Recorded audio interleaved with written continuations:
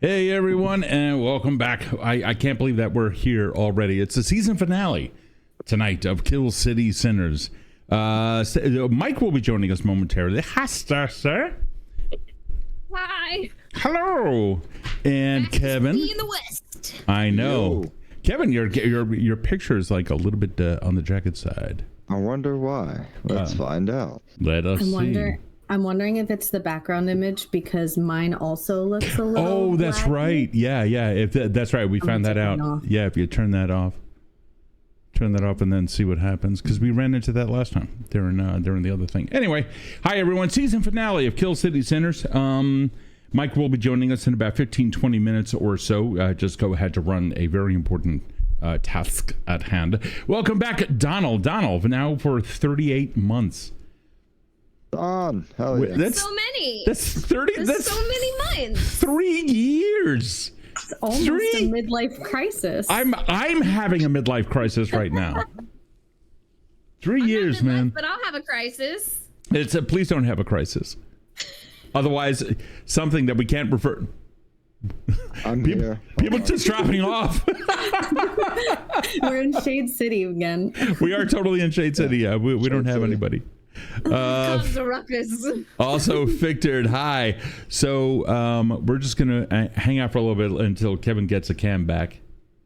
I can make some announcements. Yeah, let's do that. Oh, hold up. Oh. Kevin, what happened? You dropped off? Yes. Oh, and then you. Okay. My whole thing went away for a split second. Sure. Hold on for 1 second. Let me disconnect that. Let me grab that. See, this is the cool part about this new setup that we have. All I have to do is pop, pop, pop, boom, and blink. I am here. Oh, come on. There we go. All right, sweet. There it is. Sweet. So yeah, Mike will be joining us about 15-20 minutes or so. Anyway, if you are brand new to this and you're coming to us from Threads, hi.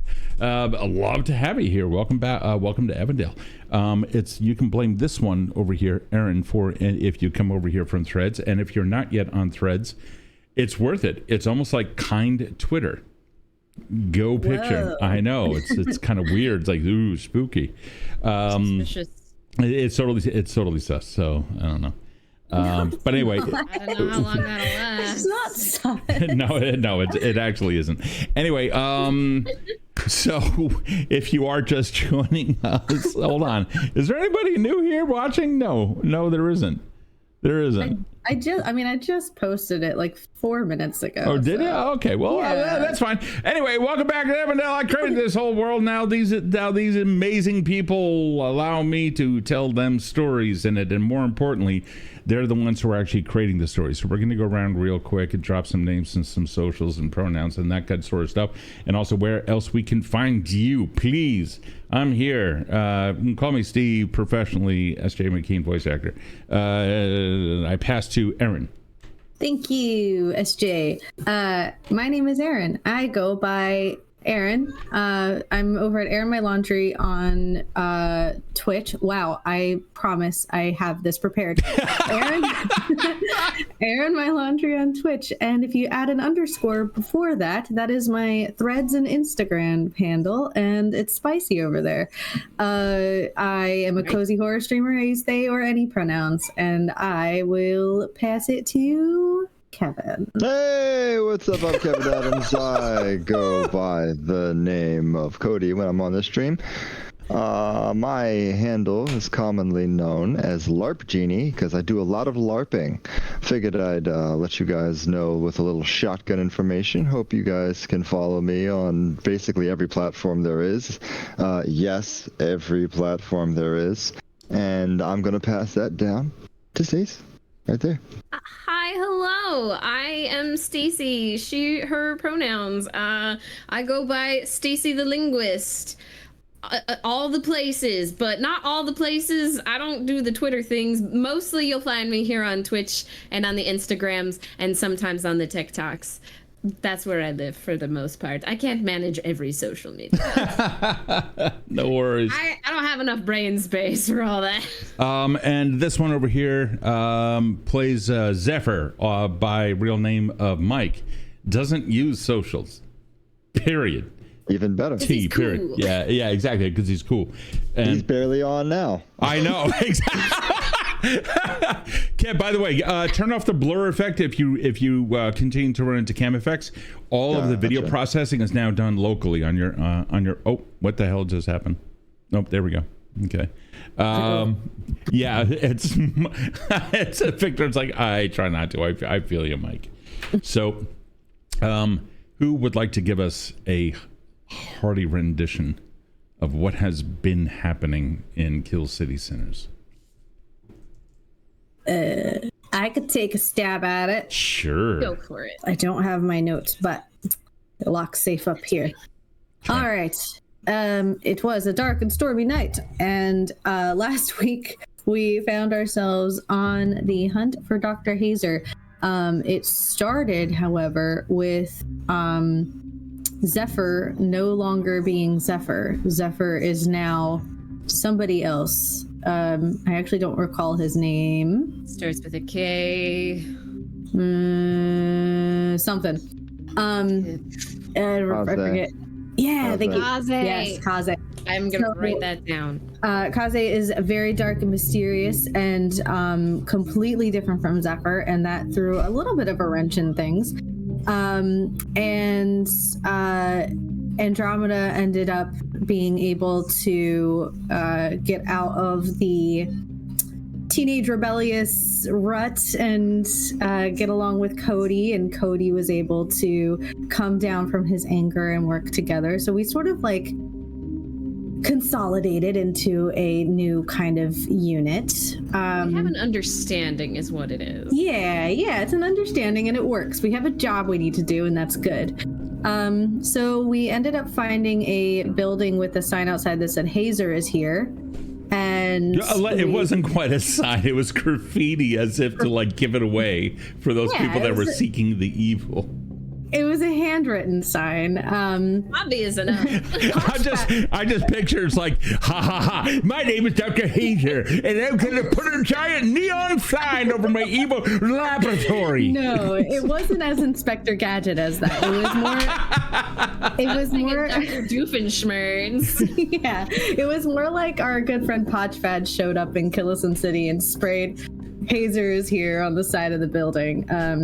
At Potchfad, go follow. And so we ended up going inside this building and making a hard left down this sort of like route system that was really unique to most of us, and found a city underneath Shade City, and spent a couple hours there. Bio city, like an all natural city. Yeah, it was very organic and very communal. And then we went back and followed this like mechanical trail. It kind of seemed like equipment being rolled, and came across I don't think there was anything in between this and the medical facility. Came across this medical room that was covered in blood and big footprints, which was suspicious, and old cartoon sounds in the next room. And upon investigating, all of our hearts were broken. Thank you. When Hacksaw's head peeked out from behind the oversized chair and turned around like a whole 180 and said, "Oh, hi guys," and we all died inside. So it's all very spooky. Yeah, it was bad, and that is Donald is saying Hacksaw has been hacksawed. Absolutely. No. Yeah, it's kind of bad. So with that, Hacksaw looks at you from over the old-fashioned winged chair, his head a full 180 degrees, like you said, turned from the rest of his body. A metallic arm begins to whir and click, and as the head looks at you, a side of his face is now illuminated by the soft, flickering light of the black and white TV screen, flickering old cartoons meant to satisfy this simple mind. And oh, sorry, go ahead. No, it's good. Go. What do you got? along with the glimmer that is at the now back of his head, a flickering light as Cody's yo-yo it begins to hurl directly at this once husk of a friend that he promised to end if he were to do what he did. Oh, well, he did turn around. He did look at you, and he did say, "Oh, hi guys." And that's when you start to doing it. And that's when you kicked it off, and PbtA is all about opportunity. Yep. All right. Well, then, you know what? Let's get right into it. I have a couple of questions to ask you just to establish the scene and what have you. Do you believe that you currently have the upper hand, considering that he was just looking at you? Yes. Cool. Do you believe that you're better trained than Hacksaw? Mind you, the majority of his body is covered by this chair, so can't really see much. So yes. Cool. And does your equipment give you a particular advantage for this conflict? Oh yes. All right. Well, go ahead then. Let's give you a plus one forward for each of those, and see what you got. So I would be rolling. Let me see one. That would be 3. Yeah, that would be +3 total.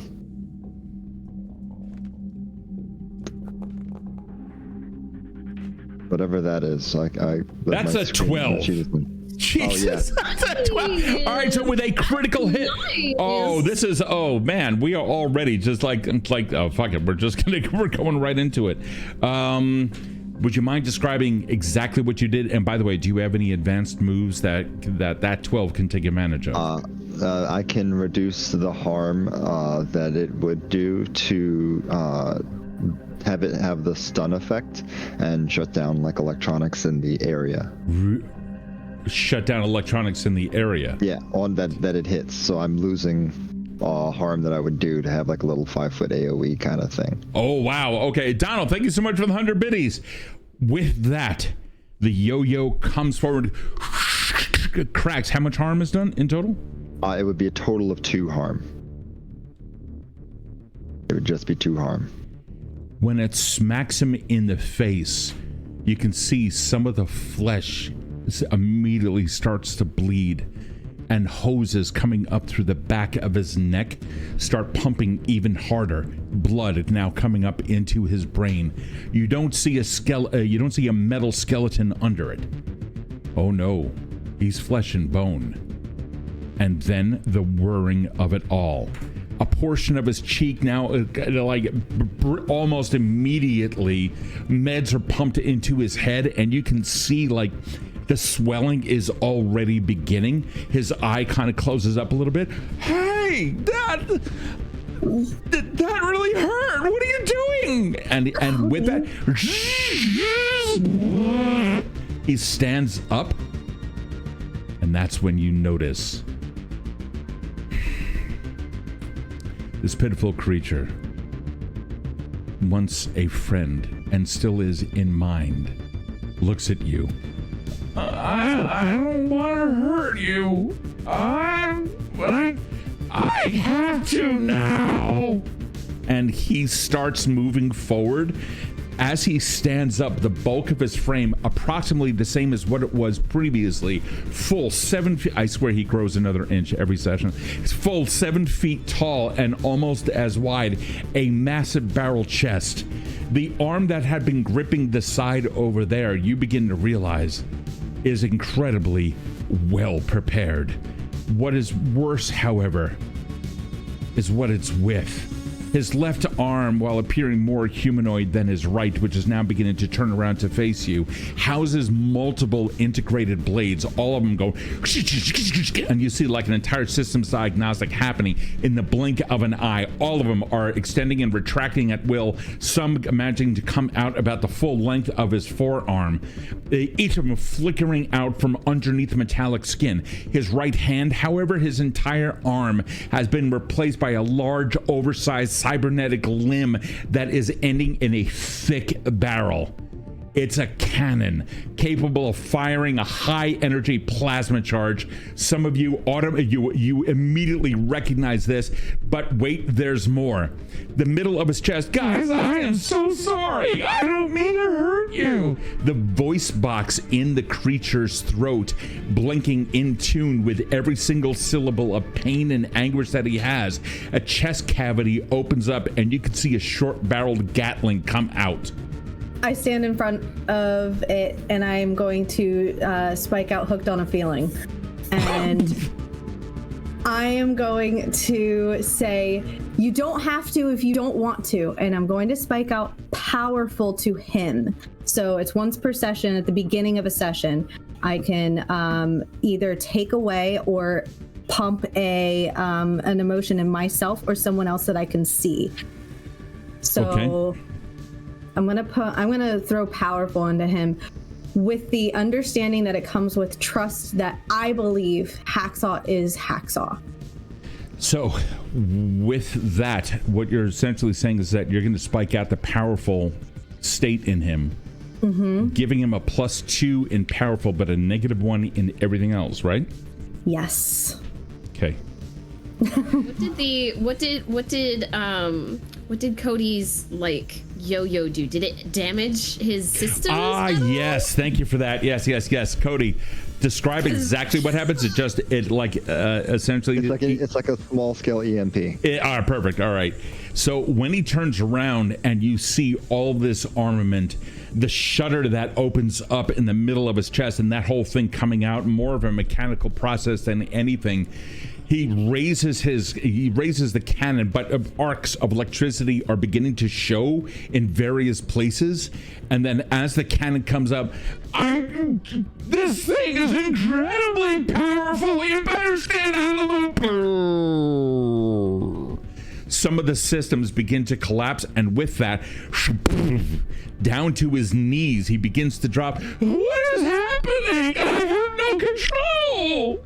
And his hand clutches at the chair, the grip of his left hand completely crushing the wing of it until the chair, just due to the arm's weight, simply gets dropped forward and smashed down on the floor. The rest of him, like gears struggling to maintain before the electricity, or rather the pulse stops just for a brief moment. He is exposed out on the ground. His head revolves 180. He's on all fours looking at you in a horrific fashion. Mike will be joining in about 5 or 10 minutes. He's just running a quick errand. Cody, I turn back. Cody, do not do that again.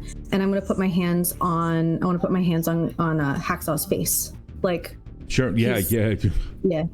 And and I'm going to say, Hacksaw, is he inside of you right now? Is Hazer controlling you right now? I have no control over this. I know what I want to do and I know what I have to do, but I know that I need to stop you from going any forward, and my body doesn't. And as he's beginning to, you can see what should be tears, it's not. It's like this mixture of cerebral spinal fluid and a little bit of blood coming out of his tear ducts.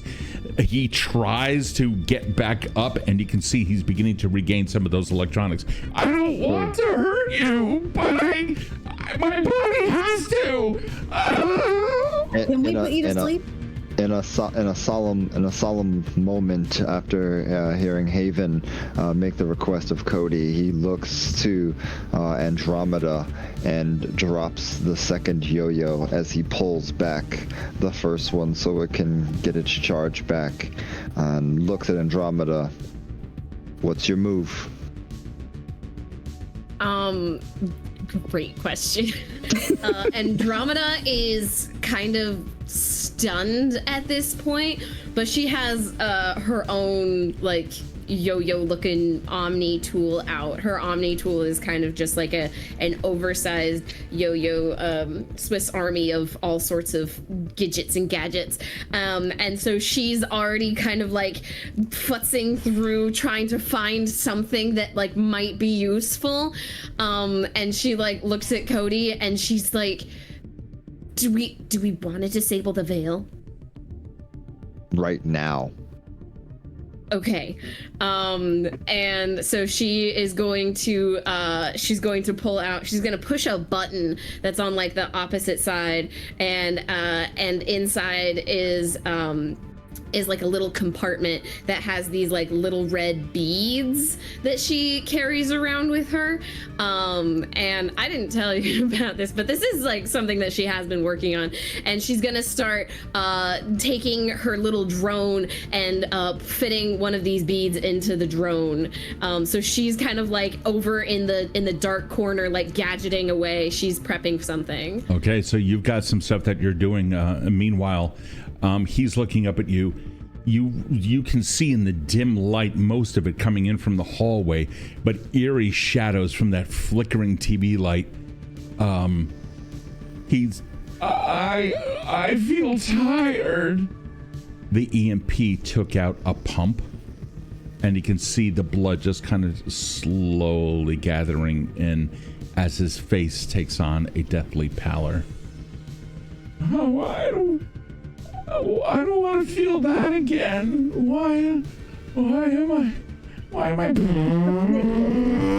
The EMP now done its job.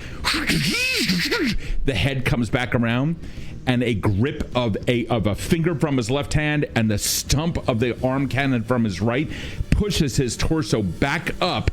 Now sitting there on his knees. You're gonna run. You begin hearing the speed up. If there's something happening, interrupt. Which way? Yes. So like as this is happening, the drone like flies up into the air and kind of starts to hover above Hacksaw, and it's gonna get like as close to him as it can. Okay. And this little red bead is gonna like drop from its little hatch.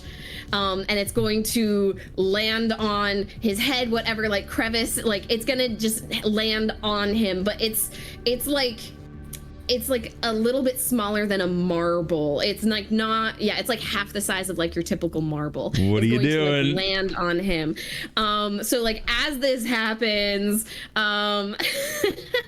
she's gonna like call out, bitch, if you're listening, target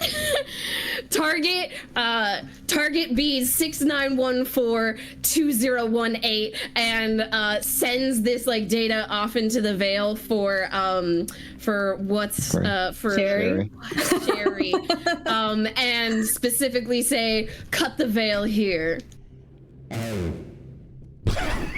I don't know what the fuck that Sherry was. just wake up? Sherry just went, hey.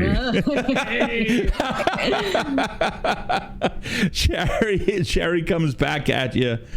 Oh, you have no idea how long I've been waiting for this. And the voice starts, all right, coordinates received, stand by. And it starts getting fuzzy as things start falling apart. The reality of the world that is so often fed to you by corporations from all over begins to dissipate. At first, it becomes a little bit on the pixelated side, only then to be replaced by hardened concrete and blood-stained floors. The smell, very often fed to you by advertisements, begins to also disappear, now replaced with rank, dank mustiness and the smell of blood and viscera from the nearby operatory. Things go weird. She'll Andromeda wants to confirm, is he cut? Mechanically, he's still moving. While the questions are being answered, Well, no, I'm she's trying to like call up to Sherry and confirm, is he cut off? There's probably going to be nothing, Doug. And grab the lapel of Haven and pull her back from the murder range of the creature. The first blast goes off. You see a ball, a particle, a glowing light. Haven then gets pulled back, and it just hits the wall across the hallway that would lead into this room. It blows a fucking hole there in the concrete. You hold up for 1 second. Andromeda, as you go to seek any kind of anything, Shari is completely cut off. The veil is gone in this area. Good. The grid may not be, but the AR reality is, which so many systems are dependent upon. Haven. Yes, as I'm being pulled back, I'm going to shout at Hacksaw. Hacksaw, where are we running? Where is he? Where do we run? There's you see him twisting. Sparks are now flying from systems starting to reboot and what have you. And he comes, I don't know where anything is right now. I can't see anything. Hacksaw, you wanted to help us. You left us to help us. Please help us now. I can't see anything. Something happened. I can see. He starts reaching out with a hand, and as he's flailing around in order to find his way, his system's like stands up in full 7-foot height, flailing. The arm cannon cracks into one of the walls nearby. This plaster just sprays all over everything, and dust starts covering into the area. And then he takes a step forward. And you can see the hand itself, like a whole bunch of blades start coming out, and then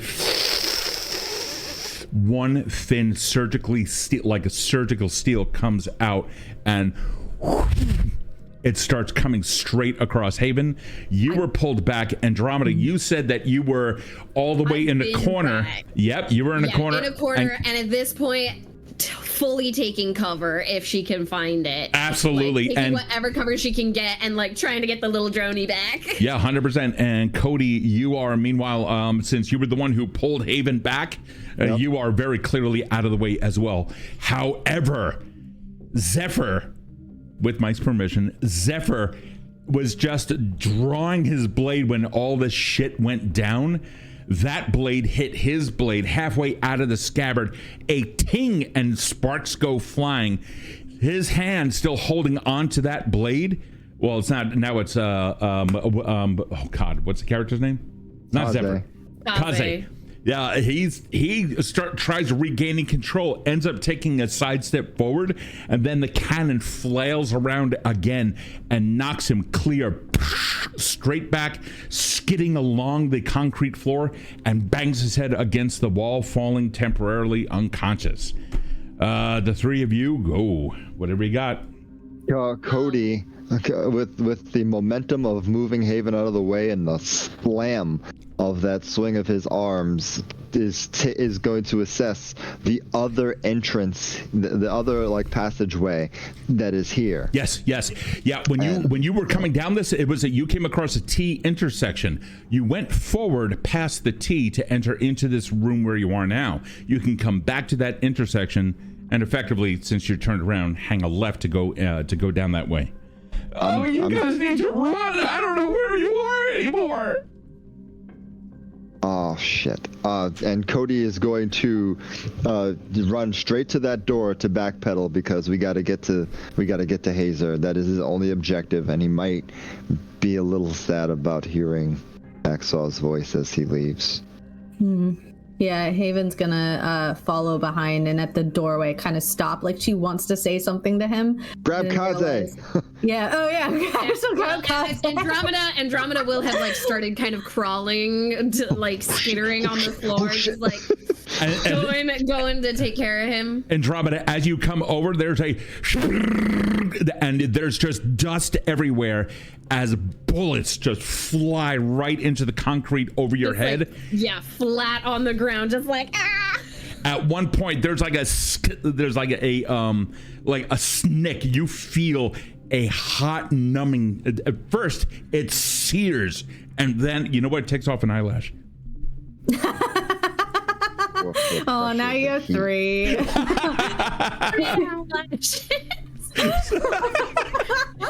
Sorry to everyone in chat for that very instant. Oh shit, that was funny. Canonically, I only have 4 eyelashes. Now I got 3. Oh, so good. Make a wish. So with the bullets now going all over the place, you're back in the back of your head, completely covered in concrete dust and shrapnel. You start scurrying around, pushing Kode or pushing Kaze. Kaze. I'll try to like go back out since I tried to stay close to the entrance where we came from. Sure. I'll try to drag him back that way. So we're kind of in opposite directions right now, but that is like the nearest kind of cover that she can think to get. Yeah, not a problem. With enough time, you are able, all four of you, able to make it back to the intersection.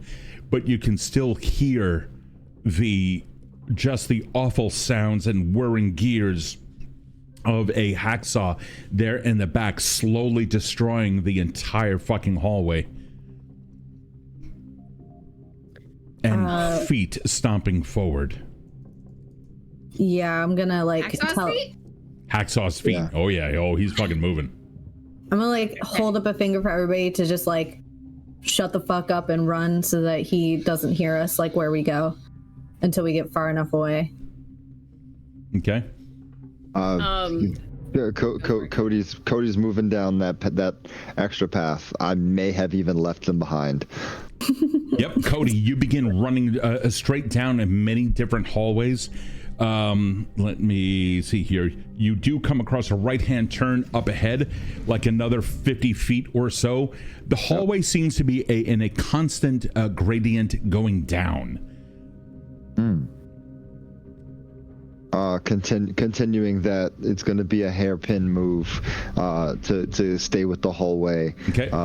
Taking the opportunity maybe to leap to get his momentum going. Absolutely. And as you do, you go maybe another 30 feet. You see a door on both sides. Midway through this next hallway, after you turn that right, that hallway now terminating in a T.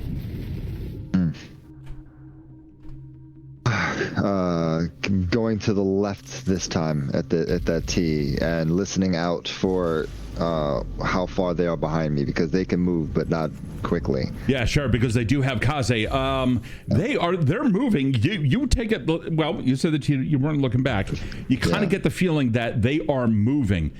Yeah. Haven and Andromeda. Yes. If you can hear those sounds, that is the noise. Oh, you can't hear it. Okay. No worries.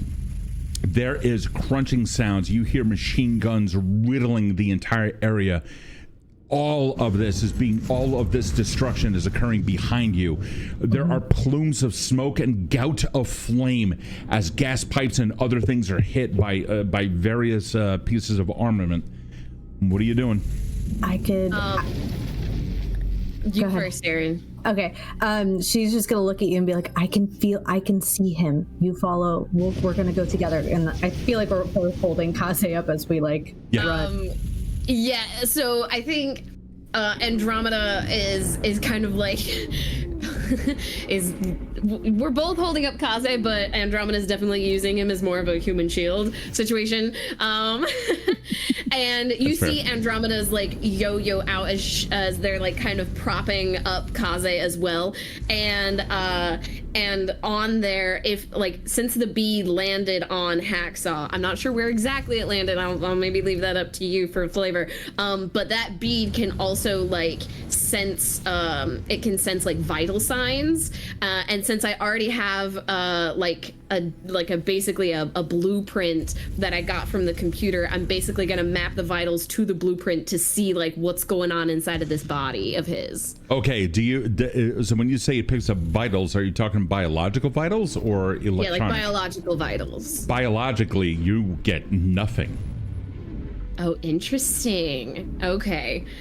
There's an explosion immediately off on the left-hand side as you guys end up getting thrust over on the right wall. The left wall collapses inward a little bit, exposing the underlying skeleton of rebar and concrete of the passageway. Kode, you hear that impact behind you. You, like, from where you were, just as a quick little reflex, just to see what the fuck happened, you saw like rocks even hitting the wall where you had turned left to go down the hall, and that is now where we pick up. You haven't yet seen any security cameras at all, but the passageway that you're going down seems to be, again, another downward slope going down. When you come down, it's another about 50 feet or so. You do come to another T intersection. And then this is the first time that you begin picking up on the smell of what could be like... Well, you're starting to smell things that don't quite seem right. It's a combination of blood and dirt.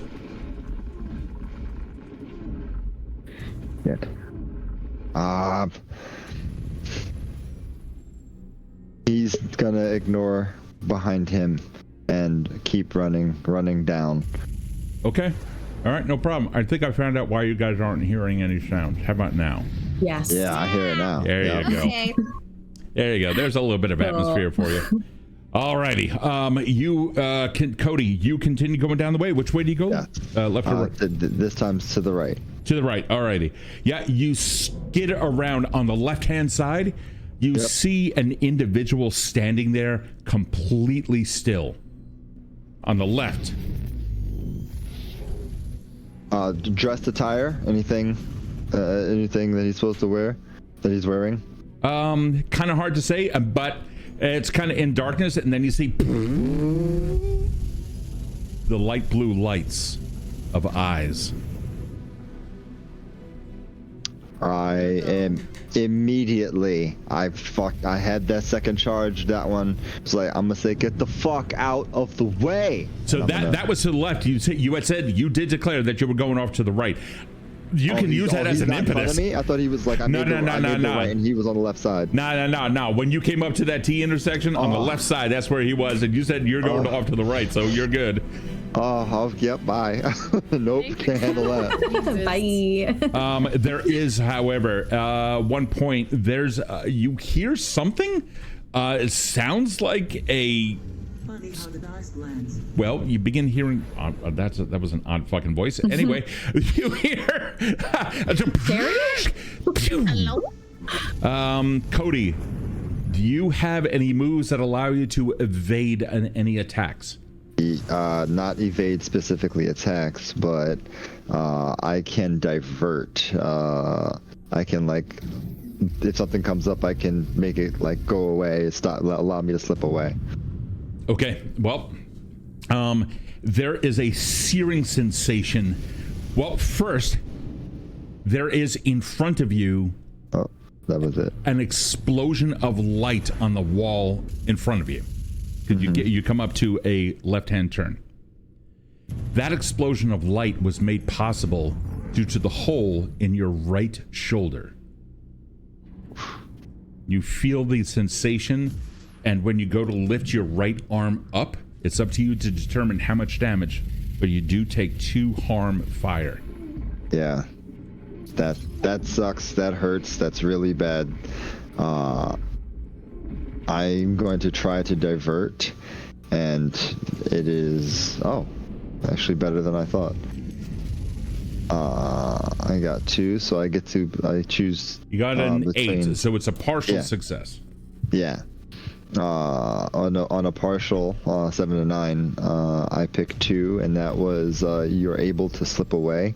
I can slip away. I can have the target become confused or flustered, glean a flaw or weakness, or my actions create an opportunity for me or somebody else. Yeah. Pick 2. Yeah, I'm gonna make an opportunity for someone else, and that will the target of that will be Andromeda and Haven. Okay. And I will be able to slip away. Likely the attempt that I'm trying to slip away is by lessening the permanent damage. The harm I'll keep those harms staying and just slide down and to keep moving forward since something's clearly trying to blow me to hell. You got it. When you go to slip away out of that, the explosion from the light as it hit that created another dust cloud into which you managed to use that to your advantage and get out of there. However, you also created a situation where this thing tried aiming at you again, and in so doing, a beam of like another beam hit some of the wall directly in front of it, and there's you don't know, you're not there. Meanwhile, Okay. Apparently Haven just died. Andromeda. No. Yeah. Hey, Mike. And Mike's here too. Kaze, woke up. The Kaze, blackness. please wake up. Hold up. Let's. Can we get a recap for Mikey over here, please?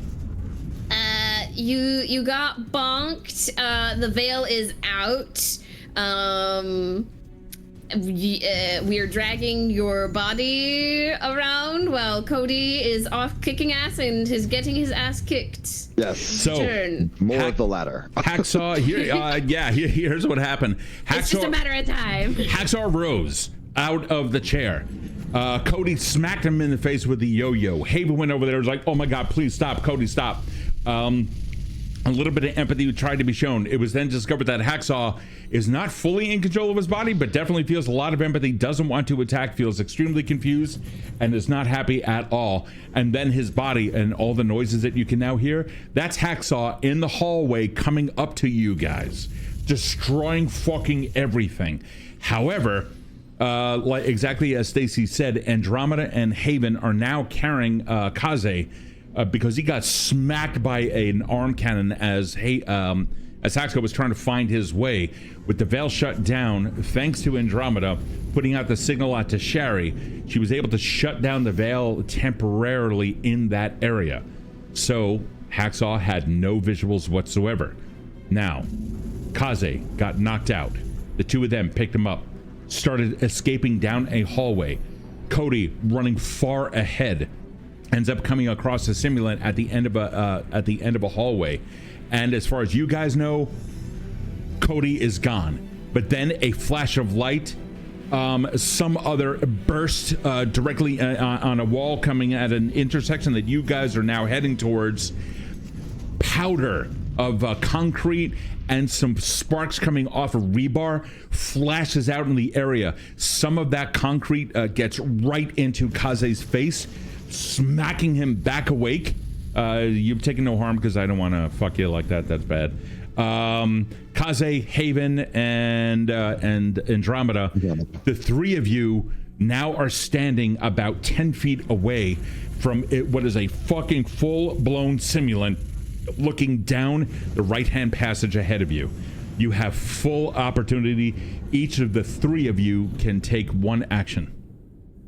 Thanks to Cody. So there's one other thing that Andromeda's little red bead can do. Okay. It doesn't have a ton of functionality, but there's one other thing that it can do. It specifically like latches onto and can detect if like a person's like chip is active. Like the chip that kind of like connects you to the veil. And sure. Like your identity chip. The question is like, just is there one on Hacksaw? There is. It is not active, however. It is not. Oh. It's been actively disconnected from the body. Okay. Donald, that's all that my little dingle hopper does. I have to hold back. No. It's good. It's good. You're receiving all this information about Hacksaw's status.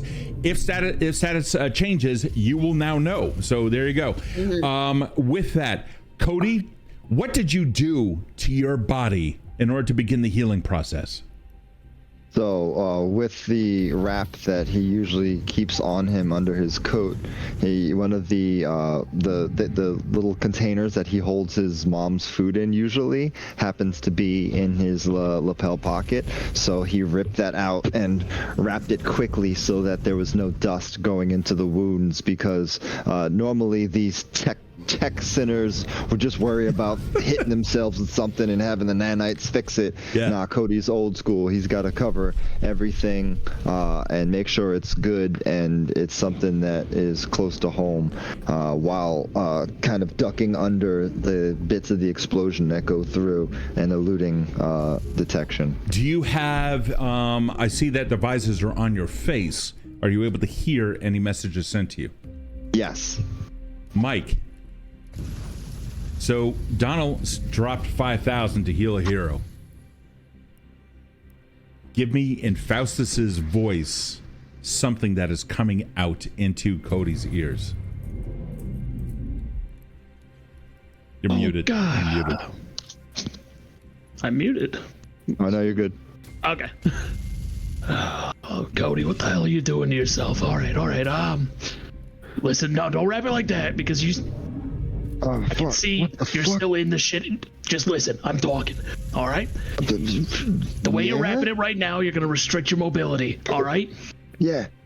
Take that strand you got, bring it up higher on the shoulder. Yeah. All right. Wrap it up, connect it on your chest, not on your arm. All right. And Yep. Cody, as the voice of Faustus begins to disappear, you hear another one. Hey, Cody, thanks for letting me know exactly where you are. I'm coming to find you. I like this game of hide and seek. Ah, fuck you. Fuck all of you. Where the fuck is Hazer? And I'm gonna start sprinting off. Yep, you start moving forward. However, we now return to Kaze, Andromeda, and Haven, 10 feet away from a simulant.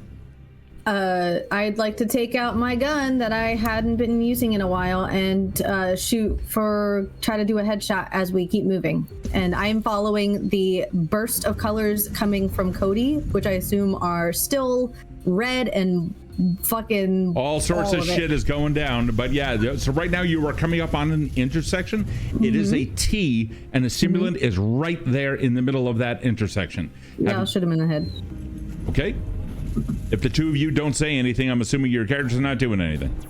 Well, Andromeda is in her tech. She is Not a problem. She's using whoever as a human shield while she is like trying to process all of this information and trying to like think of like how she can maintain control of the veil in this situation. Perfect. Kaze, you had your blade drawn from your prior thing with Hacksaw.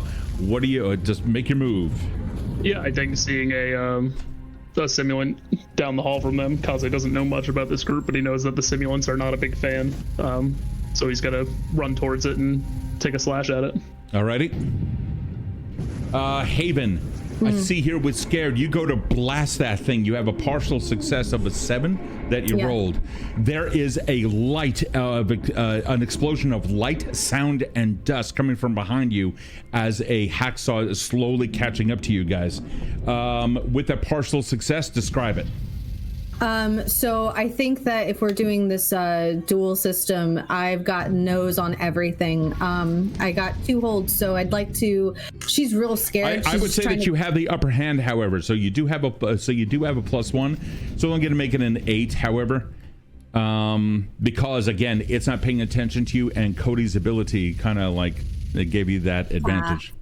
Yeah, so I think in this moment she's like, oh, Cody fucking left again, and she's really terrified that like she lost Hacksaw and now she's gonna lose Cody.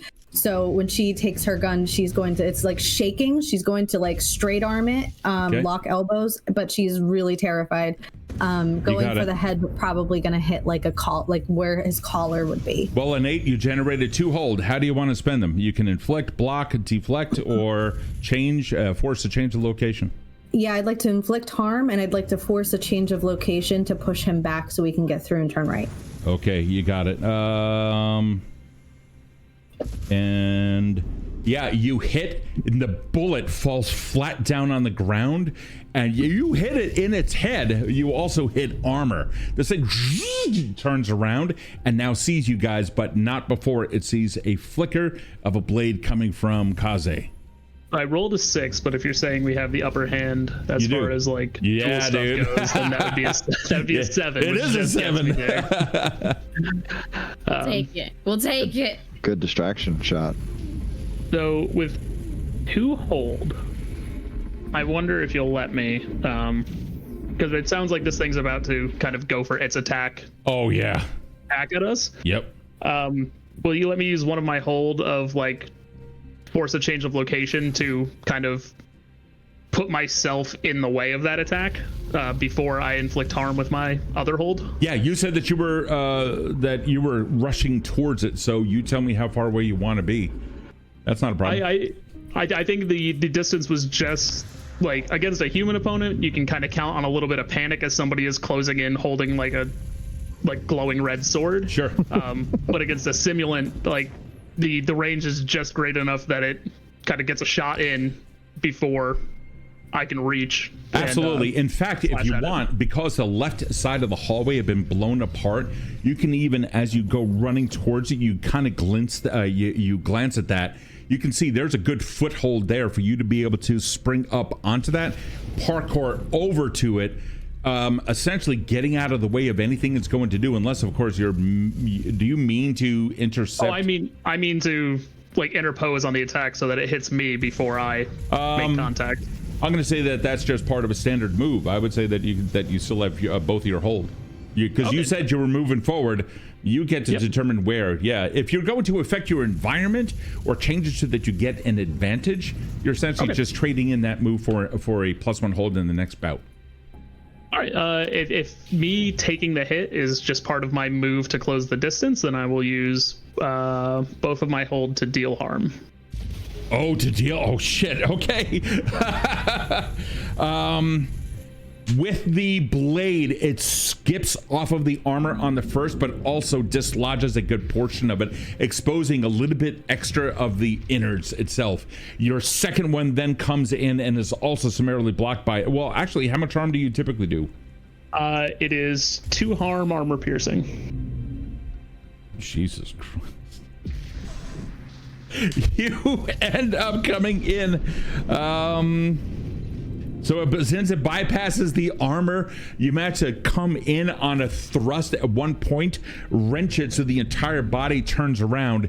That is going to bring its arm right towards everyone else. It does not. Oh, that's right. It does have the ability to have because it also generates 2 hold. It's going to have a total of 4 hold after Haven's attack. You come in and there is a flying spark. You end up pulling it out, come back around for another one, and sever a couple of hoses that are powering its hydraulics. The thing drops to a knee, but not before loosening a barrage of assault straight down the hallway towards Haven and Andromeda. You end up...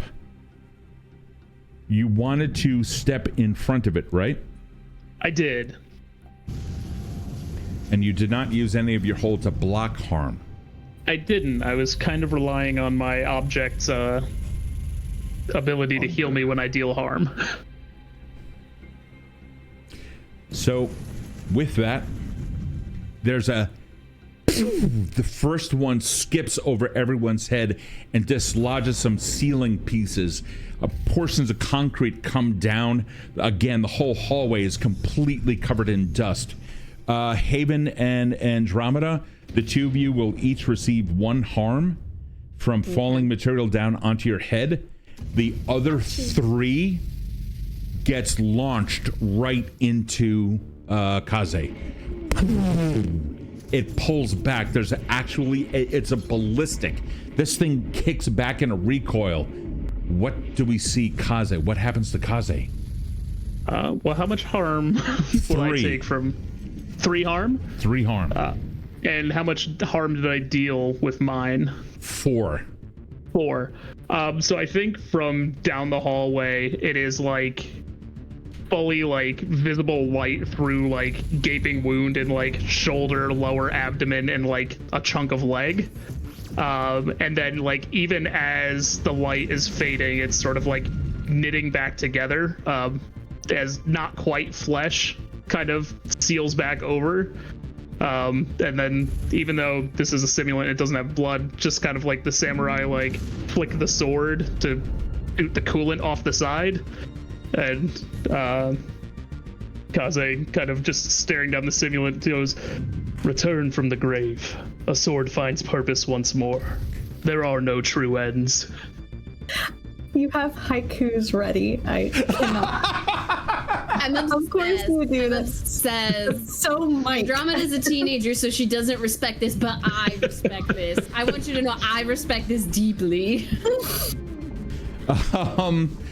Our action turns to Kode as these 3 are left behind in a cloud of dust and pain. Kode, you ended up running straight down a hallway. You can hear the explosion and cries of pain. You also hear something of a connection. Oh, I'm gonna find you guys, and I don't want to find you. And you all hear that starting to ring out. that is also when Stacie, you begin to realize, All right. Val is back up in certain areas. It's down for the big guy. Hold on. What are you trying to say? I'll be right back. and you can hear other conversations coming through on your headset, but our attention now turns over to Kode. Kode, you come across a door on the left-hand side. The passageway ends. It is a door is where I'm going. Yep, you go into the door. There is a set of stairs going down and up. Always down for this asshole. And instead of taking the taking the stairs the conventional way, is there a small path in which I can like look down? There is, in fact, yeah, in between. Yeah, you look straight down. It's yo around the rail, jump and let it pull and then yank on it to let me go. Sick. I'm using the one that isn't charged in case it something fucks up. Do you Is that your have? parkour? That is such an awesome move. Do you have anything to be able to assist you with that? I just so happen to. Okay. I have a move. I have a move by the name of parkour. Yeah, you do. Describe it to us. Let's see what happens. So breaking through the doorway, just kind of smashing through it, looking up, and knowing this asshole likes to do his devil work in the basements of places. I'm going to look down at the stairs, and the camera kind of pans over instead of the stairway. It looks at the hole of darkness, and Kode wraps once around with his with a dead yo-yo, and just wholesale leaps over the side. You do. Oh shit! Yeah, you do. You manage to. So you using parkour, you can completely escape an enemy. You can leave no trail or trace. You can navigate to an advantageous spot, which it sounds like it's what you're doing, or you can avoid all harm. I'm doing those last two. I'm dropping straight down as far as it'll allow me, popping the yo-yo, and doing that roll that I do as soon as I can get to the bottom level. You dude, holy harm. fuck! You spring all the way down. You start going down. You just see banisters going. There's a clipping at one point where you kind of like, you bang into it. You manage to counter. You can see another one heading straight towards your face. You manage to just push off of that just for a second. You end up landing on some stairs. You roll down. Your yo-yo is still tied up to the top. You try loosening that thing. It ends up going and drops you straight down again until finally, boom, you land down on concrete floor looking up about 13 flights.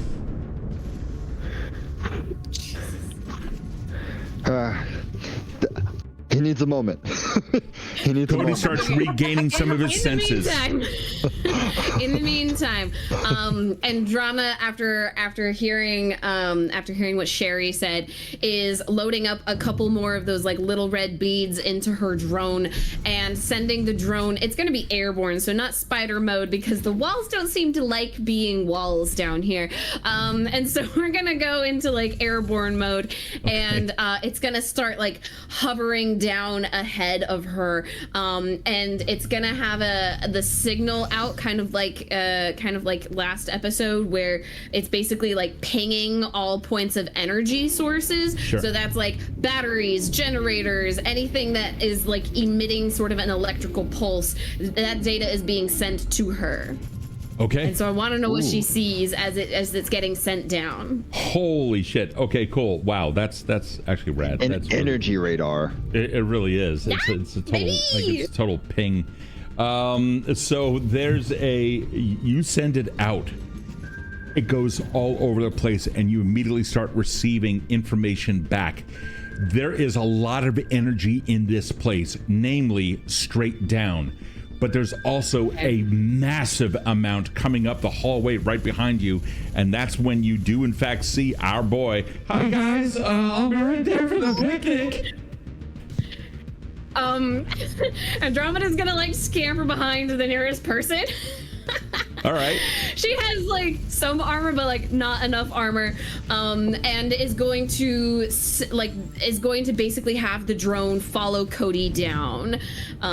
Yeah, sure. And You it's don't gonna, know that head towards those hot spots down Absolutely. there, and like her physical body is standing here, like trying to find whatever cover she can, but like mechanically, she is like in her Omni tool, sending that that little drone down. Are you okay? So you're heading it. So you're sending it. Okay, so you're sending it down the hallway towards not where Kode is. He didn't pick up on him, but you did pick up on energy sources down below. Yes. Right. Okay. Cool. So you instruct the drone to go down. It goes and goes down the way. I forgot yours don't have fans. They have like this cool hover stuff. Yeah. They make a right. They make a left. It then disappears. You kind of still get a feed off of it, and every now and then there's something. However, coming up from behind you now. Just a quick reminder: you three are still in an intersection. A simulant is right in front of you. It's down on its knees, half broken. You guys are gonna have to take an option. However, now coming around the corner, hi guys, and then you hear the Gatling gun from his chest completely opens up. What are you guys doing? I would like to run in front of the simulant between me or between the simulant and Hacksaw, so that the Gatling gun shoots up the simulant. The simulant, yeah. Oh, fuck and yeah, okay. Yeah, and I would like to, on my way back, I assume if we're doing an intersection, I'd like to pass by this way, and on my way back, I would like to curb stomp that motherfucker's head into the ground as I run back down. Well, let's see, what move are you using to make this possible? Fucking human ingenuity. I am just using legit, it's just running. I'm just going off the dual mechanic. Sure, yeah. You begin moving out of the way. Let's see here. How are you feeling? Andromeda has fully hit the deck, by the way. Copy. Has hit the deck and is army crawling her way to the direction in which her drone is going. No problem. Then give me a straight state roll, if you don't mind, Erin. Yep. For Haven, I'm gonna at. go back to being mad. That's a failure. Do I have a +1 at all? You don't have. Let's see here. Do you currently have the upper hand? I'm gonna say yes, because this thing. Well, actually, no. You don't have an upper hand because you're going up against Hacksaw.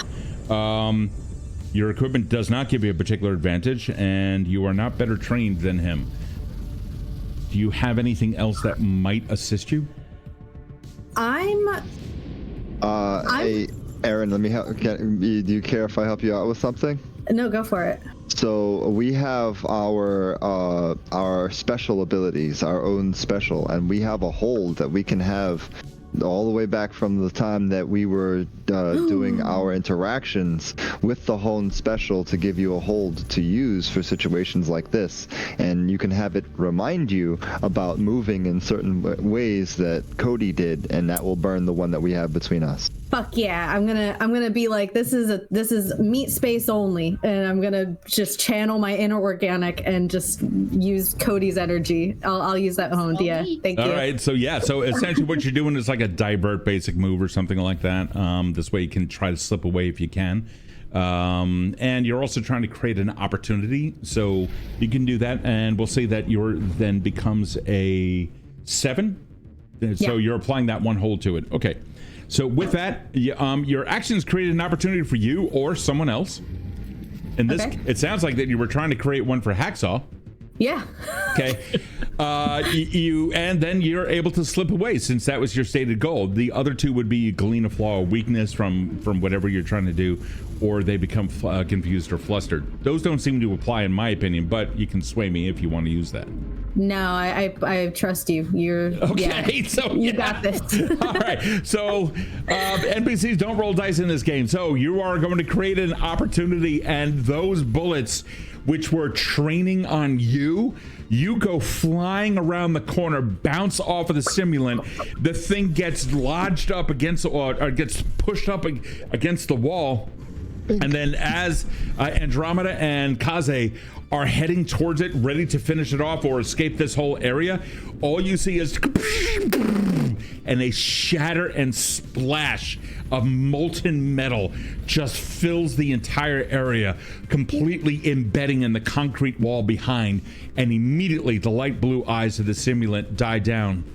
Oh, yes. I didn't mean to do that. I mean, I did mean to do that. I'm so sorry. Holy guys, I'll catch up to you. You did great, hacks off, I say from behind the corner, and then Thanks! I And there's an dust off my- explosion of the wall just behind you. I dust off my boots. I say, man, I love my mock Dartons. And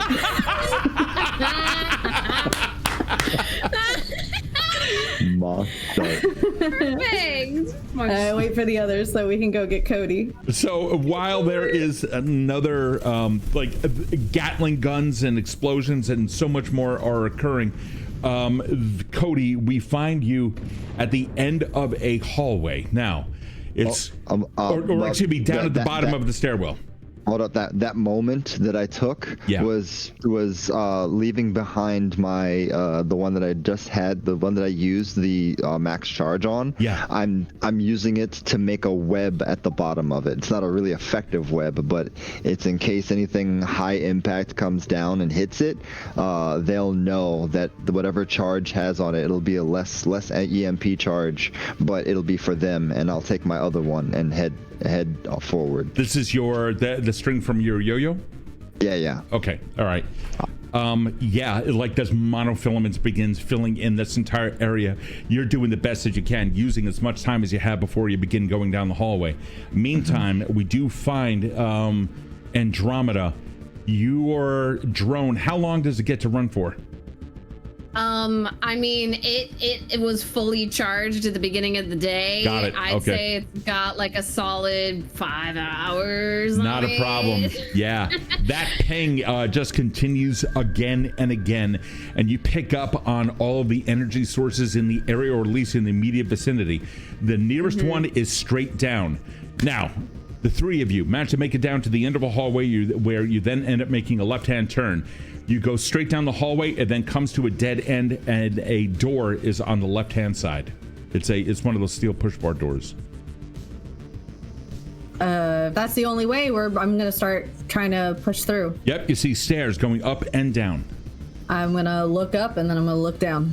Yep, you look down and you kind of like signal to everybody that it's down. And Andromeda, by the way, just so y'all have a visual, is like hugging the walls like there's no tomorrow, like is fully like not comfortable with any of this, is very fleshy and is very nervous and is like so like as pressed up to the walls as she can be, while also like holding this like Omni tool and is like giving directions. This thing it can't go like crazy fast, but it does have like a decent speed to it. Where would it be in relation to Cody? I mean, I wouldn't know how like close it is to Cody, but I would know like how many like general like energy omitting things are around at this point. There's a one point there where it goes ping out one more time, and you kind of pick up on a very not a lot of energy here, but something is draining energy in the area. Cody, that's when you get a ping in your ears, just very briefly. Something pings, and you can see one of Andromeda's drones coming down right towards your web.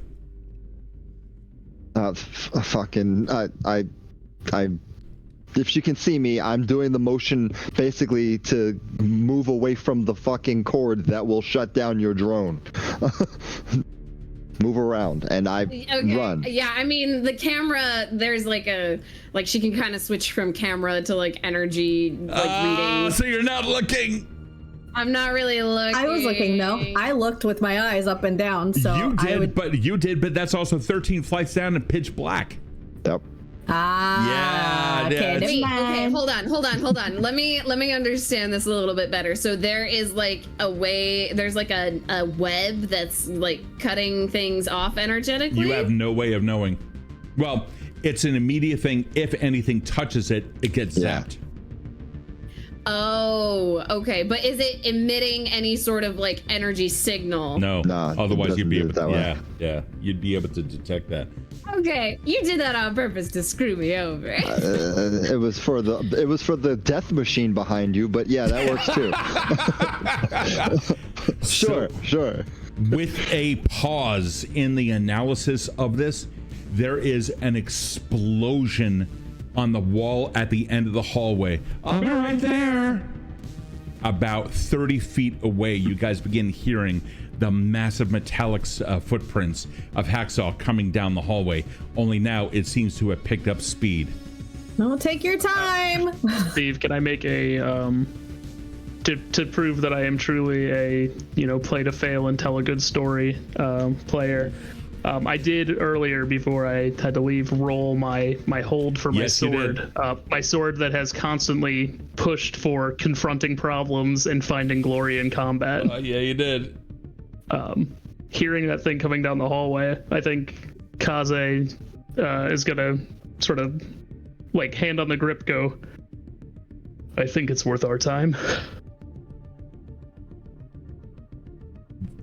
You begin feeling the energy or rather the partnership of you two start coming together. This is thy will be done, is it not?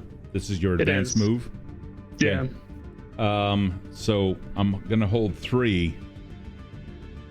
It's time.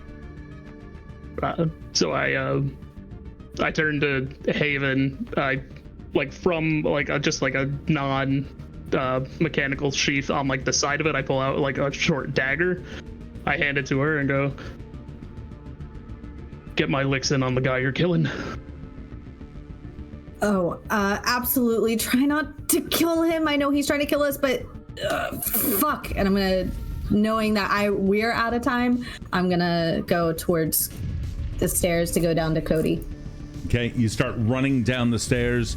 Andromeda, just as while all this is happening, you're trying to get a feed on where your drone is. You're not able to pick up any additional information from any pings. In fact, you're receiving no more information. Meanwhile, the door to the stairwell is blown open by a nearby explosion. The door flies open. Kaze is standing directly in front of it, and as the smoke clears, Kaze, you see an opening to get right back into the hallway without a door. Yep, I'm gonna, I think, kind of push past, because Andromeda, the way at least I was seeing it, they were kind of hugging the wall and staying behind everybody. Mm-hmm. So pushing past them. Human shield opportunities there are, yes. Yeah, pushing past them and kind of shoving them towards the stairs and go That's find your fine. friend. At this point, you probably shove her, and as they're looking at the Omni tool and not getting a feed, immediately they're just gonna start running down the stairs, just no. All right, yep, you guys are now on your way down. Cody, we return to you. You start spinning that, you saw this thing go and just kind of glitches out for a moment, kind of bounces in between a couple of the threads and drops down lifeless to the ground. Fuck. Then you hear footsteps coming down the stairs, an explosion, and a little bit of light now opening up into the stairwell about 13 floors up. I don't have time for this. That thing will give me enough time. I'm looking for fucking Hazer. Okay. You come down, so you find yourself in a darkened hallway. Not much is here. I'm assuming you're feeling along. Do you have a source of light? How are you navigating? I'm going to pull out my yo-yo, the charged one, with my fucked up arm, and I'm going to have it glow what it can, ready to strike whatever comes out. Sure. The first thing, not organic. It goes, and there is what you can see. 3 doors on either side of the hallway for a total of 6. The hallway also ends or terminates in a 7th door. That's too many doors. Any indicator? None whatsoever. All steel doors. Said are they all push doors? No, the ones on the side are actual doorknobs, but you can also see that there are pass cards next to them, and the one in front of you also has a pass card. The light is bouncing back and forth and shadows. Yeah. Oh yeah. Yep. I'm gonna go to the one that's usually standalone because people who are self-important like to do that. And these corporate jackwagons are notorious for that, and I'm gonna find this asshole. Okay. All right. Well, you start entering into the facility. It's dark. When you go up to the door, the first thing I want to know is how are you going to get past the security? How are you going to get past the keycard thing? Well, everything needs power, and I have a thing that makes things not have power. Okay. And do you have a move or anything like that? I will say that the best thing I can use for this would probably be neutralize. Okay. Let's see what you got. I can neutralize. How are you feeling about it? Let's see. Right now, powerful, because fuck this guy for killing my friend, because that's not hacksaw. Okay. Did we just lose Stacie? What happened? I think we lost Stacie. No. No, I'll be right back. Oh, Sorry. gotcha. There we go. Got a 6. I'd say that you have an advantage of time on your hand, however. Now, understanding this isn't exactly a conflict, but okay. I'm willing to give you have some time on you. So, and I do have one hold if I want to. You don't do that. You don't have to spend it. I'm going to give it to you with advantage. Roll again. Take the highest. Okay.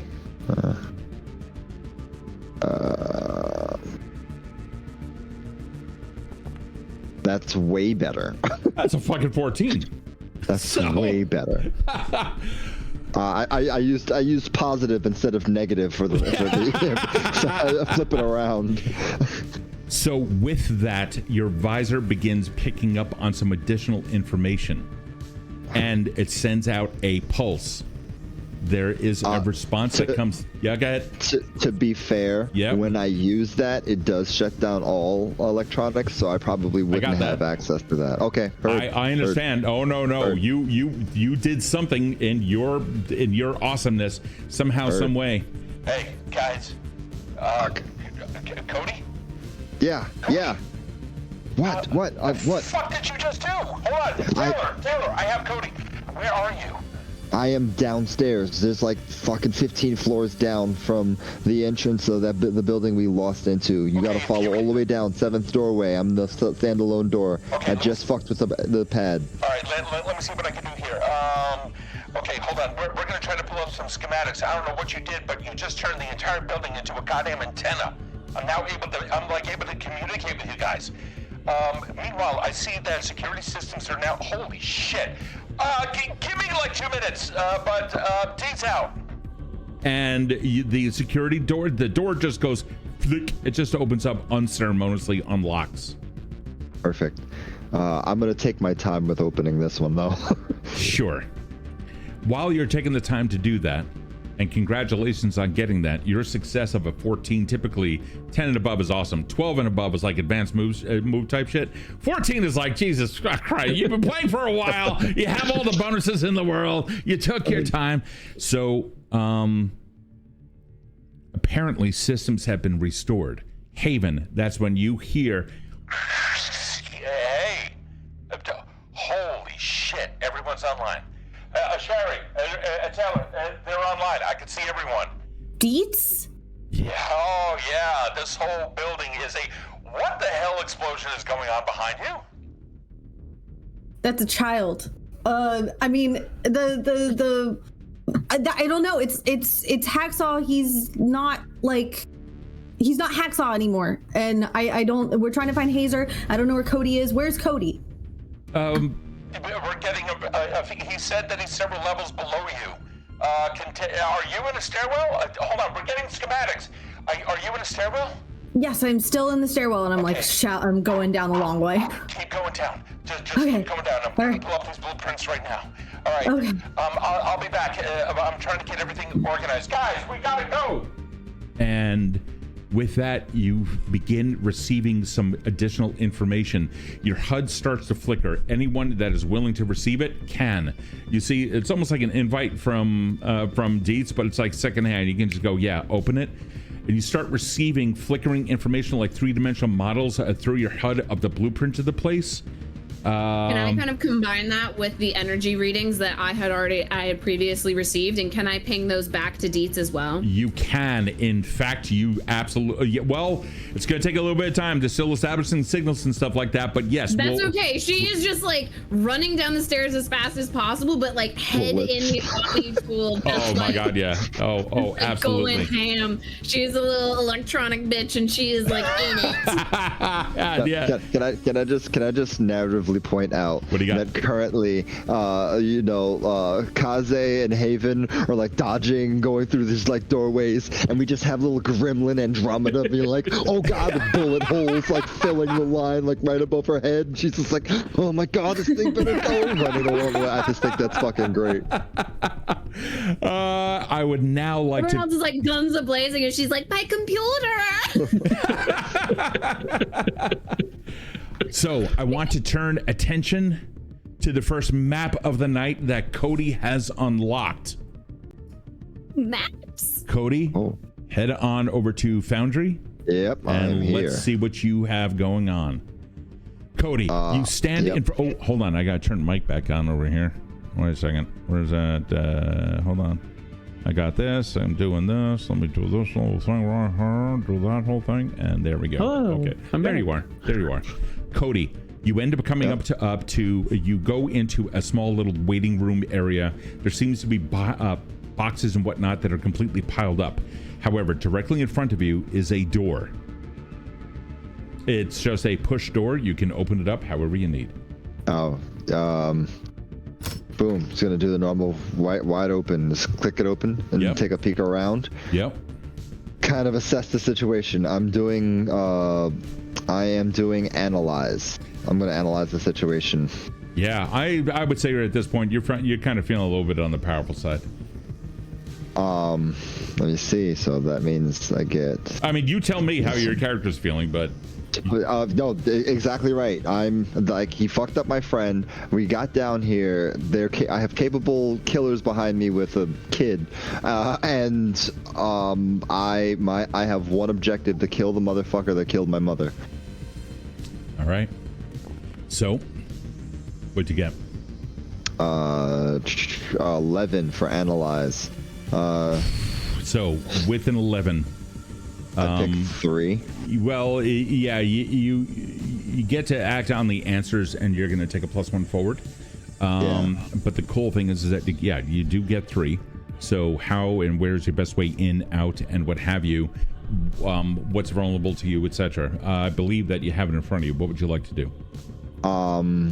I want to, from just understanding how corpo assholes work, I want to know what's my enemy's true position, where's my best way to get through this area, the top one, and what, if anything, appears out of place. Alrighty, so when you come into this, the door that you just came into, it's leading you into like a cramped room, and it is absolutely filled with like the cold smell of antiseptic. Now, a cage sits directly in front of you against the southern wall. You can see that there. There is currently a door closed. The whole thing is just filled with boxes. You see small notes, some that say communication, some that say experimentation, etc. Now, directly opposite the way, you can barely see into it, but a makeshift operatory occupies that opposite wall, and it's hidden behind some sliding plastic curtains, the same kind of thing that you had seen down below. The floor itself also smeared with blood here and there. And in the room's kind of stark and cold, kind of a teal whitish light, you see a gurney beyond that stained with old darkened blood, evidence of the atrocities that have recently been performed here. Directly opposite the way and off and up to your left, you can see that there is another hallway leading out. Real quick, making sure nothing's on the floor. Cody's gonna run off right in front of this and take a peek inside this medical room. Yeah, this little area to see what he sees inside. Yeah, you can tell that, again, this room had been recently used. Surgical equipment, lines, various trays, and what have you. You can see some auto arms directly above. However, there does not seem to be any parts or what have you. The pieces of equipment that you see here are reminiscent of those found in the operatory. And then when you look over on the left-hand side, you can see that there is, in fact, a storage container with a body in it. Fuck.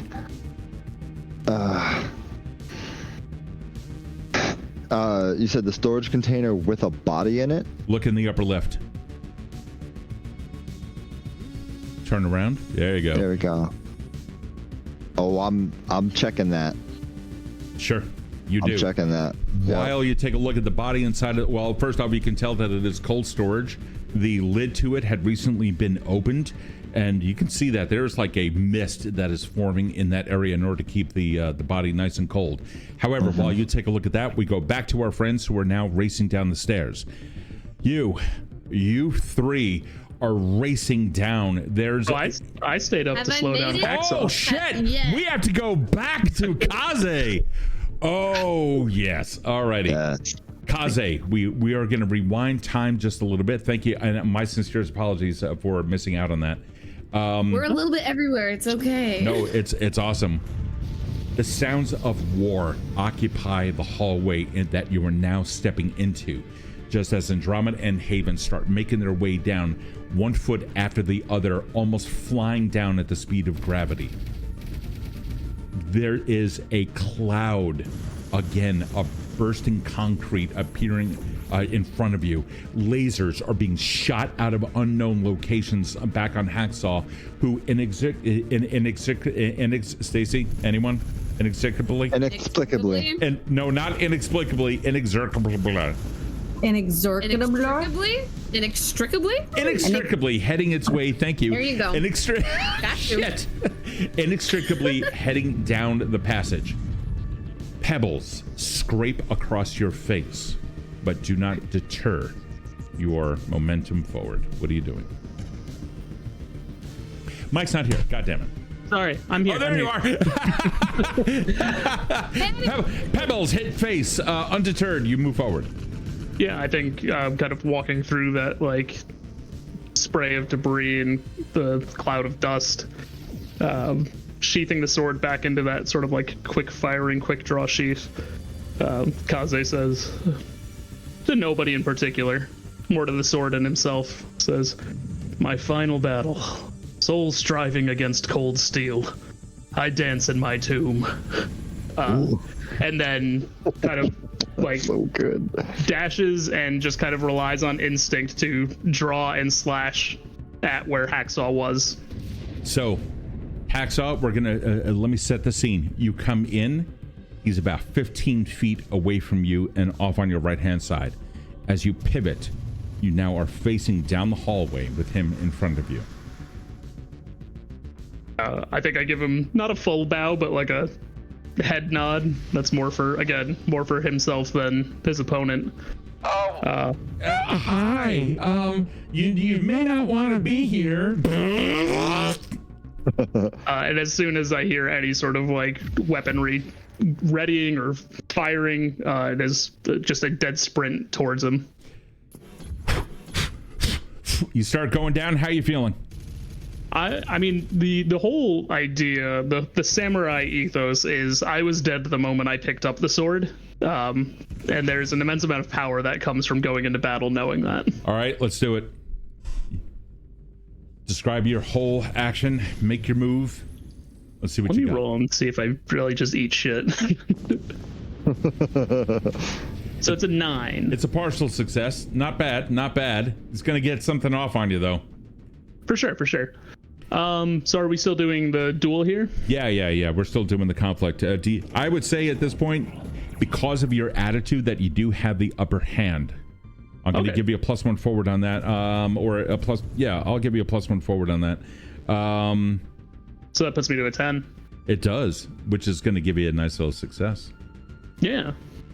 I think with a 10, can I hold my hold to see what Hacksaw does as I close the distance? Yeah, that won't be a problem whatsoever. All right, I think that's what I'm going to do then. So now, Hacksaw is going to generate 1 hold. You have 3. Yep. Okay. All right. Cool. With that, it turns around. I'm warning you.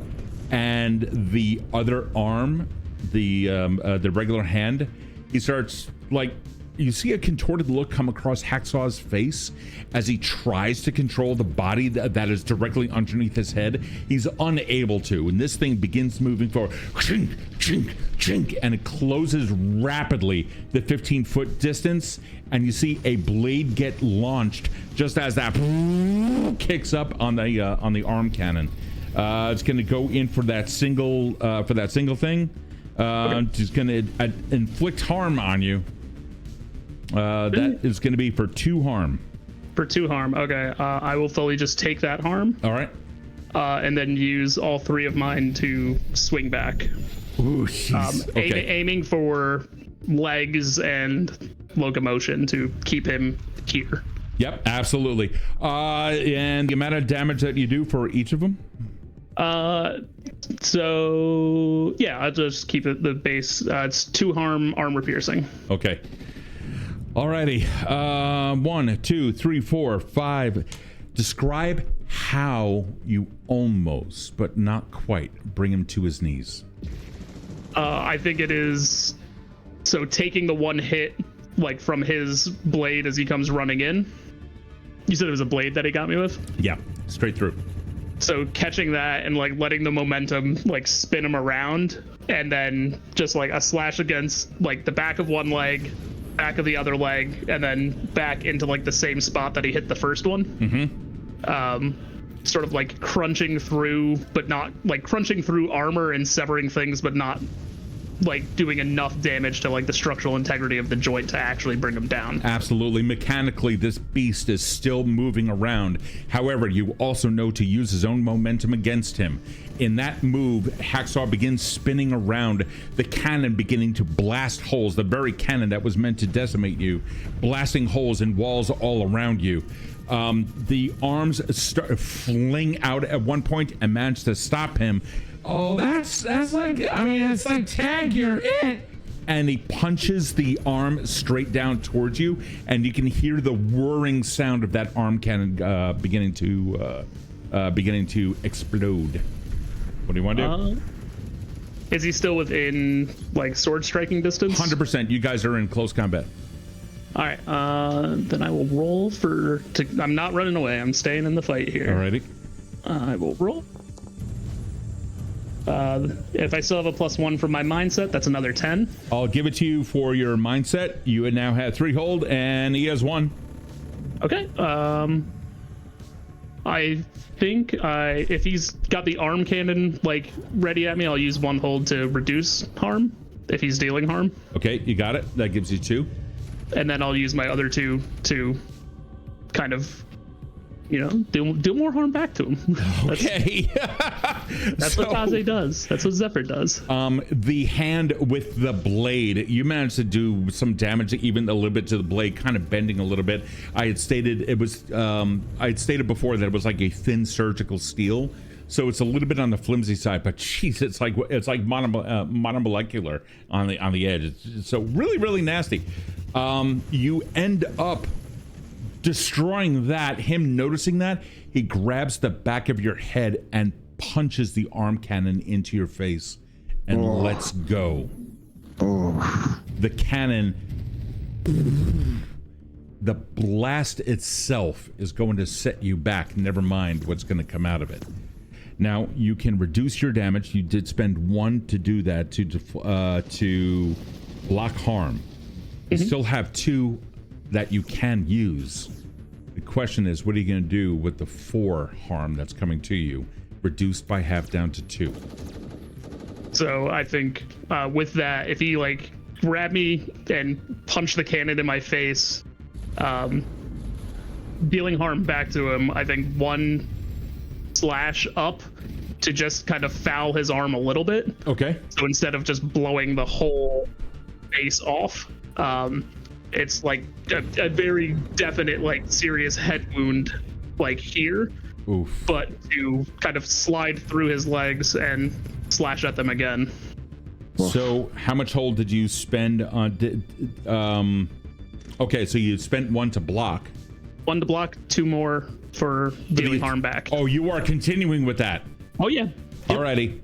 Yeah, you end up taking 2 harm to the top of your head. What's the status? If anybody was looking at you, what do we see being transmitted by those horrendous eyes inside of his skull? So, because of the sword's kind of like desire to keep pushing, I think at the first, like the 3 big shots that he healed up, those were like healed. I think the sort of healing from the sword here manifests more as like doesn't feel it, doesn't notice it, like fully an ear is gone and he's just like pouring blood out of the side of his head and does not seem phased by it. But there is like copious amounts of his own blood on the walls here. A blade starts coming back down towards you after, or just as your blade starts ringing true on various critical systems. But it may not be enough to actually bring him down. Having said that, we return to those on the stairs. Footfall after footfall, racing down, skidding down a couple of points, falling down on your ass, getting back up, and skidding down a full 13 flights of stairs. You guys have now mastered just bouncing off of walls, holding onto a rail, spinning around, and coming back down again. That is when you find yourself in the middle of a hallway with 3 doors. Now that you're at the end of it, 3 doors on either side, and one that looks like it has a shorted out keypad in front of it. Where's my drone? Down on the ground, completely blitzed. Okay, I'm going to see it, pocket it. A look of concern kind of comes over Andromeda's face, like kind of piecing together what had happened, and she is going to full on sprint, and I mean sprint her ass down, following Kode. She is trying to catch up to him however she can. Sure, now you can find yourself over there on the VTT. Yay! Okay. Here I am. Yeah, Andromeda is going to sprint and will not slow down until she sees Kode. Well, you see, you sprint into this room. Hold up. You sprint into this room. Okay, let's turn you around a little bit. You come in full contact with a laundry hamper, sending yourself flying just a little bit. Haven, you also come into that room. Definitely kind of tumble over herself. That's She's fine. not the most graceful person. The 3 of you in here, echoes of a battle somewhere far in the distance, still ringing in your ears. The adrenaline coursing through your system just from running down the stairs. You are both out of breath. You see Kode looking down at a body in a bag in a freezer. Behind you, a cage full of record boxes and more. Where is he? Andromeda is like panting. Kode, I have something for you. You got it. Holy fuck. You got it. Here. Come here. And is trying to like signal you over. And she's got her Omni tool in her hands. And you can see she has like it looks like a tiny little like blow dart situation, like a little pocket blow dart situation, that she's like got in her hands. Haven, what are you doing? Where's Hazer? Did you find him? Where is he? What are you doing? What is that? To Kode. Kode, you take a look at the body, Yes. ignoring the cries of those behind you. Yep. Andromeda is going to like close the distance with you. Kode, my guy, you got it. This has one of those red beads in it. This can cut off the veil of whoever. You gotta get it onto him. If you're gonna, you gotta. My drone's down here. So, Haven, before we turn back over to Kode and Andromeda and Cody's finding of what is within, you find some notes down in the lab. Just 1 or 2. There's also an empty records box, very much like the rest of the records inside of the cage behind you. Yeah, I found a lot of Prodigy correspondence. So while you are going through that information, mind you, each of the pages in the journal are just exposed to you and only you, represent the 3 different kinds of information. More can be found, so be judicial with it. More can be found in the cage down below if you decide to do that. Cody, the bag does in fact contain a familiar shape.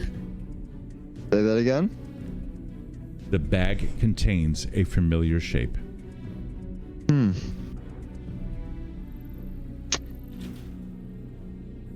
Earth to Cody. Hello. You gotta. I thought we were in the middle and we were rushing. Hello. There's a bunch of shit over here. Who do I see in here? Well, not your mother. You buried her. Oh my god. It might be my brother. No. Oh. It's a coworker from the nightclub. Somebody who had gone missing just a couple of weeks ago.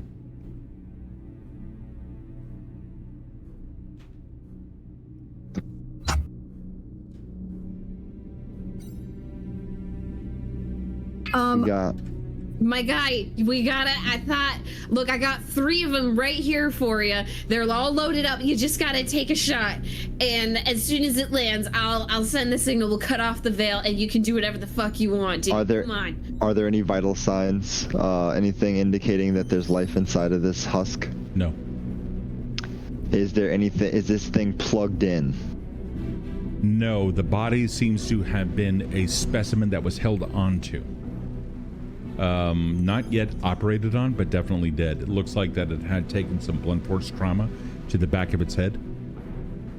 Or back of his head. I don't want to dehumanize this victim.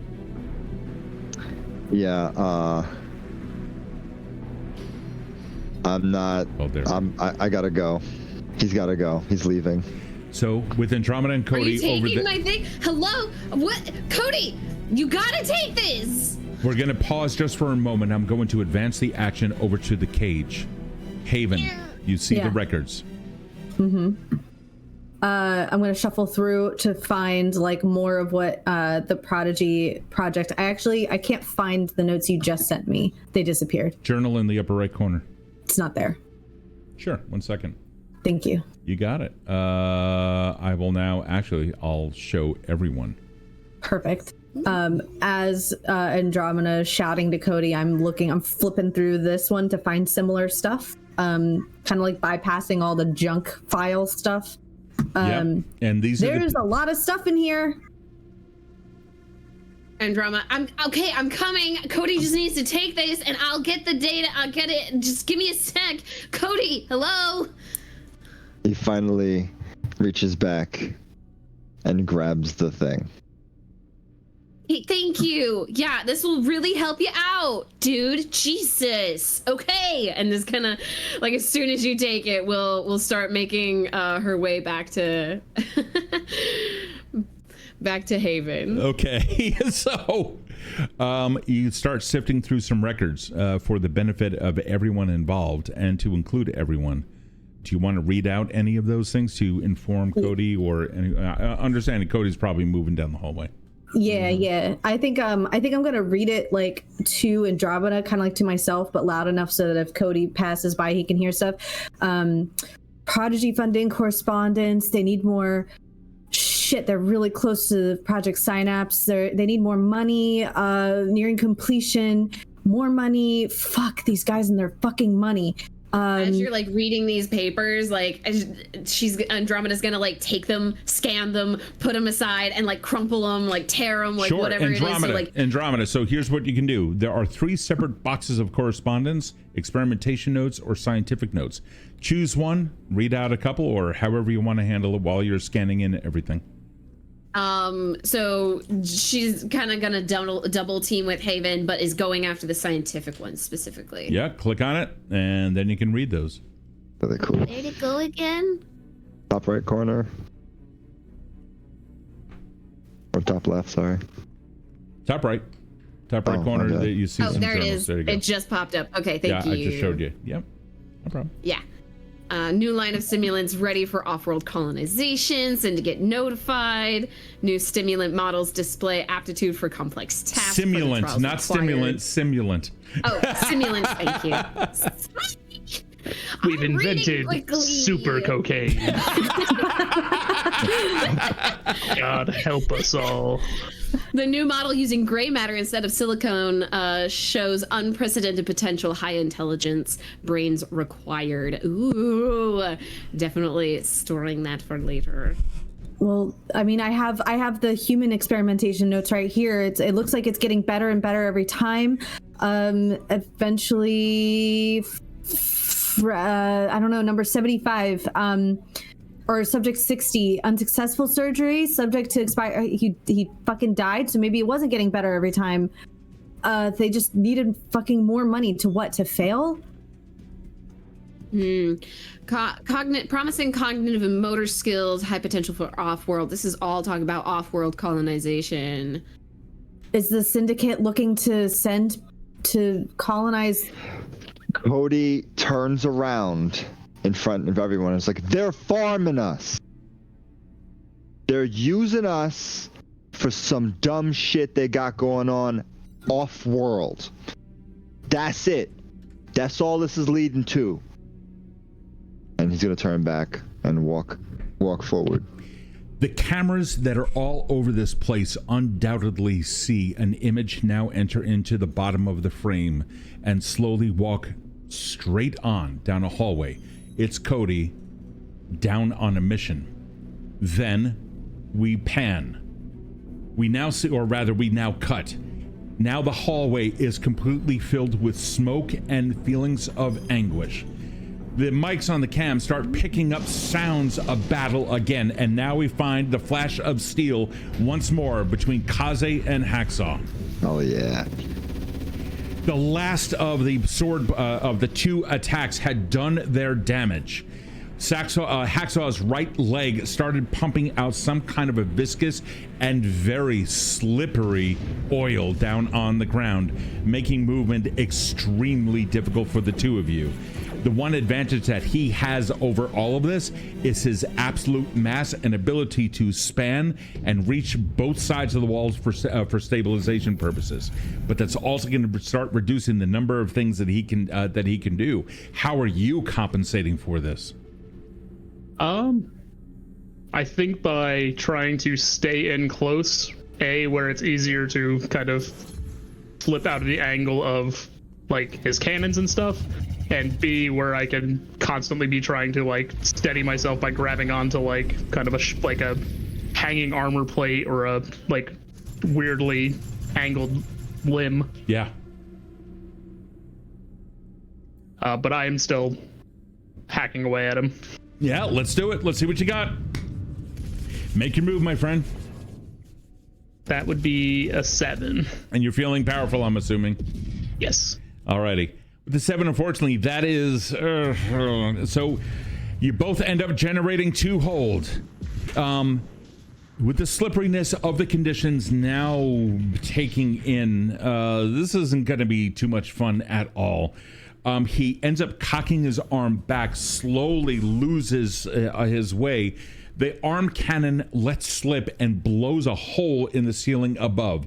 Just like it had done previously in the hallway, that explosion also knocks a huge slab of concrete. You feel it smack down on your back, causing 1 additional harm. That is going to be one of his attacks. The other one, as he begins lashing out, you still have 2 holds, so you can block, of course, any of this if you had wanted to. The other one is going to be the Gatling gun that ends up firing directly off. His face becoming contorted with confusion and pain, not understanding anything he's doing, constantly repeating, "I'm so sorry, I don't really mean to do this, but you need to die, and I don't know why." The Gatling gun goes, reduce the harm of the Gatling gun with one of my hold. Okay, that's going to round down. You end up taking 1 harm from the 3. Okay. And then I'm going to use my second hold to deal harm to him. You got it. That's going to do 2 and blow through his armor, correct? Yep. Okay, that is, yeah. That, Yeah. what? I was going to say kind of like like as the gun kind of winds up, like positioning like the sword and the cybernetic arms to block as much of it as I can from like vital areas. And then once there's a break in it, kind of using the slickness of the floor to like push off a wall and slide forward and slash at him. And in this sort of like litany of apologies, just say like just a very calm like, we're warriors. This is what we do. No need to apologize. I used to flip burgers before I became like an assistant to it. Hold on, I need to kill you. And then there is like this barrage. The Gatling gun ends up clipping you, causing just that one little bit of harm. You end up using the momentum from your own turn, bounce off the wall as you described, slip right through his legs, and end up cutting him again. There's a and a sickening crunch sound, not from his body, but of the concrete that all of his weight now falls down onto on his knees. His entire torso then turns around, spraying the wall with bullets as that arm cannon starts gearing back up. Take your action. Yep, I'm gonna stay in combat with him. If his whole like torso is pivoting around, I'm gonna try to use the momentum of that swinging around and swing up, and like especially because he just fell down, so he's lower to the ground now. To swing towards his neck. Oh, dude. So, all right. So as you end up going through his knees, just as he's beginning to crumple down onto the ground, and as his body starts spinning, your other hand, free hand, manages to grab onto that, pulling you straight up and allowing you to spin around with a sword swipe with an attack at his neck if you want. Yeah. Oh no. What'd you get? I rolled a 6. Is my mentality still giving me a +1? It is, however, you're also beginning to realize the, I'm going to say no in this case. You've taken a good hit. Well, fuck, that's really good. I think the oil has now countered it.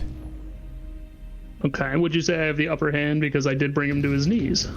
I'll give you that. So you have a +1 for partial success, and now you both generate 2 hold. Oof. I'm going to... I'll wait to see what he does. The arm cannon goes off. This is going to be a total of 4 harm. It launches off. It tries tracing. You can see his eyes are moving mechanically. They are moving to keep you in focus, even though his head is trying to turn against the machine's will. The arm comes off, and there's a boom. When that thing lights up, out of small ports in the front, you can see the flash, and then you feel the concussive burst, and as that begins to ring through the air and punch you in the chest, you see a ball of hot mess coming directly towards you. It's going to be 4 harm if it hits. Okay. I will, in a shocking turn of events, I will take that 4 harm. And here's how I would like to do it. I'll spend 1 of my hold to deal harm back. I will increase my hunger by 1 to increase the amount of harm I deal by 1 to bring this up to a 3. Okay. And I will kind of like spinning around as I did, sheathing the sword back into its like quick draw mechanism. I want to fire it, and this like ball of hot like metal. Yeah. Fully like left arm, like at the shoulder, gone as the sword flies out. He catches it in his right hand and swings it towards his neck for 3 harm armor piercing. We turn our attention downstairs. Somewhere in the hold below, silence takes over. Notes are going over Cody's haunting words. They're harvesting us. The notes that you have read so far about off-world colonization and Dr. Hazer's experimentations meant to create the perfect simulant, ringing true in your ears. Your friend upstairs had been turned into at least something, according to Hazer, in the right direction. What are you guys doing? Moving forward. Cody already disappearing, cameras flipping back and forth in an unnamed control room. A wall of monitors tracking his progress through the halls. But just for now, we look back over at Haven and Andromeda. with the weight of the truth of Hazer's mission weighing on you. I think with Cody's words, Haven kind of drops like the files, like frustratingly on top of the box, and it's just like, okay. Kill one, save 1,000, kid. We gotta take care of Hazer, and maybe, I don't know, prevent something bad. And I think Haven's kind of like given up. You're muted. Muted.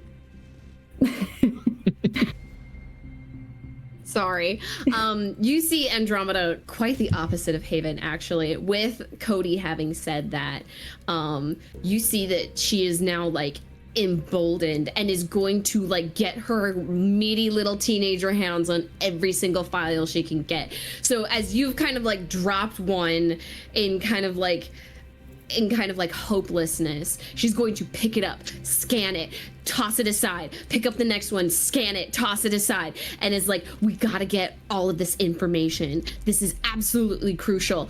And like, I don't know where you're gonna be, like, or like what Haven's kind of doing as like Andromeda kind of concludes this, but as soon as like every single possible document has been like uploaded to her Omni tool, she'll then use that Omni tool and basically bring out like a lighter.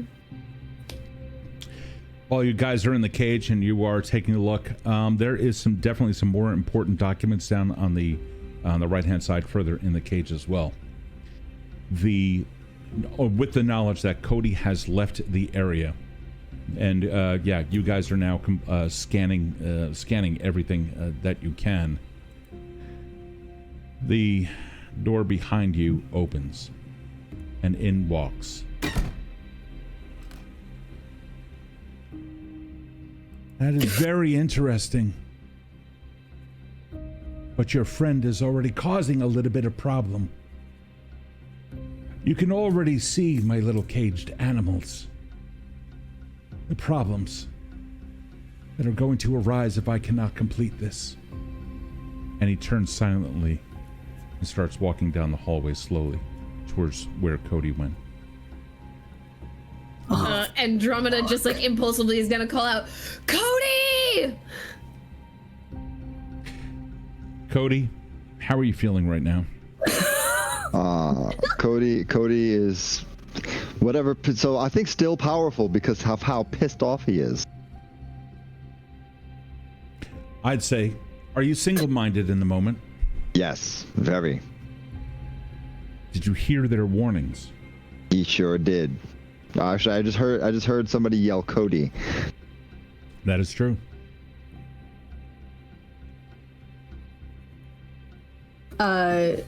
Haven is pulling Andromeda to catch up. I don't want to be stuck in this cage. We gotta go after him. Go. I gotta handle this. Handle this. All right. I will follow while she does her thing. I'm gonna follow. I cannot though. Yeah. Oh wait, there we go. Oh wait. Oh, get me out. Did he lock it? Did he lock the door, or is that just you? He did. We now go back up top. Get me out. This is not a dance. I'm begging for help. I'm screaming for help. Yeah, Cody, we're stuck. It's Hazer. I need you to describe, Kaze, one thing that is now seen up top. I think it is a bright red flash as the through the cloud of dust and gun smoke and everything that is clouding this hallway. It is a just bright red flash that reflects off every little facet of cloud as he swings up towards Hacksaw. As the blade starts coming up, Hacksaw's chest opens up again, and the Gatling gun starts spinning with Kaze now standing directly in front of it. There is a burst of light, not only from sparks, but also from muzzle flashes spinning off. There is now a haze of red beginning to fill the air. There's a cloud that overtakes our scene. And now we find ourselves with Cody down at the hallway. The last thing I heard just now was we're stuck and it's Hazer. Yes. I don't know if anyone here is familiar with drill and ceremony and how when you take a step, you put 1 point back and you rotate both legs, shifting your whole body.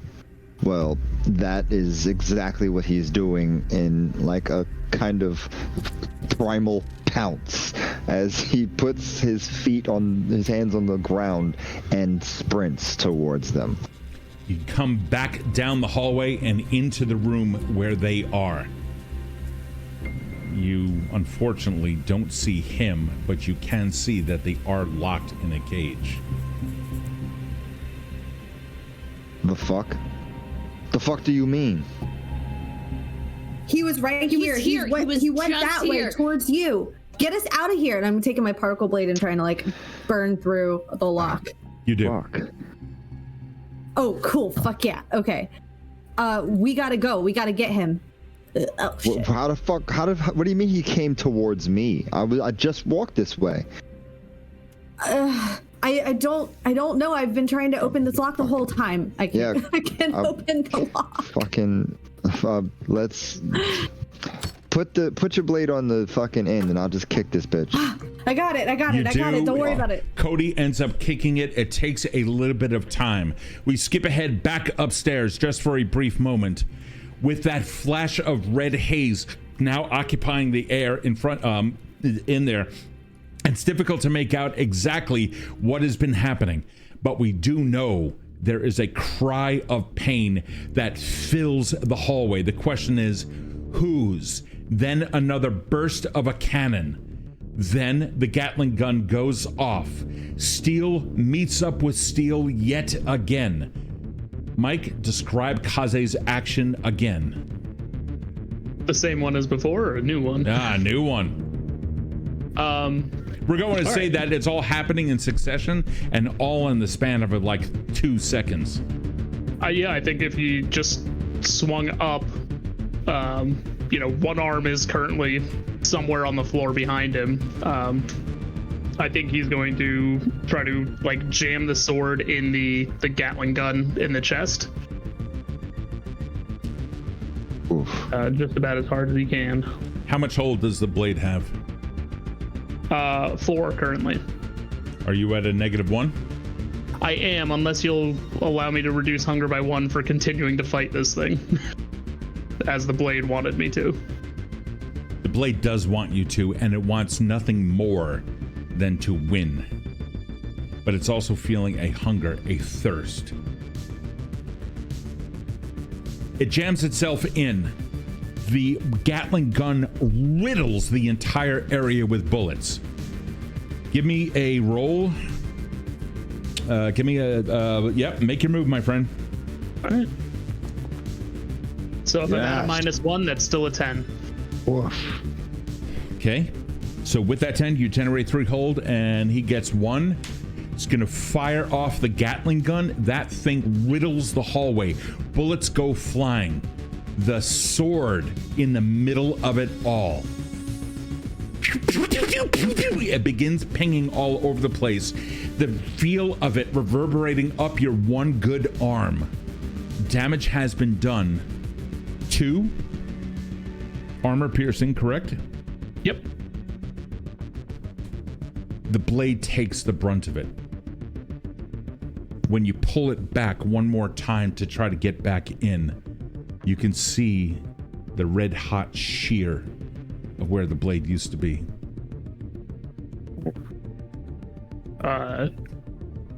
Oh, fun. So, still in sort of that battle focus.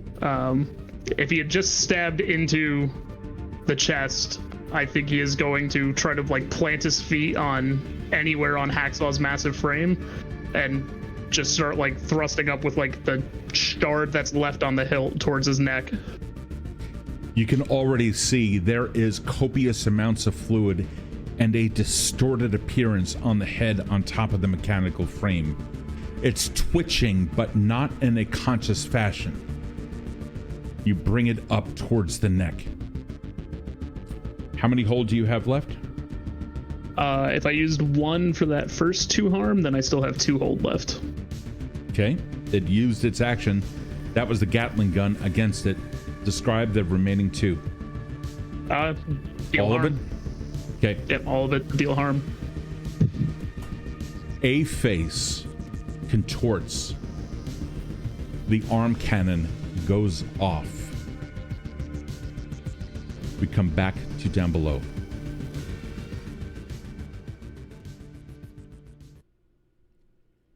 Within the room,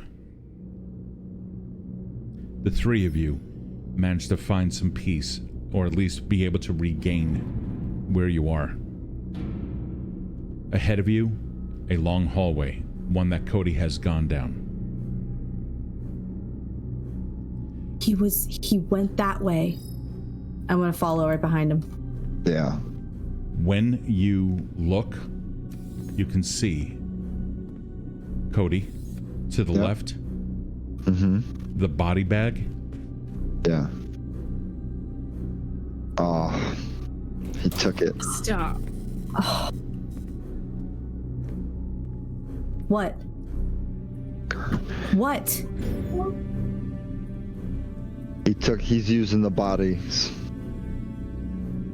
This is just a regular motherfucking day for this guy. I bet. So who are we getting now? What does he look like? An old co-worker of mine. I knew I should have. Let's find him. Let's go. He's gonna move. You go down the hallway. It doesn't take you too long, but you are getting the sense that once again you are beginning to move down into the depths of this vast facility. Years have been spent, and the further down you go, you can tell exactly what has been done to this place. As you move forward, it becomes a little bit cleaner, a little bit more sterile, a little bit industrial. I'm gonna hurry my pace. You wind up in a T intersection. Down either way by only 5 feet. Doors on either side. I'm gonna look back at Haven. I'm gonna point, and then point to the right, and I'm gonna head left. All right, and I'm gonna, while I'm going down, I'm gonna look for colors that might indicate a trail left behind. Just like the walls, just like the practice, everything here is cold. The only thing around you is Kode's own still emotions boiling under the surface, and somewhere behind you, Andromeda. Andromeda, what's going on? At this point, now that they've like gone, she's still like a little bit on edge, but is like determined to like cleanse this place of this information. She wants to be the only one who holds this. So what she's like, now that the panic of being like trapped has kind of like faded a little bit, she's gonna like take the documents and put them like in a container, or like take them over to the freezer and pop them in there, like wherever she can contain these documents, and set them alight. Okay. You do. Yeah, that's gonna be like her whole thing for right now. And I'm assuming that you do come up to them and or make your way back over to Haven. Yeah, slowly, carefully, and like in the meantime, she does have a spare battery pack for her drone. I don't know if that's useful based on like what Kode's little net situation did, but she will try to like try and repair the drone. You begin doing that. We can assume that you try doing that as you walk down the hall. Perfect. Haven, Kode had given you instructions, or at least pointed over to the door on the right-hand side, himself exiting through the left-hand door. Kode, there's only one way, straight down the newfound steps that you come across. Or fucking stairs. And without missing a beat, he's gonna move. He's gonna go down. Yeah.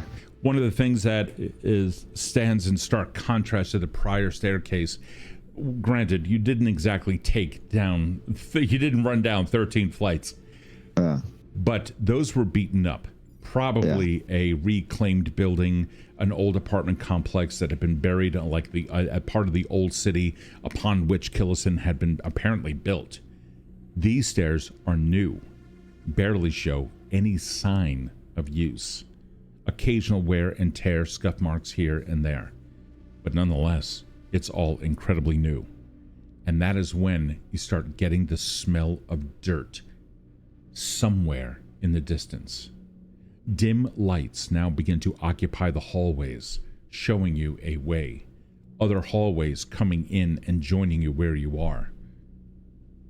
But back up top, we find ourselves. Andromeda has slowly made her way towards you. But in front of you, Haven, was a hallway. You came into it, and it's sterile. Much like what I described previously. But in this time, it's a little different. The clean hallway gives way to double doors in front of you. It's just 10 feet or so. A small antechamber, if you will. White lab coats hanging up on nearby hooks. All hooks are filled with the lab coats. And the smell of chemicals fills your nostrils. Ahead, a wall with a double door in it. I am going to... oh, shit. As soon as I have vision. There we go. Thank you. I'm going to head towards that double door and, like, look in through the window first before I open it. You can see it's an operatory. Or even worse, a morgue. I'm gonna pop my head in really quick to see if I see any sign of Hazer having, or whoever he's in right now. You don't. Instead, you see 3 autopsy tables that stand in the room beyond. A dissected human body rests on the table closest to you, and the third one has a body under a sheet. The room is absolutely filled with the chill of death. And the far walls themselves also contain what seem to be the coolers where bodies are sometimes stored. Okay.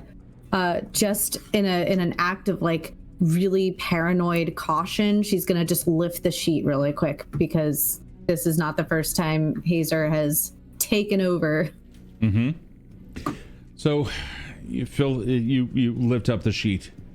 Unfortunate for them, but thankful to you, it is not somebody that you know. But it does match the description of one of the notes that you found upstairs. Is it... do I know which one? I can't find the journal entry again. I know upper which... right corner, there's some books. Yeah, it's there. It's blank for me. I have nothing. You don't see operatory files? No, it's a blank. I click on journal and it's blank. Oh, that is really bizarre. Hold on. Okay, hold on. Let me give you what you need. Perfect. Do that for you right now. I have an idea of which person it is. I just want to double check. Thank you. That's exactly what it is. Okay, there you are. I'm going to say it's subject 60, unsuccessful surgery, subject expired on the table, neural degradation rapid. There you go. Perfect. Okay. So that's new. With that's a that, new body. You also begin to hear the sound of hard leather soles coming down the hallway towards you. There are no other ways out of this room. Andromeda, you hear it as well. You finally managed to catch up. You've come into a morgue, 3 tables in front of you. The closest one to you has a half-dissected human body. Oh, the shoes weren't her? No. Oh, I'm going to point to Andromeda. Get under, hide, or like hide towards the cabinet next to her, and I'm going to duck underneath this table if I can. You do. Now, keep in mind, let me just describe this one last thing. Up on the bottom walls, you see plenty of doors. There are no locks on any of these things. They're usually used to store bodies, Hot Dog 1966. Hello and thank you. Andromeda will hide underneath this table here. When you go there, you can see very clearly there's not much room. Most of the base of these things is eaten up by mechanics, which can move the table up and down and what have you. There's no real hiding. That's fine. She'll kind of just like duck nearby, and is going to.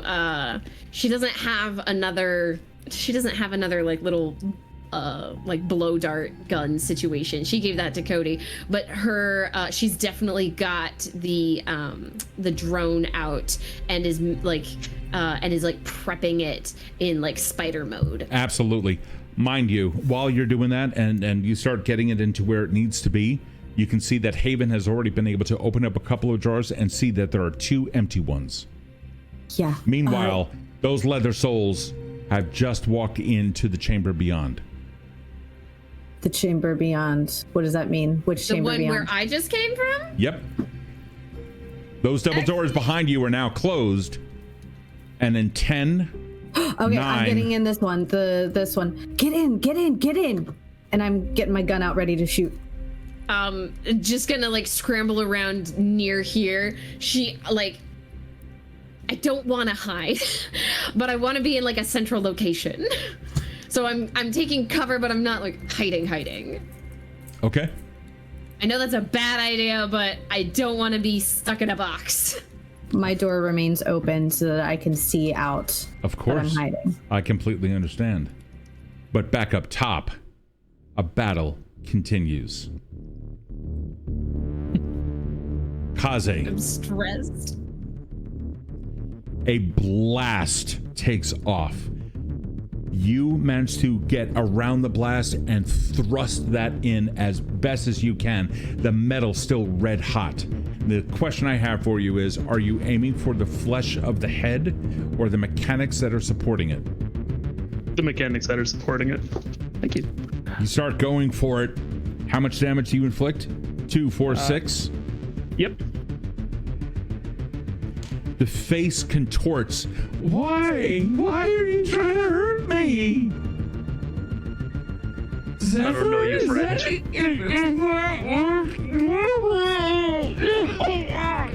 There is an attempt to cough, but with no lungs there, and all oxygen being supplied via tubes. One of those tubes goes and spurts around all over the place as you do two armor penetrating to that area. The other one comes in underneath the chin and removes the vocal box, and it's just like, oh, why? And then absolute silence as you do another 2 points to it. And then the remaining 2 points come in the back of the occipital region and come up and through. The head starts to go still. And for a brief moment, there is silence. No whirring gears. And then a new blade. What do you do?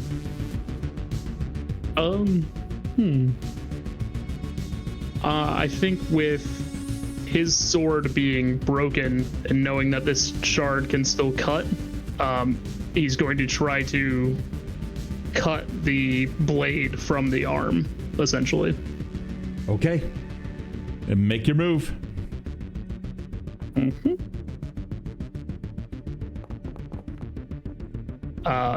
-1, that's still a 12. Well, do you have an advanced move? I do not. All right, not a problem. So you do, you have 3 hold, and it gets 1.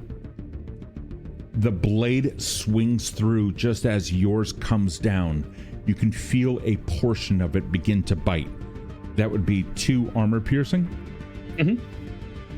It comes through, tries getting up, and it ceases its attack. What do you do with your 3 harm? Your 3 hold? With my 3 hold, I am going to... I think the first strike went towards the blade.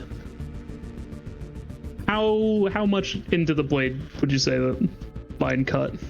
Enough that it didn't do 4 points. Okay. And then after that, I think it's going to be like less of the like sort of controlled slashing motions and more just like wildly jabbing with this like hilt shard towards the mechanics on the neck. How are you feeling? Still powerful. Seeing that this thing is so big, now brought low and silenced, and I mean, in Kaze's mind, it seems like a desperate move. That's when you realize another section of it, a total of 6 has been done to it. The body now running completely on automation. Hacksaw's face goes limp. Its body continues to move, the eyes beyond, moving slightly in different directions, the left one blinking in and out. Sparks are now flying and a smell of seared flesh enters the atmosphere. The walls completely painted red. You've done all the damage you could.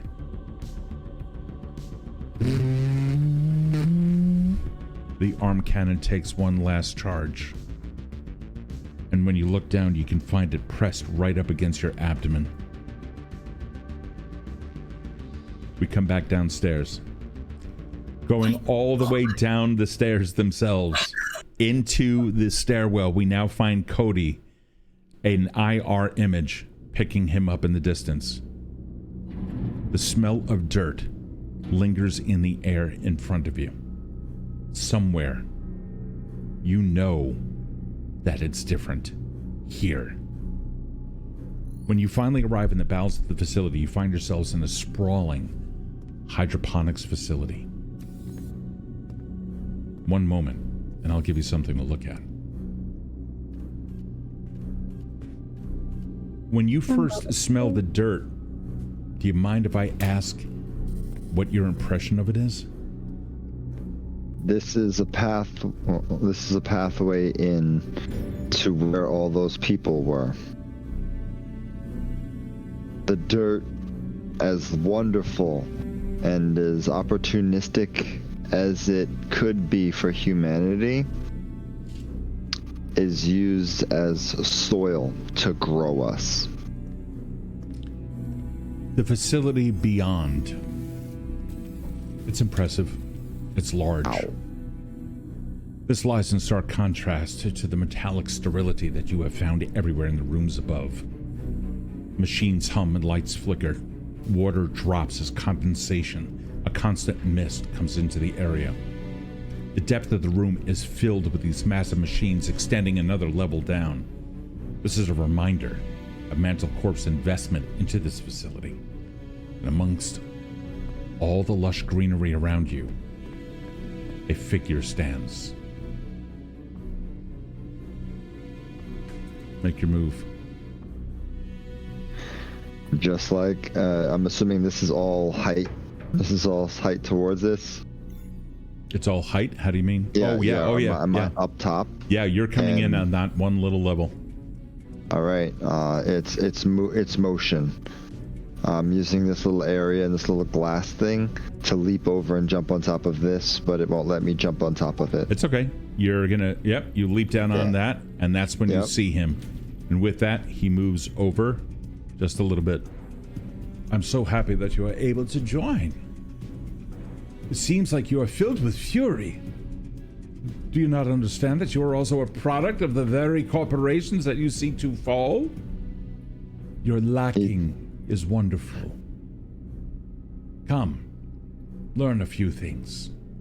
He tries to leap across to the one to the left. Make your move. Give me a parkour. Yeah, come on, load. There we go.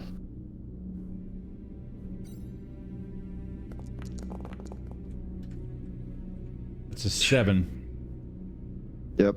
Oh, no, it's a 9. Success. It's a 9. Oh, Yeah, you have a 9, partial yep. success. Navigate to an advantageous spot. You got it. And You leap over? Yep.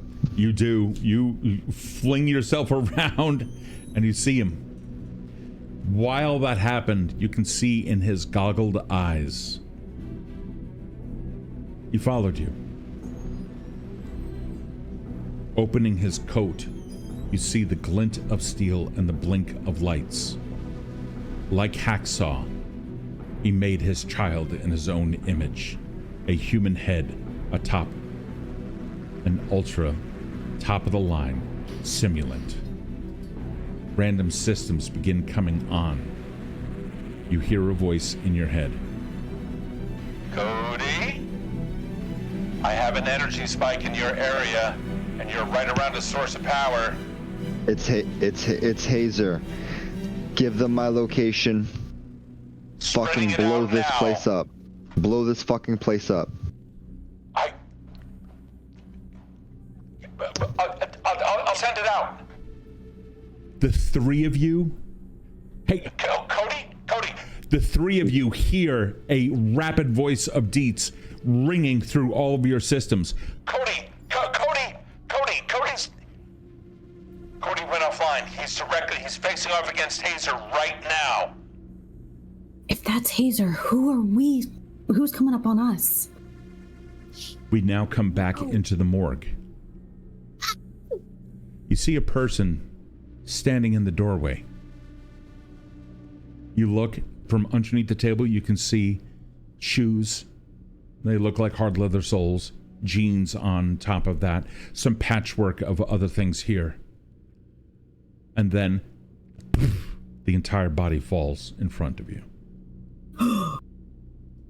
How close am I to it? As close as you want to be. Do I recognize the face? It was the body that Cody was looking at. Fuck. Wait, what do you... Haven climbs out and she's already like scampering over the body. Like, let's go. Hazer's already. Particle scalpel is out. Bio break. I'll be right back. Bio break. Hold on. Okay. Particle scalpel is out. I'm going to remove the little chip inside of this person. As you're doing that, I'm just like I'm like about to pee my pants, like bouncing at the doorway. Like, we don't have time for this. That means if this body fell, that means Hazer is somewhere else. That means Cody, according to Dietz, is facing off with Hazer right now. We gotta go. What are you doing? We can take care of it. Don't worry about it. Look, he has the beads. He can turn off the veil. We can turn off the veil here too. We'll just patch it up and he can handle it. We gotta make sure that this place is locked down, that he can't get back into any of these bodies here. Andromeda, I fucking appreciate your sense of urgency right now, but that is my brother in there, and if he dies, I have nobody else left. Then go Let's fucking go. get him, Jesus. Fine, and I'm just gonna go fucking out the door. Bye. Bye. You should have any loyalty. I don't fucking care. I got my own priorities. And as I like go out the door and like down the hall, I open up my comms and I'm like, all right, I got my comms open. Cody, where the fuck are you? You went left. I'm gonna go that way. Andromeda, you better hurry the fuck up. And we decided that, by the way, that Andromeda is going to take the chip out of the fallen body, and we had a little bit of a little skiff, and then I'm running ahead to go to Cody. You got it. So Andromeda is using one of her beads and the chip here to shut down the veil in like within this area to like neutralize all of these corpses. When you go to check out the neurochip in the body, you realize that this body had not been hooked up to anything whatsoever. The chip itself only now just beginning to die from whatever life it had left in it. A residual energy is still there. You ping it for a quick second, and you get that weird sort of signature that you picked up on a long time ago. The same kind of signature that the rest of the sinners have been honing in on this entire time. It's almost like it says, Hazer was here. Mm-hmm. Meanwhile, Haven, now running full bore down the hallway, goes out through the double doors, down through the one door, directly across the hallway by another 15 feet or so, and then enters into another door where Cody had gone. That is where you find a set of stairs and the smell of earth in the air. Not carrying much, you then race ahead. I heard the urgency in your voice, so therefore I advanced the scene, pushing you all the way down those stairs as fast as your feet can get you there. Haven, you now find yourself in that hydroponics facility. However, before you arrive, we need to find out what it is that Andromeda is doing. Okay. Yeah, so using her bead, she's gonna ping, God, I keep forgetting her name. Sorry. Yes. Ping her and tell her, give her the signal to make sure that the veil is shut down in this area. And as soon as it is, and she's going to go through and make sure all of these chips in these bodies are deactivated, as many as she can get her hands on. Just make sure they are cut off, done, or pocketed or whatever. So these bodies are just flesh with nothing that can be inhabited. Then after that, she'll leave. Okay, you do. You wind up with about a dozen new chips in hand, all of them completely deactivated. Then you finally make your way down. However, we have to turn back up top. That is where we see... Well, what do we see? Kaze. If Kaze has this cannon pressed up against himself, he's gonna start stabbing down at it with the sword. Make your what's move. left of it.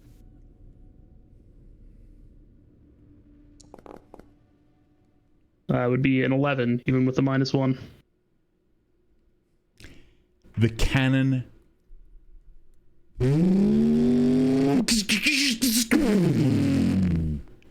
the system in front of you powers down. A loud clank of metal falls down. And it's almost like the last audible sigh of a once ally escapes. Humanity being the last thing that leaves it.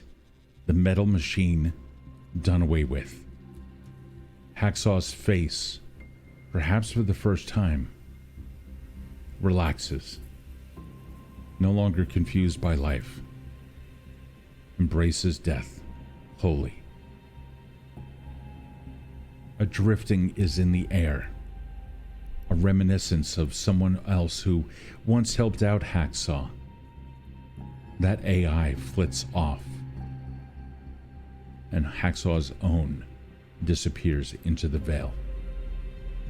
The body lies still. How do we find Kaze? I think with the sword's powerful urge to fight and win this battle kind of fulfilled, that's enough of a sort of break in the pressure for Zephyr to start kind of coming back to the fore. And Kaze, I think, would recognize that. So kind of slumping against the wall, sword is on the ground, what's left of it between his legs.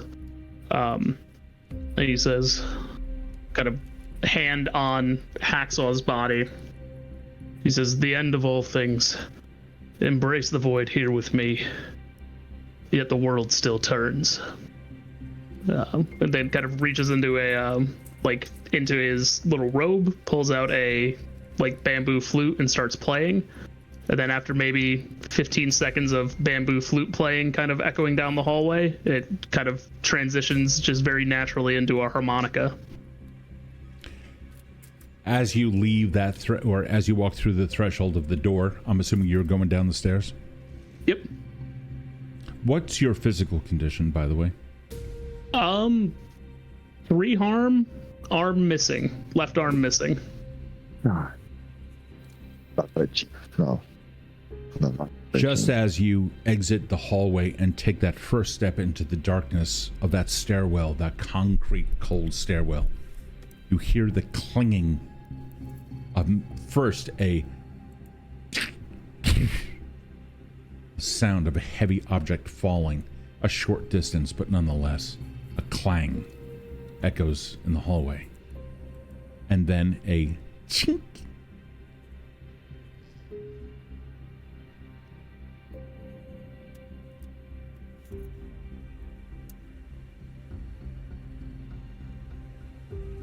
straightens his back for a second, and then continues down the stairs.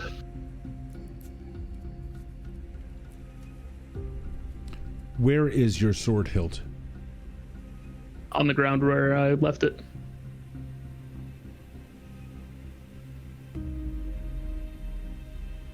There's a moment. What is ping to you? Ping is a move that I do not have. To me. But nonetheless, you feel something. You left something behind. It was you. You did it on purpose, but it was a part of you. You begin feeling an urge.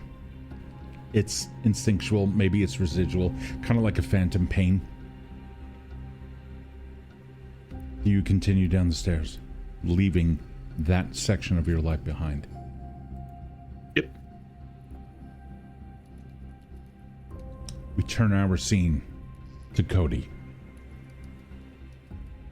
Standing on top of that piece of machinery, Hazer looking up at you. Exposed completely, a body. He shrugs off just for a second, the lab coat falling. You see, it's disgusting.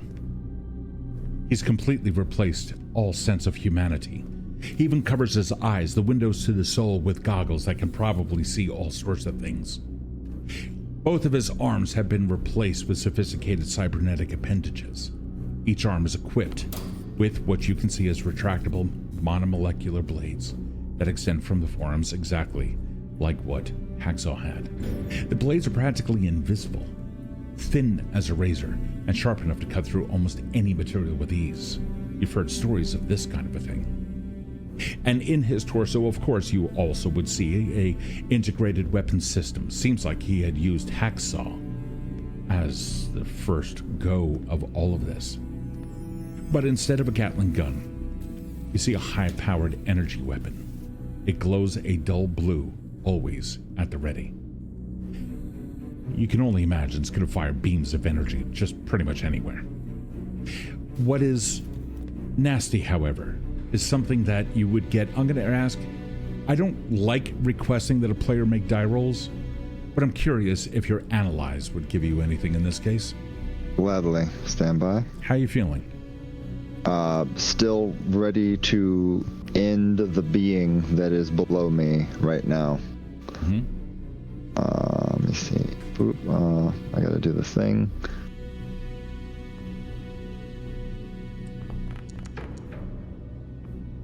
My analyze gave me 11. 11? Yeah. So I get when you act and all answers, you get a +1 forward. So the other thing that you notice is that his body contained within a skeletal frame, are several compartments. You seem to, for your lack of knowledge about cybernetics, you remember seeing these once. It was early on. In fact, it was most likely Anon that had discussed something like this and probably showed it to you at some point in the past. They are nanite swarms that can be released into the air. These tiny microscopic machines can serve a variety of functions, including repairing damage to Hazer's body to attempting to attack enemies by disrupting systems or even erode organic material, such as your entire body. As for visual systems, your analyze also picks up on the lenses that occupy those goggles, advanced optical sensors, probably granting some kind of a multispectral vision. including electromagnetic, infrared, ultraviolet, you name it, it's probably there. Probably also can see in darkness and anything else like that. You try to shut him down, he's only going to know. What is even worse, however, is that when he continues to monologue just a little bit and then looks over there off to his right and then over to his head. And as he looks to his left, he realizes he's covered in a shadow from whatever artificial light illuminates this area as Kode is airborne above him. And that's also when you realize he also has 360-degree awareness. Sensors. His head is covered in them. Make your move. I am shifting to martial arts defensive. Okay. Which acts as the double armor in close quarters combat, and I'm right on him. There you go. Yes, you are. Go ahead. Let's see what you got. And Haven, you're also in on the action. Andromeda, you're now making your way down there. It's going to be just a little bit before you can get down there. Kaze, you're following the smell of fear and sweat and blood. Yep. I will, while Kode's doing all of this, I am going to take out one of my bullets and do charge object on it and put it back in my gun. Okay. Go ahead and make your move. 1 sec plus. Success. You are using the art of pursuit. Yep. Okay. Well, you got a 10. I'm discerning his greatest weakness for the first one. It appears to be the human portion of him, which would be the remainder of his fleshy head. Okay. And the second is perceive what security they may have or what kind of threat they'd be to me outside of the nanites, obviously. Absolutely. His advanced vision is included in an AR interface. With that, he's probably able to read anything that you do have, including your visor, but you ditched that. Yes, I did. So that's not going to help him. And the 360-degree awareness means you're not going to have much of an opportunity against him. You're going to have to find other ways to shut him down. That is why I have this yo-yo. There you go. And his greatest threat is that. Last thing, perhaps with his attachment to the grid, he's been able to move around much of this area without being detected. He's pretty much self-contained. It's going to be difficult, even with an EMP, to shut him down completely. But let's see what you can do. Using a mixture of my motion and my ability to move around, I'm going to see if the computer can get just good old improbability of human motions and use my martial arts to fight him. All right, let's see what you got. Make your move. Using that for the weapon, for my yo-yo. Okay, that is going to be a 10. Yep. Yeah, so I'm going to say that you do not have the upper hand. I'm going to say that you are probably, you may be, I don't know. Do you feel that you are better trained than he is? Kevin does, but because Kevin does, but I feel that because Kode feels because he is human, there is even as far as this technology has been developed by living things, and he is no longer a thing, so he is outclassed. Okay, that's fair. And does your equipment give you any particular advantage? Yep. Okay, and that would be the yo-yo. I'm going to give you +1 forward on this. Okay. Alrighty. And so you rolled a 10. That's gonna generate 3 holding you and 1 in him. Using one of the one hold, I want to use I'm going to drop it down a harm, so it would only deal 2 harm, and set off the EMP and have it roll off of my foot. Like almost like using that centrifugal force as I drop it to slap him when I hit him. All right, we're going to say for these purposes that's going to be the equivalent of blocking harm, and I'll give you 2 things. If he fires off an electronic attack, or at least attempts to, it's going to shut it down. That's going to be the interpretation of that. Is that cool? I'm right with it. All right, sweet. Describe how you do a harm to him. So the area, the machines think that that I'm going for the most vulnerable area, but machines have to be calibrated. So I'm going for its whatever keeps it up. So I'm trying to throw it off balance as I move using my weight as I flow down here and go past him, knocking into like whatever the hip area is to seeing if I can disrupt something there, disrupt his balance, keep him from moving physically. Yeah, absolutely. You can see that the center of his weight, the concentration of it seems to be where you would kind of expect it. Actually sits a little bit lower into the pelvic region, and with that, a lot of the we'll call it armature of his legs. He's got a wide stance with slightly wider feet than usual. That's giving him a good strong one. It's gonna be a little bit difficult to knock him down, but you do glance off of his armor, and that does absorb something. So how much harm do you do for that? It would be 2, but I used the stun portion, so otherwise it would be 3. You do so there's also stun associated with that. Okay, all right, cool. Hold on, I missed out on that. Let me take a quick look at that because that's fucking awesome. You said it stuns? Yeah, if I lower the harm from 3 to 2, it will do the stun effect. Fucking bet. Can you give me a little bit more information about the stun? So much like an electrical charge, it's an initial electrical charge which powers the EMP portion.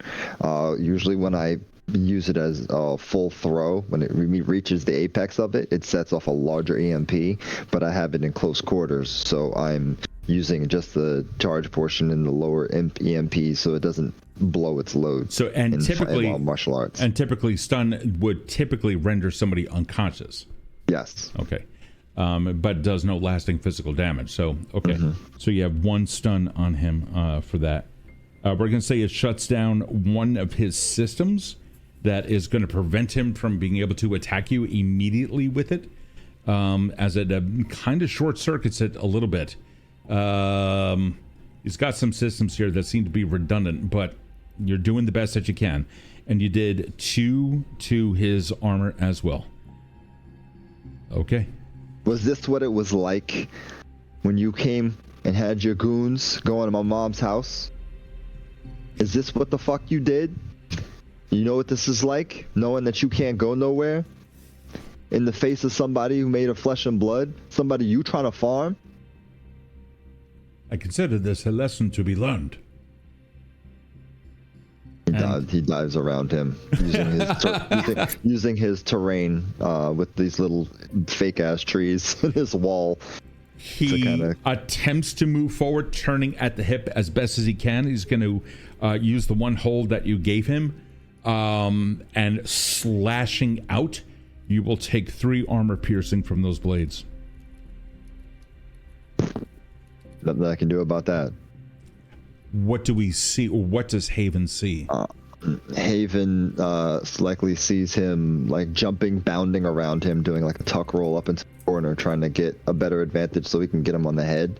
But as he does, Hazer likely came up with either a blade or something unseen and slashed across his chest, giving a good cut into his outfit, exposing his chest, blood spurt forward while he moves. We now move over to Andromeda. Security cameras track the motion of somebody moving through the hallways, and behind her, Kaze. Andromeda? I mean, I'm just gonna go where Haven and Kode did, because there's not much she can do. I guess she'll try to like neutralize stuff along the way, any sort of like electronic outs that there could be. She'll, yank on wires, bar any sort of doors, try to like make sure that this there's only one way in and one way out. Kaze, in disappearing into the distance is a rush of footsteps. You make your way down, you find a morgue, find another set of stairs, etc., until finally you're down there when you happen to come across them in the heat of battle. But first, we're going to reincorporate Andromeda. You're here on the map. What is Haven like? What is your status right now? Like, what do you look like? What are you feeling? How are you set up? Haven has already charged a bullet and she's aimed and ready to go at the next opportunity. I wanted everybody to get together. She's aiming down at Hazer. Not even paying attention to you or Kaze. Fair enough. Yeah, Andromeda will just kind of like slowly, quietly, methodically move up behind where Haven is. And you can already see. Just kind of like take stuff in. You can already see that the scene below is going to be rather grim. Cody, what you were able to see is Cody now standing there. I don't know, I'm not going to play your character for you, but I imagine that you've got an arm crossing a gaping wound. The lower portion of his torso is covered in blood. Kaze, are you moving any faster at all to be able to get down there?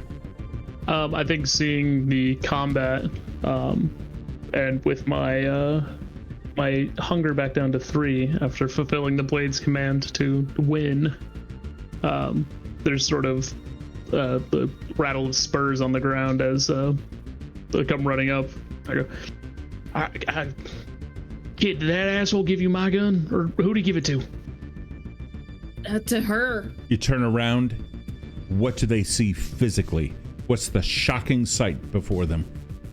Oh, it is like left arm blown off at the shoulder, like no longer bleeding, but like just not there. Head wound like bleeding down over missing ear. Like gesturing with the right arm as if he was gesticulating with both arms.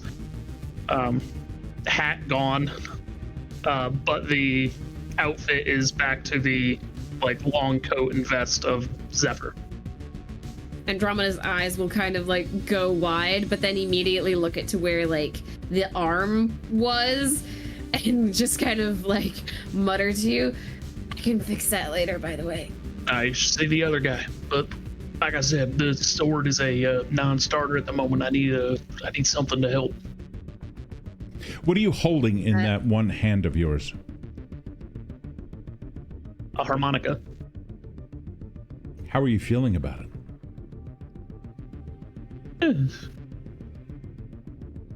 Scared that it's not my sword. How does the attached portion of you feel? Irresolute. Okay, thank you.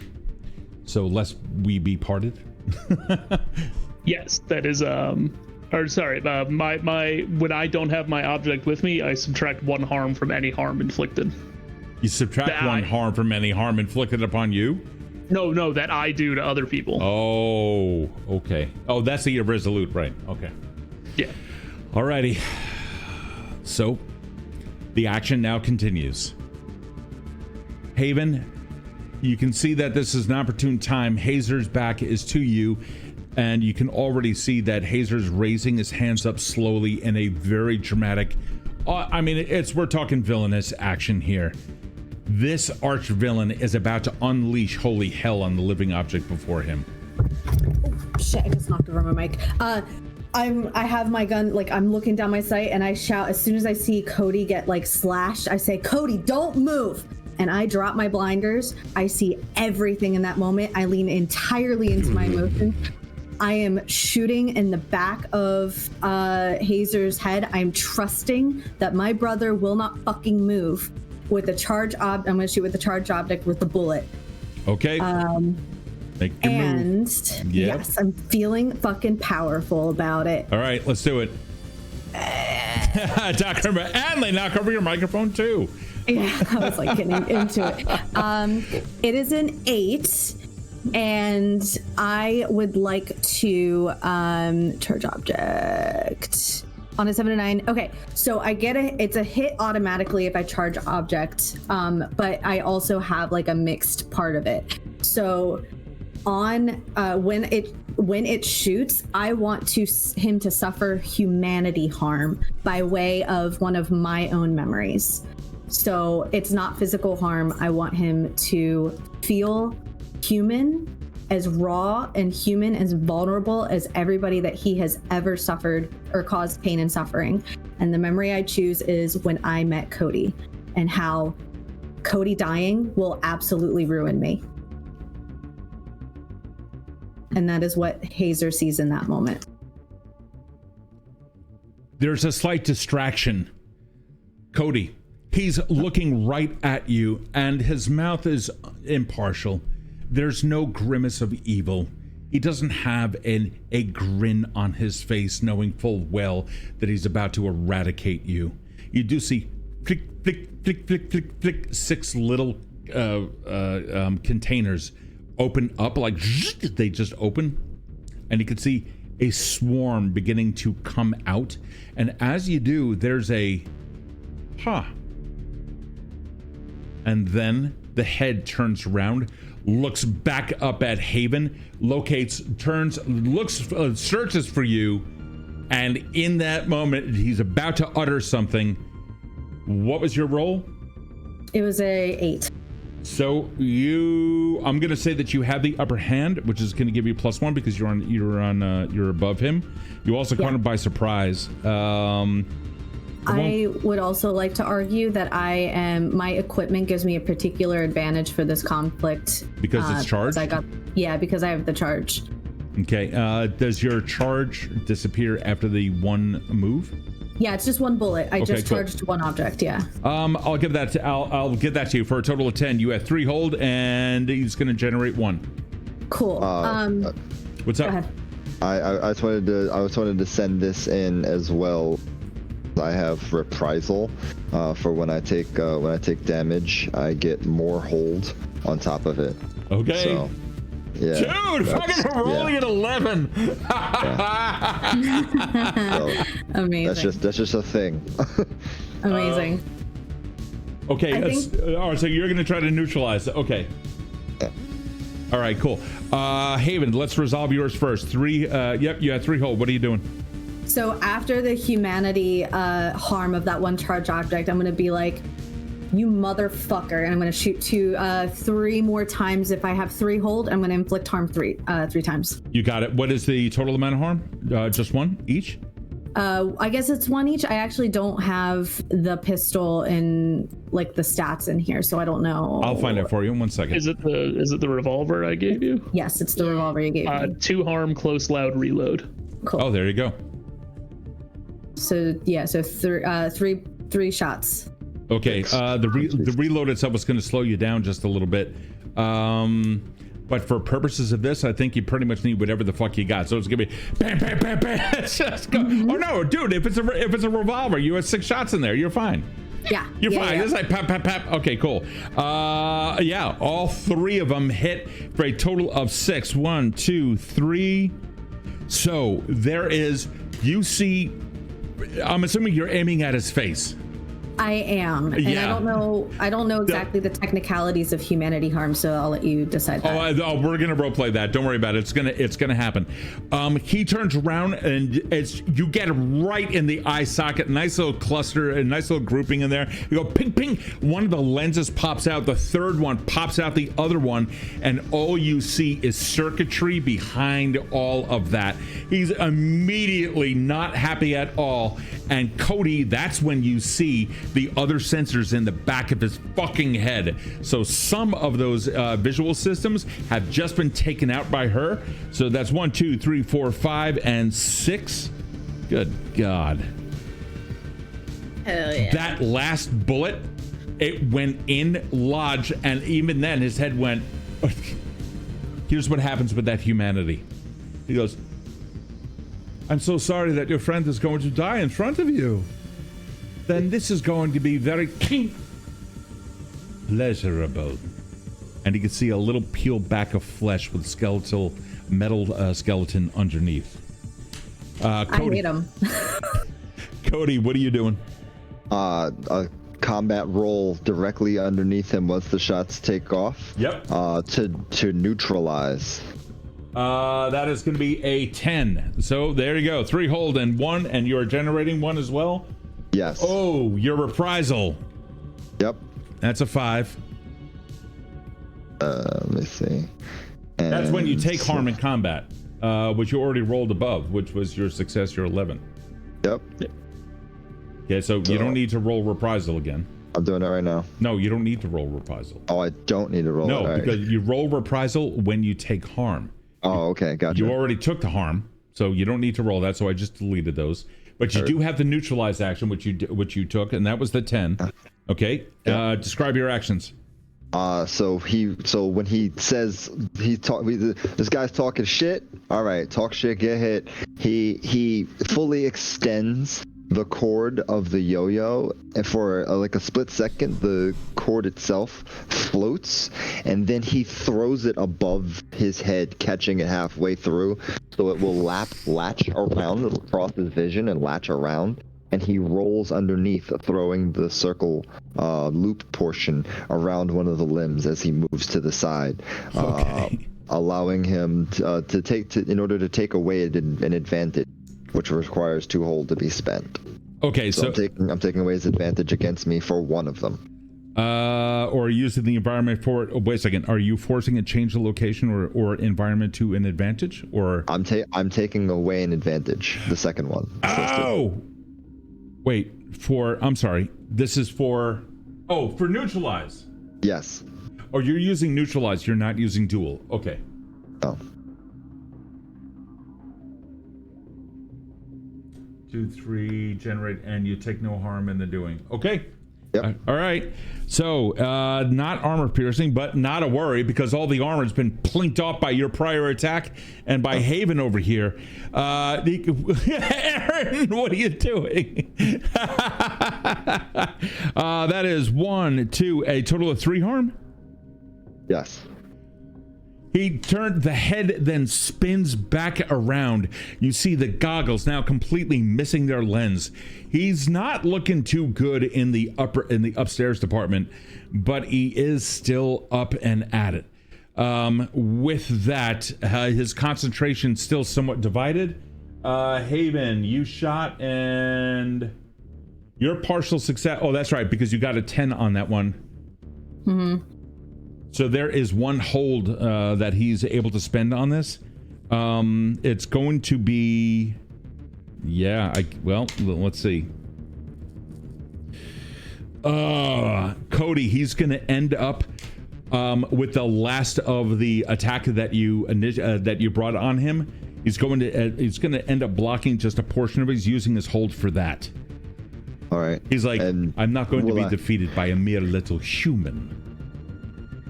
With my last 2 hold, I'm gonna nod, I'm sure, and I'm gonna pull just that last inch. You guys just got a fucking hype train. Everyone here now has a +1 modifier to any single roll, and 1 urchin that he can spend, which is going to be an advantage. Holy shit! Here they go. Oh my god, they're bringing about a freaking hype train. Here they go. I'm going to take this moment to tap the last inch of the full extended yo-yo to set off one of the stun, the big EMP, while it's wrapped around him, since he wants to talk shit. That's fine. Let's give others a little bit of an opportunity. Andromeda and Zephyr. God. Andromeda's not super useful here, but she will load some little blue beads into her drone and send it into the air as this is happening. You were kind of setting that up previously, so we can say that you've already done that. No, she had to reload it because it had red beads in it, and now it's got blue beads in it. They do different things. Okay, all right, that's fine. I gotta reload. I'm just being honest. No, that's fine. Now, Kode and Haven have been going at it for a little bit. You've also been traveling downstairs and whatnot. You can take another move if you want, and then Kaze is going to have some action in this. Level 2, you now each have a +1 and a +2 and 2 advantages.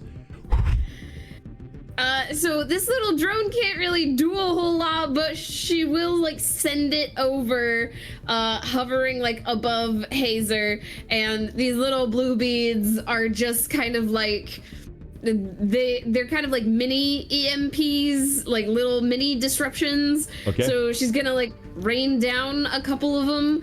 I don't know what you want me to like do for that. You don't have your moves on your character sheet. Do you know what they are? My moves. When you created your character, you assigned moves. Yeah. I don't have anything that's like combat specific. I gotcha. Okay. I am not this is not a combat like architect. No, that's okay. Now, wait, are you an architect or onomastic? I'm Catabolist. Catabolist. Catabolist, yes. Yeah, Catabolist. Man, Yeah. me. Okay, that's right. I do best when I've got time to like scrounge around and build shit. No, that totally works. It totally works. Okay, cool. Alrighty. So, do you have wrench in the gears by any chance? I do have wrench in the gears, but Okay. that's only when I analyze something. I'm totally with you. I'm just letting you know there is how is something, and you can do it for free. Little things just for you that you might be able to get glean some information, share it with the others, and potentially give them an advantage as well. That's true. Since I am sending my drone over there, I am kind of getting more of a like top-down view of Hazer. Yep. I guess I can go ahead and do a quick little analyze. Yeah, let's see what you got. Wow, you got 92% through level 2 hype train. Holy shit! Oh, this is live. This is fucking live. Anybody here Okay. need to get going soon? Nope. I'm good. We're all good. Okay, Yeah, I can stick around till the end of the game, but I probably can't stick around for the after party today. understood.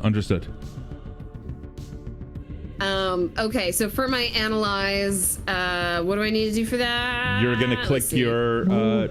Yep. Oh wow. Yeah. They touched on level 3. +1, +2, +3, and 3 advantages for the entire party. Holy crap, Donald! Thank you so much. Y'all are so sweet. So Okay. your So analyze. Yep. Yeah, in this moment, since there is like a little bit of distance, a little bit of space, like and like Andromeda has felt really good about like all of the other neutralizing of like information and stuff that she's done. I think she's feeling kind of powerful in this moment. That works. In her analysis. Yeah, let's do it. It's a 5. That's a 5, unfortunately. However, yeah, I'm not gonna let's not like waste anything on that. That's like really low. No, add 2. You got Yeah. advantages. Yeah. Yeah, you have a +1, a +2, and a +3 per person. These are your personal modifiers that you can apply. You can also group them together to get a total of +6. All right. Okay, so I guess we can add to that, and on a partial success, I can use. How much do you want to add to it, though? You have a +1, a +2, and a +3. I'll go ahead and add my +2 for a partial success, You and got I'll it. use my things speak on this as well. And I actually, with my things speak, I didn't add this to the previous episodes, but because of the way my Omni tool is working, I actually get 3 questions on a partial success along with the wrench in the gears. All right, that's cool.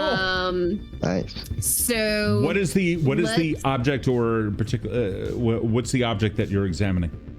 it's Hazer. He's an object. As far as I can tell, he is cybernetic, which makes him of particular interest to me. Sure, We'll say that works. So the first thing that you're noticing, however, for the wrench in the gears, let's resolve that first. Okay. So how is Hazer vulnerable to you? He's completely surrounded, and his 360-degree vision is probably now down to 270 thanks to Haven. So you're slowly reducing him down to almost human instead of godlike status. His hubris and his overconfidence is absolutely his 100% vulnerability. Kode, you're also picking up on that as well. He just lost like a third of his visual systems, and you kind of get a glimpse of that little quiver in the corner of his mouth that causes him to rethink his plan. Oh, what happened with the stun for the yo-yo?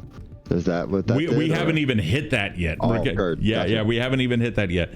Andromeda, what are the last for the thing speak? What are you looking for? Yeah. Let's see. You have 2 questions. I actually get 3, but I might only Three. do Sorry, 2. 3. I guess who handled this before me? Hazer. Okay, obvious. What has been done near this? Horrible things. You start getting in your head. You start receiving information over the line just as another one then comes through. All right, I have some information for you. Hold on, can you hear me? Hold on, wait 1 second. That's okay. Oh, there we are. Hi. And so there's some disruption happening over there. I don't know if you can read me. The veil in this area is thick. It's not maintained by the city. It is individual. It is self-contained. I have no egress. I can exit out of where I am, but I need to find a way to get into the veil over there. He doesn't have access from the outside. That also tells me he may not know what's coming his way. I think I can link you. All right, let's do it. Okay. I have one last question that I'm gonna ask, and then my little drone's gonna do some shit. I'm gonna go ahead and ask, for what purpose were you created? Oh, to serve the syndicate, of course. Okay. Yeah, I mean it's horrible, but we're now going to go over to the. Look, I didn't know if there was like a little depth to it or what. We're gonna. I mean, for what purpose? Delusions of grandeur. He probably thinks much more about himself than he actually should. And on that note, now receiving that information, Kode, you begin examining his systems and how he's reacting to the various things that are going on. You also see another drone being released, the bang, bang, bang of the shots of Haven, the head then turning around, the nanites are about to come out, and as they do, there's a zerk of energy that flies through his body, and all of the nanite cloud just kind of goes, it dribbles down to the ground underfoot. Kaze, what are you doing?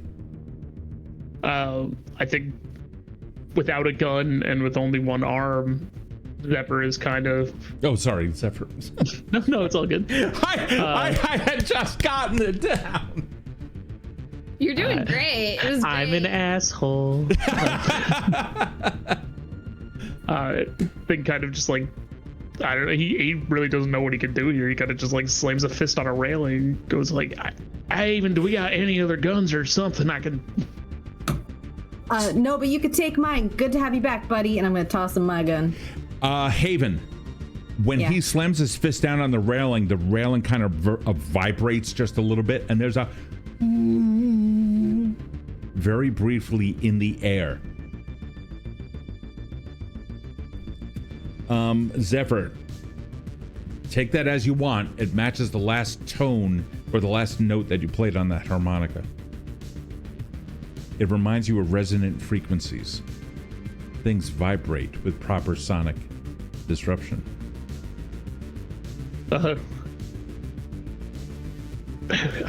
I might be just... listen, this might be 11 gallons of stupid in a 10-gallon hat, but I like underhand toss the gun back to Haven and I pull out my harmonica. Where'd you get that?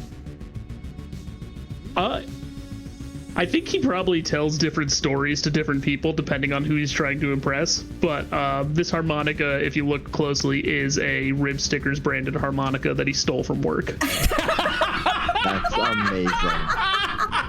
Oh my god. Amazing. What a fucking degen. Oh, like Texas Roadhouse ass little. Oh yeah. does it taste like dirty amazing. butter? Because it sounds like it tastes like dirty butter. It constantly smells like a hamburger. It's a little greasy. It's a little greasy in the holes. Oh God! Oh my god! This episode brought to you by Rib Stickers. Somebody clip this shit, please. Somebody clip this, please. Mike, we're going to say that you are with an object for a temporary period of time. I trust you to make a good story out of it. Cody, we're going to return to you. Looks like Hazer just tried to release some nanites. The cloud itself just tumbles down unceremoniously like a waterfall of black smoke. It lands down on the ground and it just goes crunch, crunch, crunch underfoot. What are you doing? Pulling back from the recoil of the yo-yo that just went off. I'm going to pull and kind of keep him together with the cord because it's technically wrapped around him right now. Even though it's not like doing anything, I'm not that strong. And I'm going to try to divert him. Okay. Make your move. How you feeling? Still powerful. Alrighty. Let me do this. And I know I'm going to want to use them, but let me see what I get. So I'm curious though, you do have the cord wrapped around him and you're using that as a method of distraction? Yes. Okay. All right. So Because if it's possible, he doesn't even notice because sensories are fucking machines. They don't feel fucking anything. No, they So, don't. Now that there's, well, or they feel everything, and that's like even worse in some ways. The real question I have for you though is, what kind of string is that? Is it just normal string? No, it's the metallic, like corded, like the spiral corded, textured string, so Yep. that it allows me to stop it in like mid motion and bring it back if I want to, or have it go all the way fully extended, which is a great distance, and let off the EMP at its max. Okay, so he comes out and he's realizing that the nanites just like completely fucking failed. He begins moving his system and he can see the blades just coming up in a crisscross pattern right up against your chest. However, he has now restricted movement. How do you want to capitalize on that? Martial arts. I want to snap into it, kind of combining my weapon and a kick to see if I can break the with the blade. divert. Okay, you got a 9, which means that you get to pick 2 things. So you can create an opportunity for you or someone else, which that's fine. You create an opportunity. If that's what you want, you glean a flaw or weakness, become confused. It becomes confused, flustered, or you're able to slip away. So you want to use this as an opportunity for your attacks? Actually, I just want to use that twice. Oh, you I want to use that twice. I'm going to make this an opportunity for me and make it an opportunity for Haven. Okay, all right, not a problem. Go ahead and let's get your move. Make your move, Haven. Make your move as well. Oh, another shot. Cool. Yeah. Cool. Still feeling powerful. Let's see what you got. Oof. Oh, fuck it. I got stuff. I want to give me a 3 and a 1, please, to make it a 10. 3 and a 1 plus 3 and a 1 for a 4 equal. That'll be a 9. Oh, the 3 and a 2 then for a 10. A 3 and a 10. Okay, cool. You got it. Oh, wow. Courtesy of the chat, a +2, a +3 is now used on Haven's behalf for a total of 10. That will give you 3 harm, or excuse me, 3 hold, and generate 1 for the bad guy. Fuck yeah. So that's 2 points. Yes. 2 points each. Yeah, if it's 3, yeah, if I'm doing harm. Yeah, Okay. Fuck it. She's 1, just 2, fucking 3. going at it. That is Yeah. all 6 of your shots. You're gonna have to reload in the next one. Just keep that in mind. Sure. Cool. Ping, ping, ping! Right off of the back, you can see Cody ripping right through the abdomen, and almost like kind of like grazing your leg just a little bit, not enough to do any damage. A bullet rips through his systems, and you can see a little bit of a. His face twitches a little bit, but otherwise does not react to the damage. As you said, machines don't have feeling, and unless he mechanically fails, he probably doesn't even recognize what's happened. But then again, a piece of string just foiled him. 1, 2, 3, 4, 5, 6. The shots ring through. The systems are slowly failing. You guys are beginning to draw fluids already. Andromeda, what's your action? I think at this point, this will be a good time to drop a little red marble on the guy, and I want to get the drone like as close to him as I can. I thought you swapped him out for blue. Good point. I did. I lied. All right. No, we did. I did. I said that. I'm gonna have to bring the drone back. Sorry. No, I appreciate you keeping me honest. No, I needed to be kept honest. Here I am trying to be a superhero, and I can't do that. What's the blue do? I've decided against using the blue. I want to use the red now. Okay, so you recall the drone. It comes back to you. Recall the drone. I'll reload it. And so all that happens while I'm futzing around with my tech. All right. Zephyr, Mike, whoever the fuck you are now. Yeah, I think hearing the sort of like same note as he played on the harmonica and understanding the basic concept of resonance, Zephyr is just going to play that note on his harmonica as loud as he can to try to get things vibrating to kind of fuck with Hazer's sensors in any way that he can. That like last note on the harmonica that's just like the worst. Oh yeah, it is. Well, and like this harmonica, like the only reason that the note sounded familiar is because it's so distinctive from this particular like fucked up production run of harmonicas. Like it's like 3 notes too high, and it's like a very noticeable skip when you go to the last note. Okay. Yes, please. Let me see. Did you have, by the way, did you have no dice? I did have no dice, yes. Okay.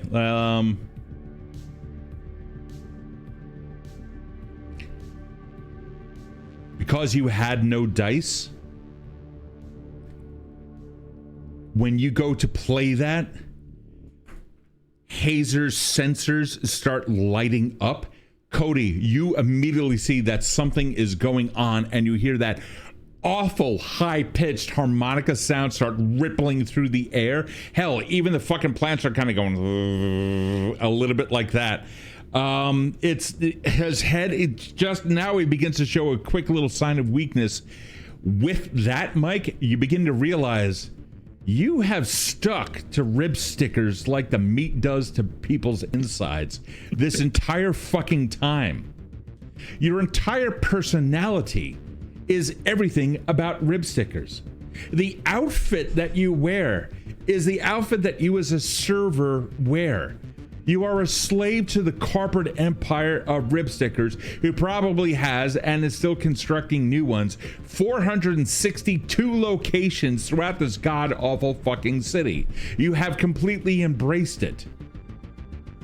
And the harmonica is your new object. Yeah, I think I play that screeching note and then kind of shout that at him and go, "Hey, shithead, your pet just got killed by this dumbass."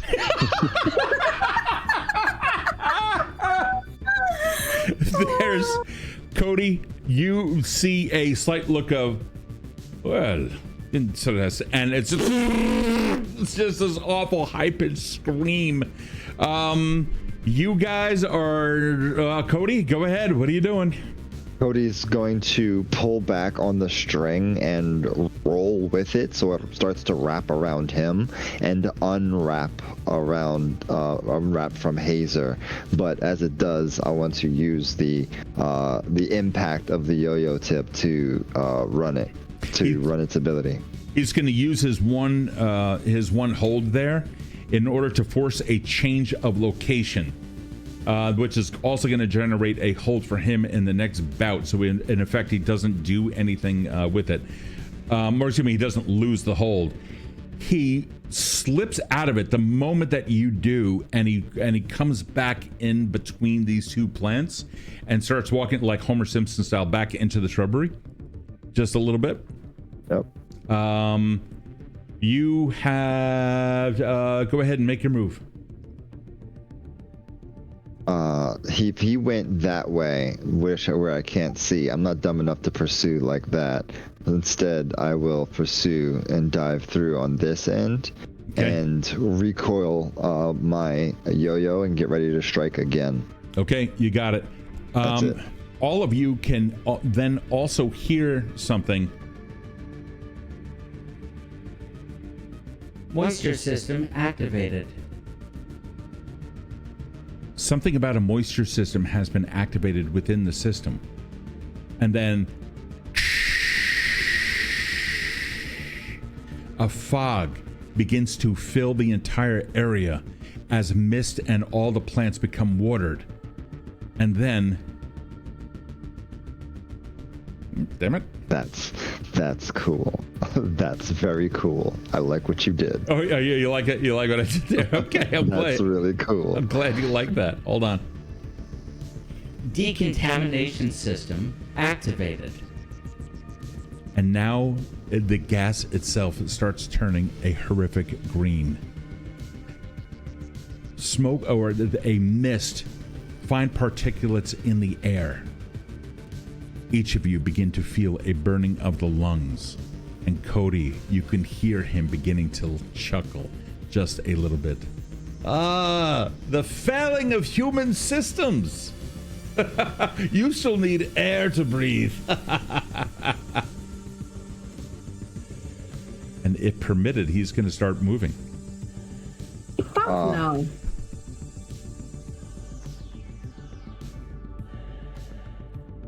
Somebody's muted. I don't know what's happening. Oh, two people have just disappeared. You're muted. Guys? Somebody, hold on. Is Discord down? I hear everybody, Steve. Okay, now I hear you. I didn't hear anything from anybody there for a second. Weird. Okay. That is weird. Yeah, I gotcha. Okay. I don't see your camera anymore, but I'm still in the thing. nope. Hold on. Did this? Do you want me to refresh it? Nah, let me see if I have it over here. No, you're not frozen.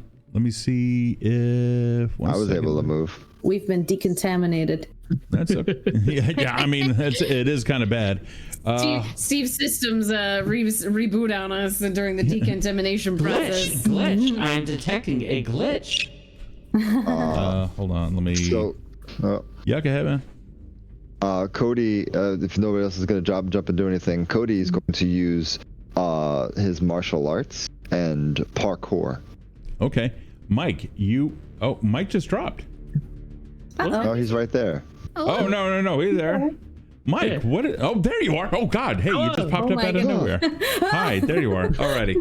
So, okay.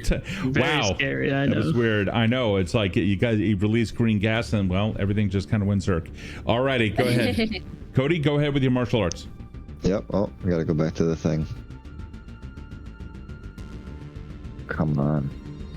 Whoa! Hold up! Whoa! I just took a look here. Yeah, they fried the circuits. They fried the circuits of my computer. Where did you fry the circuits? Hold on. Donald, 1 minute ago. Mist shuts down. Okay. Oh. Let me confirm something. Ooh. That is for a total of 30 seconds. So let's keep something in mind here. 30 seconds in a non-turn based system means 30 real seconds, but I don't want to cheese it. So what we're going to do is that I want you to take a moment, decide all of the actions, make all of the dice rolls. I don't want technology getting in the way of story. So make all of your dice rolls right now. Know what it is that you're going to do before you do it. And then I'm going to come around and I'm going to ask you guys what it is that you're doing. If the descriptions can all come in within 30 seconds, any hold that is generated will be cut in half. Is that fair? Yep. Okay. Alrighty, let's see what we've got. Are you guys all ready? Give me a thumbs up if you're ready for this. Okay, just waiting for, oh, you good? Alrighty. So, let me, do I have a, hold on, here, let me do it this way. Oh boy, this is gonna be, I wasn't expecting this. I'm feeling stressed. Are you feeling stressed? Okay, I have a stopwatch. You ready? And all I'm gonna ask, I need all of you to describe what you're doing. I'm not gonna ask individual names, but all of you have 30 seconds to describe to me what's going on. And once again, any hold that is generated for Hazer will be cut in half if everyone can get in all of their action descriptions within 30 seconds. Are you guys ready? I'm not calling you out by name, so you're gonna have to figure out how to do this. 3, 2, 1, go. I run towards the edge of the balcony that we're on, and as I'm going, I say, Haven, toss me your sword! And not waiting to see if she does, I jump over the ledge and grab for it to slide down the wall. I rolled a 9 for risk, +1, that's a 10. Okay. I assume you mean gun. I'm gonna throw them the gun. I meant sword. Andromeda has changed out all the blues and has inserted one bead, and it is sent over onto Hazer. It is hovering directly above him, and it is going to drop. Cody? Cody runs by him in a parkour maneuver to avoid all harm, hitting him with using my +3 and my +2 for martial arts to do max damage on it. Okay, you were not able to adequately describe all actions within 30 seconds. Heard. Okay, so all hold that is generated, I'll give you any hold that is generated by Cody is going to be at full for him. The you three are, since you got yours in, we'll say that it is still halved. This way, you know, you're not totally fucked by it. Mike, you spoke first. Let's take care of you, and then we're going to take care of Stacie and then Erin. Yes, my intention was to call for Haven's particle blade. Right. But she tells me the gun. Right. Like that boy. My 9 that I rolled. Reloaded too. Yeah, the 9 that I rolled +1, using my +1, was for risk to kind of jump down to the level of Hazer and Cody. Mm-hmm. And do so in a way that I don't just kill myself. So you got a partial success on that, on the risk. No, I used my +1 from the hype train. Oh, you got it. Okay, cool. All right, perfect. Thank you for that. And let me mark that down. All right, cool. So it is a 10. Where do you want to go? Straight down? I think down by the tree over here. Sort of like off the edge. Like over there? Yeah. Okay, cool. That is done. Was there anything else you wanted to do? If Haven gave me the gun, then when I land, I would shoot, but that would be outside of like the 30-second Okay, you got window. It. Stacie, your actions as described. Yeah, so the little drone got sent out with the single red bead directly over Hazer, as like close as it can get to him. It's gonna get there and drop this little red bead into whatever crevasse happens to be somewhat open on his like physical form. Well, how are you feeling about that? I'm feeling pretty powerful about it. Okay, well, give me a state roll or a state check. Let's see whether or not you can get it in there. It's gonna be a partial success. But I do I still have a +1? Yes, you do, to make that a 10. The little bead drops right into the, oh, absolutely. This motherfucker and all of his cockiness ended up taking off his coat to flex, right? Yeah, that wrong thing to do, because simulants are full of little holes all over the damn place. No. It falls right in between where his clavicle would be. Yeah, and then I'm gonna, instead of like audioly like pinging Sherry, I'm gonna like send like a message ping that has like the identification number of this red bead on it, so she can directly disrupt the veil with this like with this antenna essentially. You got it, sweetie. Give me a moment. Okay, and was that was the end of your description, right? That's it. That's all I did. Haven, you threw him the gun. What else? That's all I did. So Okay. I'm still in the Sorry, balcony. Cody. Okay, no hold, or excuse me, no hold was generated for him. I don't think any hold was generated for him. He didn't really take any actions against him. So, Cody, you're up. He ran by him, and what he did was he held his breath and closed his eyes to prevent all harm, using his very human awareness of where things are from the martial arts his father taught him to find him, and proceeded to use that one little tool, good against cybernetics, to one-two him as he ran by. Okay, and did you make a check? I did for the parkour. I used my +3 to make that a 7, and then I used my +2 to make the attack +8. Okay, a total of 8. A total of 8, yeah. Okay, so, all right, so with that, you're going to generate 2 hold, and he generates 2 hold. Mm-hmm. Okay. How much damage is done in total? 3. 3 points. 1, 2, 3. You can tell his systems are beginning to collapse. You guys, his system is fairly fucking powerful, but you guys have also been locking him down. A lot of the sensors that he has also seems to be disrupted for some reason that has yet to be fully described. But armor-wise, while he's still withstanding, mechanically, he's beginning to break down. But that does not prevent him from launching at you with 2 blades in 2 attacks to inflict harm. Do you have any armor on you? I do with my martial arts, yes. Okay, cool. The defensive martial art. That is going to be a total of 4 armor piercing. Oh, so I just realized, yeah, what a dick move that was. You have any armor? Yeah, I got armor. It doesn't count. That was a dick move. I'm sorry. That was not my intention. That puts me to wounded, and that will get me to reprisal. Not doing great, but I get to do my reprisal. Okay, yeah, exactly. There were 2 attacks. Nice. Holy shit. So that's an 11. Also, you get a +1 hold, and when you try to neutralize them. Okay. Yep. So we're using conflict for this. Okay. This way you can also have the additional opportunities. So just remember that you do have +1 for that. Okay. Do I need to roll my neutralize?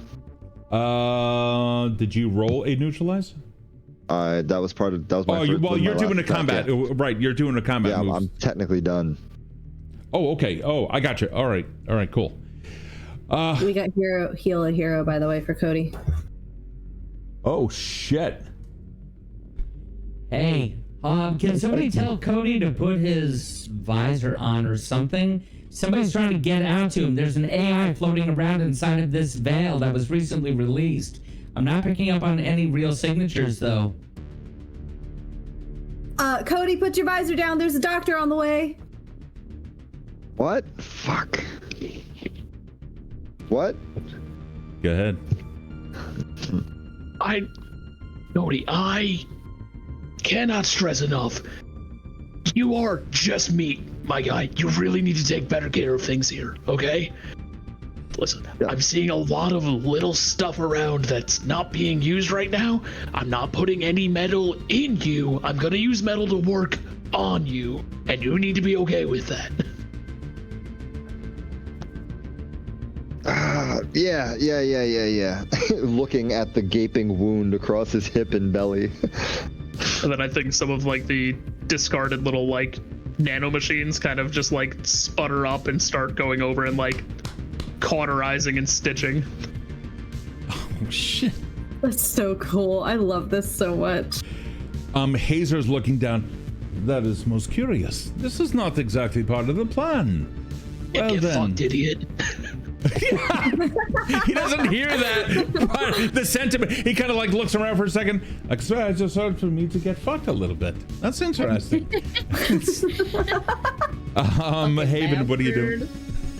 I guess you guys, you know what? I'm not going to call you out by name anymore. If there's a pause, then he's going to go. We're going to start amping up the drama.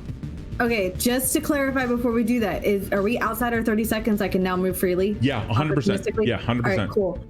Without a gun, I drop down, realizing that he meant particle blade. I'm going to toss him my particle blade, and then I'm going to take out the dagger that previously Kaze gave to me, and I'm going to go circle around to meet up on the other side, and I'll move my token. That's it. Seeing the particle blade coming, quickly holster the pistol and catch it with my remaining arm. And I'm also going to start running in on Hazer. Okay. Donald, do me a favor. Give me a roll of a D6.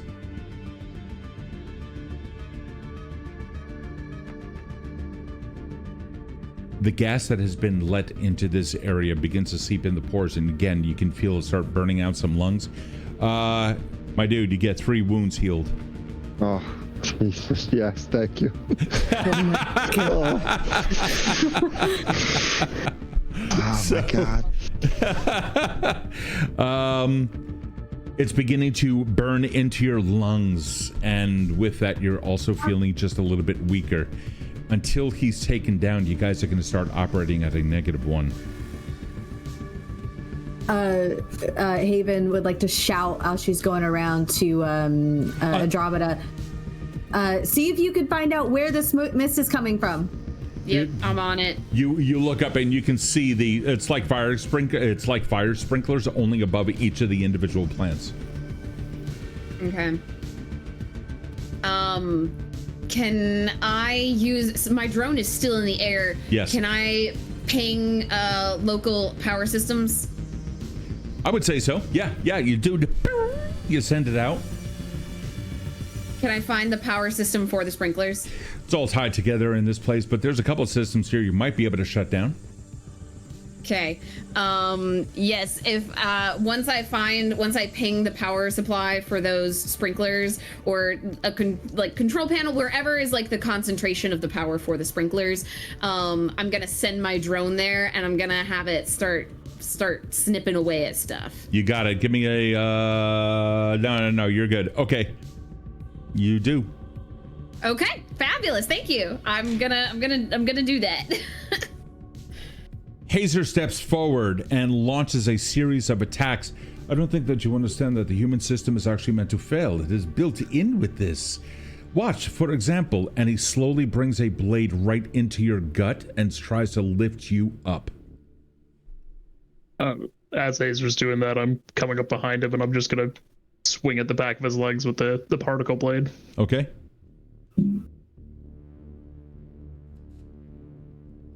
Need y'all to make your rolls or do something. Yep, got it. Ed. Zephyr's mad with a partial success of 1. You do have... if we're operating at a -1, that would be an 8. That is true. But then I'll use my +2 to put that to a 10. Yeah, you got it. Go ahead. Yeah, 3 successes. He now has 1 hold. Okay. How much harm does the particle blade do? I believe it does 2. The Haven? That's a question to you. It's 3. It's 3 armor piercing. There you go. 3 armor piercing. Yeah, I will. I think I'm gonna just swing 3 times at him. Oh Jesus! Okay. When you begin to swing at him, can you describe exactly what we see? Is there what's happening with like emotions? What does everyone else see? So instead of the sort of like very smooth motions of like his old sword that just kind of like cut right through things, this is almost like just a dude going at somebody with like a machete. It is just like hacking and shouting and screaming, just a whole like torrent of Wild West nonsense as he is trying to cut into him.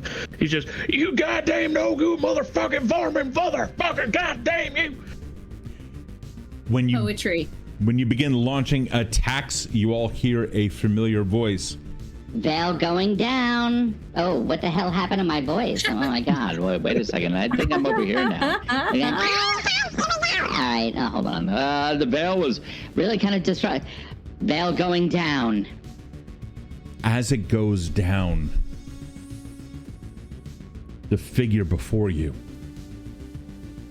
has been completely mangled. reality begins to show itself. The sensors in the roof slowly getting turned off as a drone begins its magic on a nearby control panel. All of the things that create imagery and AR in the veil itself begins to wither away, and so does the form of Dr. Hazer. Marks of strings that have been cutting into him this entire time now begin to show in flesh, not steel. His entire system, a lie. All of Kode's attacks have ripped him to shreds. And now Zephyr coming up behind. His figure begins to shake uncontrollably, what few augmentations this mere little scientist actually has. His form begins to flicker and fail. His weapons, moments before which had completely hummed with a menacing energy, now lie completely dormant, mere shadows of the veil in front of you. Blades that might have been retracting now simply begin to disappear, and the energy weapon itself beginning to dim and fall silent. You see multifaceted eyes that were all over him. Those actually do exist, normally glowing with like a harsh, unnatural light from underneath whatever hair that he has, begins to soften and fade. And the interface that filled his gaze with data and predictions is now nothing more than disordered chaos of images and words, flickering and then disappearing, and what little there is remaining of the lenses over his eyes, leaving only dull, lifeless cavities of a man who'd once tried to transcend humanity. Hazer's body, heavy with mere gravity, falls.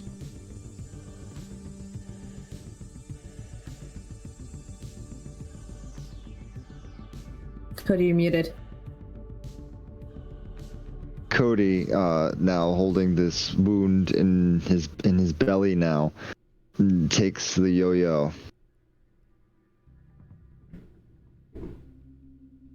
The last thing that you took from Mama V, I'm gonna take from you, and I'm gonna activate the EMP inside of his mouth. You can see he's still alive. He's frail. You activate it. It sends a shock through his system. And then you see that one eye, the remnants of the electronics still behind it. You kind of recognize those kinds of electronics. He probably pioneered the thing that you had put in your mom. It begins to cascade over his system and riding like lightning over his, I don't want to say ride lightning, that's really bad, but over the tongue, you just see a zerking of energy start ripping through cheeks, a smell beginning to pollute the air. Meanwhile, the fog also beginning to clean up. And lastly, over his spine, riddled now with electrical signals that begins to, his arms begin to involuntarily twitch. His real augmentations now being permanently shut down. He lays there, gasping for air. The things that drive his diaphragm no longer functioning as they once did. The machine itself has fallen. What are you going to do? What are you going to do now? You're just a human.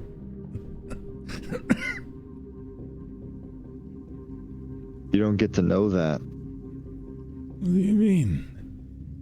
I know everything.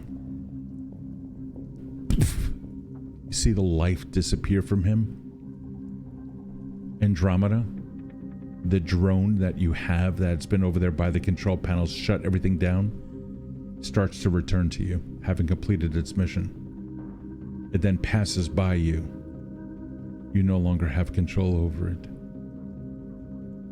And Hazer leaves the facility. No, what? No, wait a second. The closed circuit is directly attached to my Omni tool. to the veil. Oh, wait a second. Then your Omni tool goes flying away.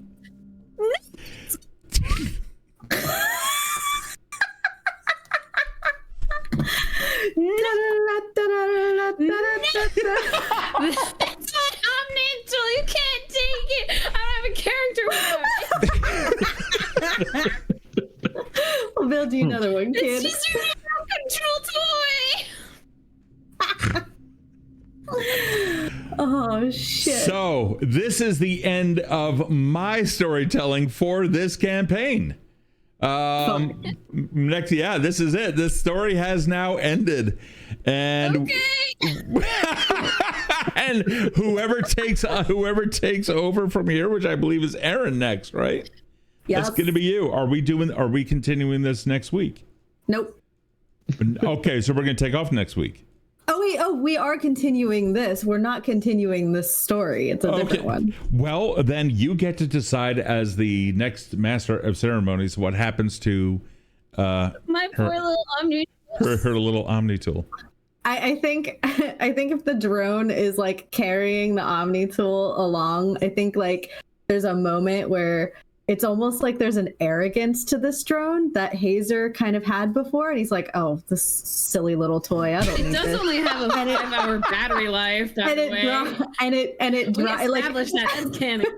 and it like cuts the cord of like the yo-yo Omni tool, so it like cuts it so that it like the Omni tool itself falls. The drone is able to be severed, so you get the tool back. The drone is now gone, and you'll have to like figure out how to reconfigure another drone. That's fine. But yes, canonically speaking, we did establish that it only has a 5-hour battery life. That is true. Yeah. Yeah. So we don't know how far it's gonna get. It saw some pretty heavy use today. Oh, Yeah, it really did. It really did. We're gonna go upstairs on our way out. We're just gonna see the drone. Yeah, thank God there's no other little beads inside of it. None of my marbles are inside of it. Yeah, they all come out. I said it only had the no. There was only I had unloaded all the blue ones, and I had only loaded the one red one, and then that one red one was ejected. So there's nothing. It's just a drone, and all of Andromeda's eyelashes fall off of her eyeballs. We're gonna see the drone laying in the hallway, and we're gonna see Zephyr's arm just kind of like. It's like pulling along. Oh my god, it's so funny. So you're gonna take my Omni tool. So welcome to the after party. Next week I get to start off on playing a new character. I guess we'll find out what it is when I create it. But I have an idea. I know what it is. Erin, I'll talk with you about that. Mike, are you able to stick around just for a little bit, or you got a jet? I got a jet. I'm sorry, gang. No worries. Fixer, have a great night. Mike, thanks so much for playing. I really, really appreciate it. Oh, excuse me. If anybody here wants to chat in, type in into chat. By the way, I love Alex Vixen's comment here, and it goes, Hazer, neener, as it flies away. it's so fun. It's so messed up. Hey, it's Bronson on stream. What's up, man? I just wanted to say before I leave, I know, big like arc finale and everything. So there might be questions. If you guys have any questions, just put them in the spoiler chat. I will check when I wake up. Yeah, spoiler chat. If you want to ask them now, before anybody else who can answer, you can also do that too. But anybody can type in anything. If you are a Patreon patron, then yeah, you can join us. Just simply say, hey, I want to talk, or raise your hand or whatever here in this chat, and that'll send you out an invite, and then we'll get you in on the Twitch guest star thing here for that. So like Donald, for example. In the meantime, anybody else can ask any question here, and we will simply repeat it and then get you guys some answers. I've never told a cyberpunk story, apparently. Hi, Mike. Oh, good night, Mike. Bye-bye. Hey, Mike. Have a good one, buddy. Bye-bye. I've never told a cyberpunk story. Apparently it went off well. So I'm not looking for accolades or anything along those lines. However, there's one thing I do need to know. So the fight with Hacksaw was emotional. So because of that, and because of everything else that went down tonight, and it was a longish game, how are you guys feeling? Everyone good? All right, cool. Donald can talk. All right, Donald, in just a moment, I'm going to send you out a who's and what's this, and then we will get you involved. Any questions about the series, the game, open ends that need to be stitched up, stuff like that? I'm still watching a drone fly away in my. How bad was that? Was that? I mean, was that? It was fitting. It is fitting. Okay, it is fitting. About it, but it's fitting. It's poetic and it's great, but also my drone. Well, you had to find something. There were no bodies around, so. Yeah, I made sure of it. You know how I spent this entire time covering my ass, okay, so that this wouldn't happen. That's fair. And That's you totally fair. go and take my little drone. Alex is also saying it fits Cyberpunk, so it's kind of a yeah. It's good. It's good. Donald, I just sent you out. Yeah, definitely. Donald, I just sent you out the goods. You can come on in. Your video will not appear if you happen to have that turned on, but people will be able to hear your voice. Any other comments, questions, or concerns? I guess I for am. the record, the drone is like a little guy. It's just it's just a little guy. It's just a little guy. So Poor guy. little guy. I have a feeling. I have a big feeling that Cody is just there, bleeding out, because that last hit that you said, yeah, man, that put me into critical. Oh, did it? No! Seriously? It did. So he's just sitting there, kind of like, hey, fuck you, just dying. Oh my god, guys, fucking, I hate technology. Hey, Donald, you there?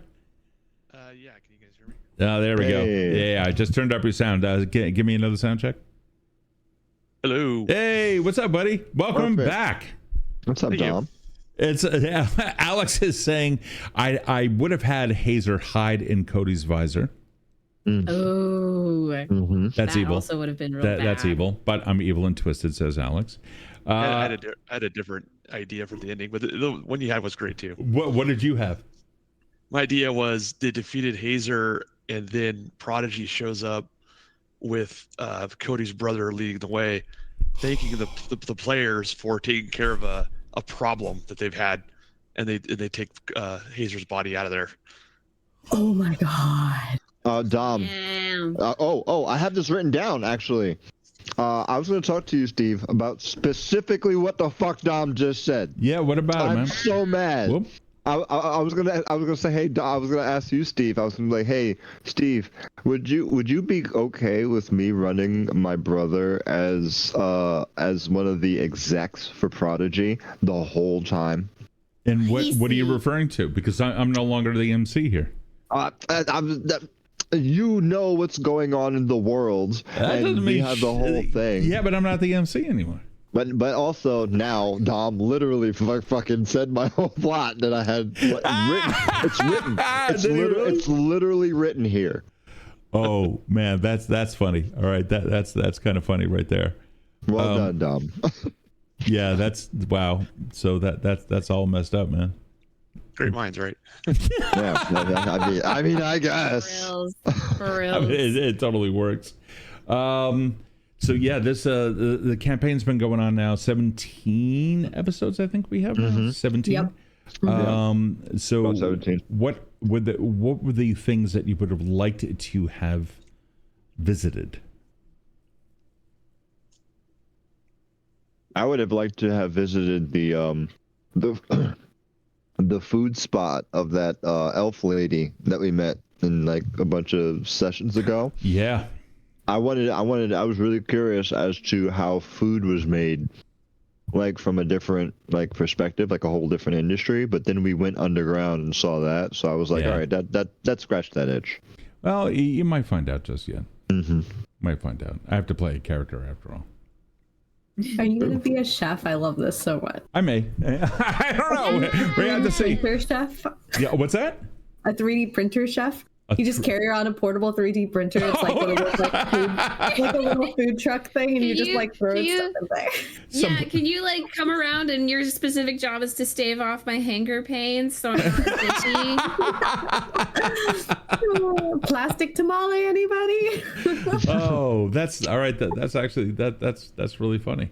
Donald, what would you have liked to have seen addressed or whatever? I did have a thought. After seeing the underground Shade City last, watching the video, after I watched it afterwards because I wasn't here last week, but I'm thinking maybe Hal's Burger Chain is might not necessarily be related to Shade City, but they're from an underground city somewhere originally. Or maybe they still are. Yeah. Well, I mean, Hal's. I mean, Erin, are you gonna run with Hal's?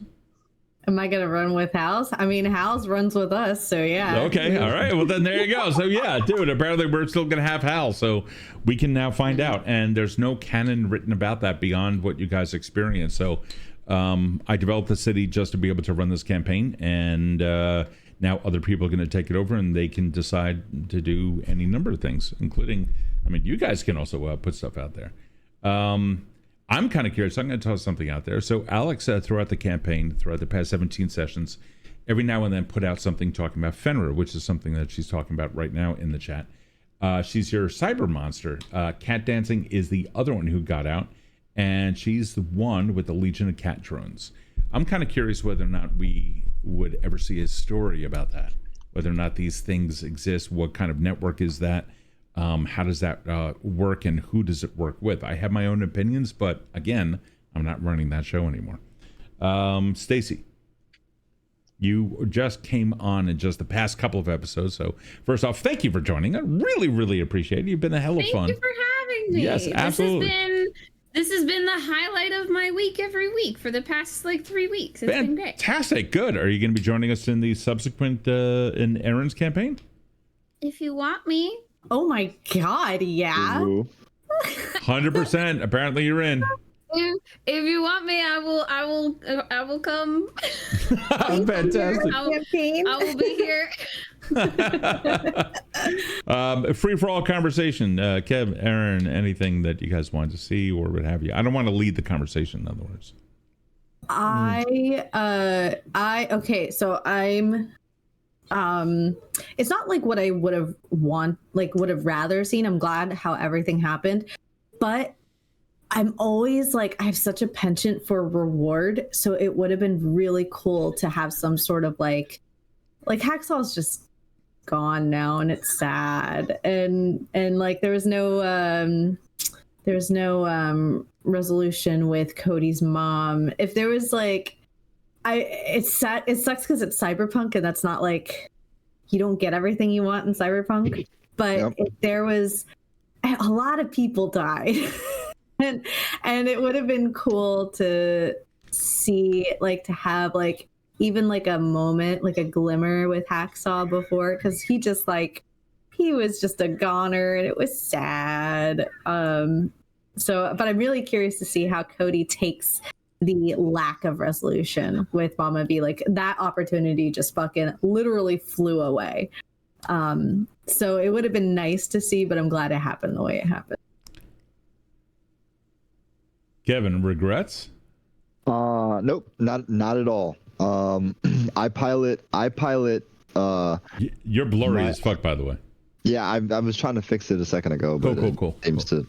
But I pilot a meat suit that doesn't have all of the knowledge that I do, but specializes physically in getting their shit done and emotions based off of that. And I think I was as true to that as I could be.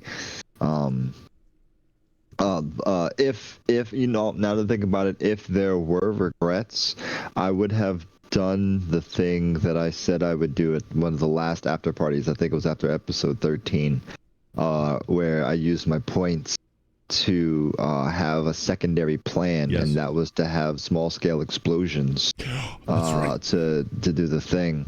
And I would have just been like, oh, you think you got us? If he had a bunch of simulants start taking us out, I'd be like, great. So I did a thing just in case And I have a thing that if my heart stops, see this little hole right here? Yeah, if that signal stops, this place goes up. And by the way, you can't go anywhere because Shari's got it under lock and key.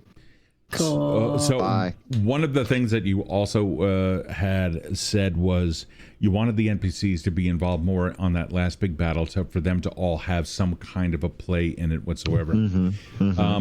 That we saw at the beginning of the last game when they were all lining up and Shari was finally able to get into, or Dee started coming in on Cody's visor specifically. That's where all of that was coming from. When he got Taylor involved, Taylor was behind the scenes trying to usher in some like hard weapons, figuring that this was going to be a big ass fight. We didn't get to that. I don't think it was necessary. But it was there. Shari's assistance at the end of the day helped bring down the Veil, which in that local area, thanks to Andromeda, because NPCs are somewhat powerful. And this particular Veil, Hazer ended up creating his own off the grid, which basically meant that you guys were not only fighting behind enemy lines, you were fighting on home territory. I mean, it's kind of one and the same, but this was just like doubly bad. So your wish was my command, and much of it was made done, and hopefully it was done faithfully.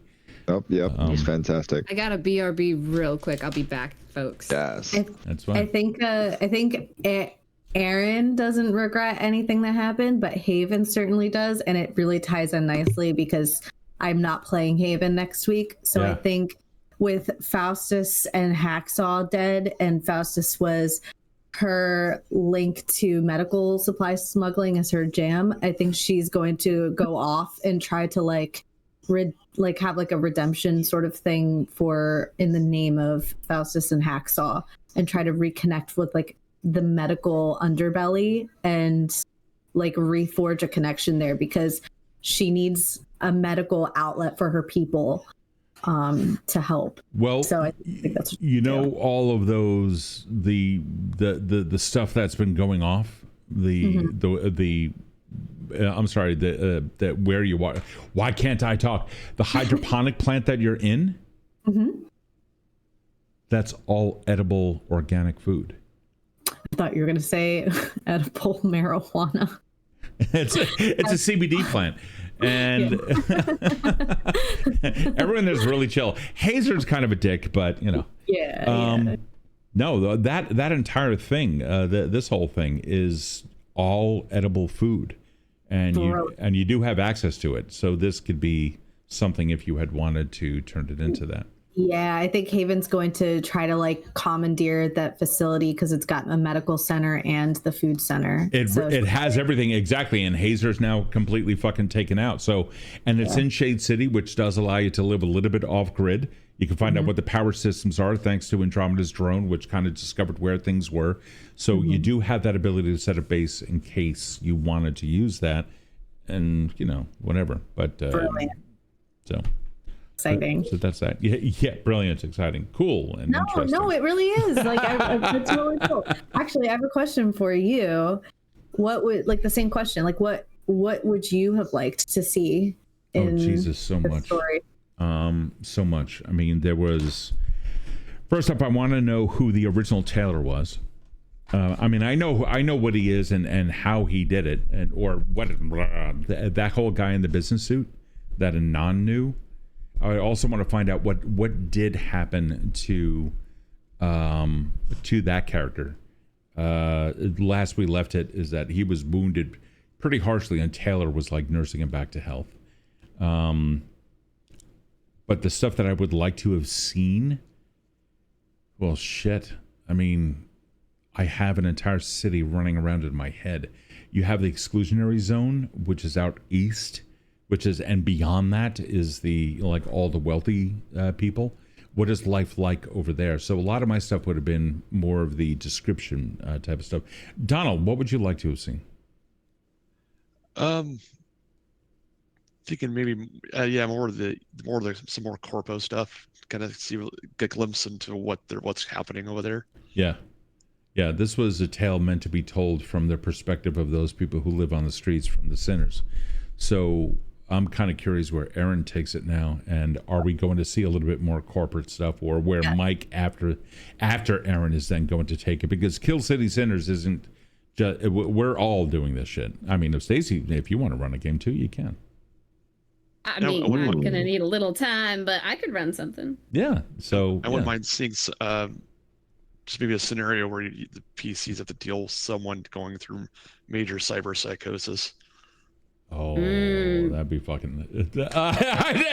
So I know my beloved. I just saw that thing could just go on here. So you all are giving really good ideas. And I already have. And now's a really great time to take notes. Yeah. Right? I can take notes for you. Look, I got pen and paper. I've already written. I've already written the story and I've run it before in using Cyberpunk Red. So I already know where this is going, and I will give a tiny spoiler and say that it will be including a lot more involvement with the elite. So with the elite? With the elite. So you are going to see some of the glitz and glam of Killison City. Oh, that's fucking hot. Okay. Yeah, I can't that's all I'll say. I can't wait for my little street rat to get involved with some high-end bitches. Are you going to continue playing Andromeda? I really like her. Okay. I think she has a lot of potential. Okay. So if you want me to continue playing with her, I can. Otherwise, I'm happy to create something else. You're the player. But I've just been really vibing with her. Like, you're a player. Yeah.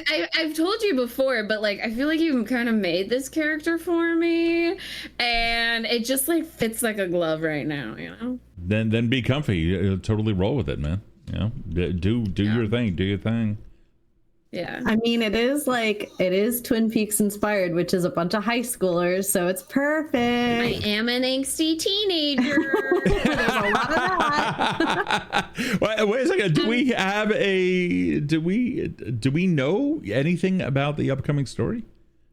That it's going to deal with a lot with the elite and the glitz and glam of Killison City. Also, it is very heavily inspired by Twin Peaks, the show. Okay. And so there's a lot of you don't have to know the show. You don't have to have ever watched it. It's a unique story. It's just inspired by.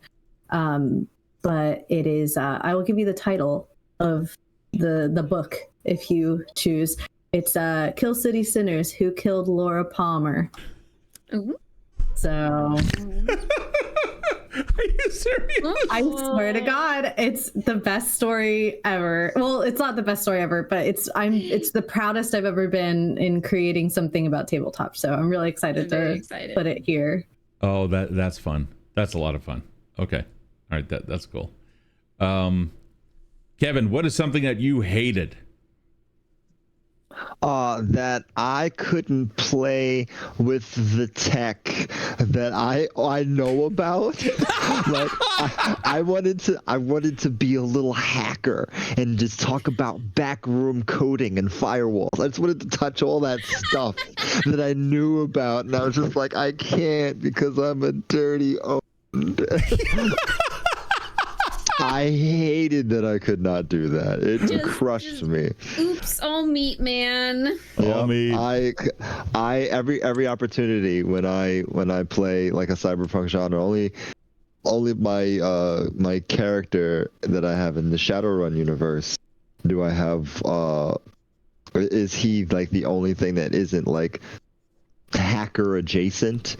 I like being able to walk by somebody and somebody's talking shit and they're like, oh man, it'd be a shame if you relieved your bowels while you're in the middle of talking and didn't know it. like hack their digestive tract or some shit. Oh like, Oh my god.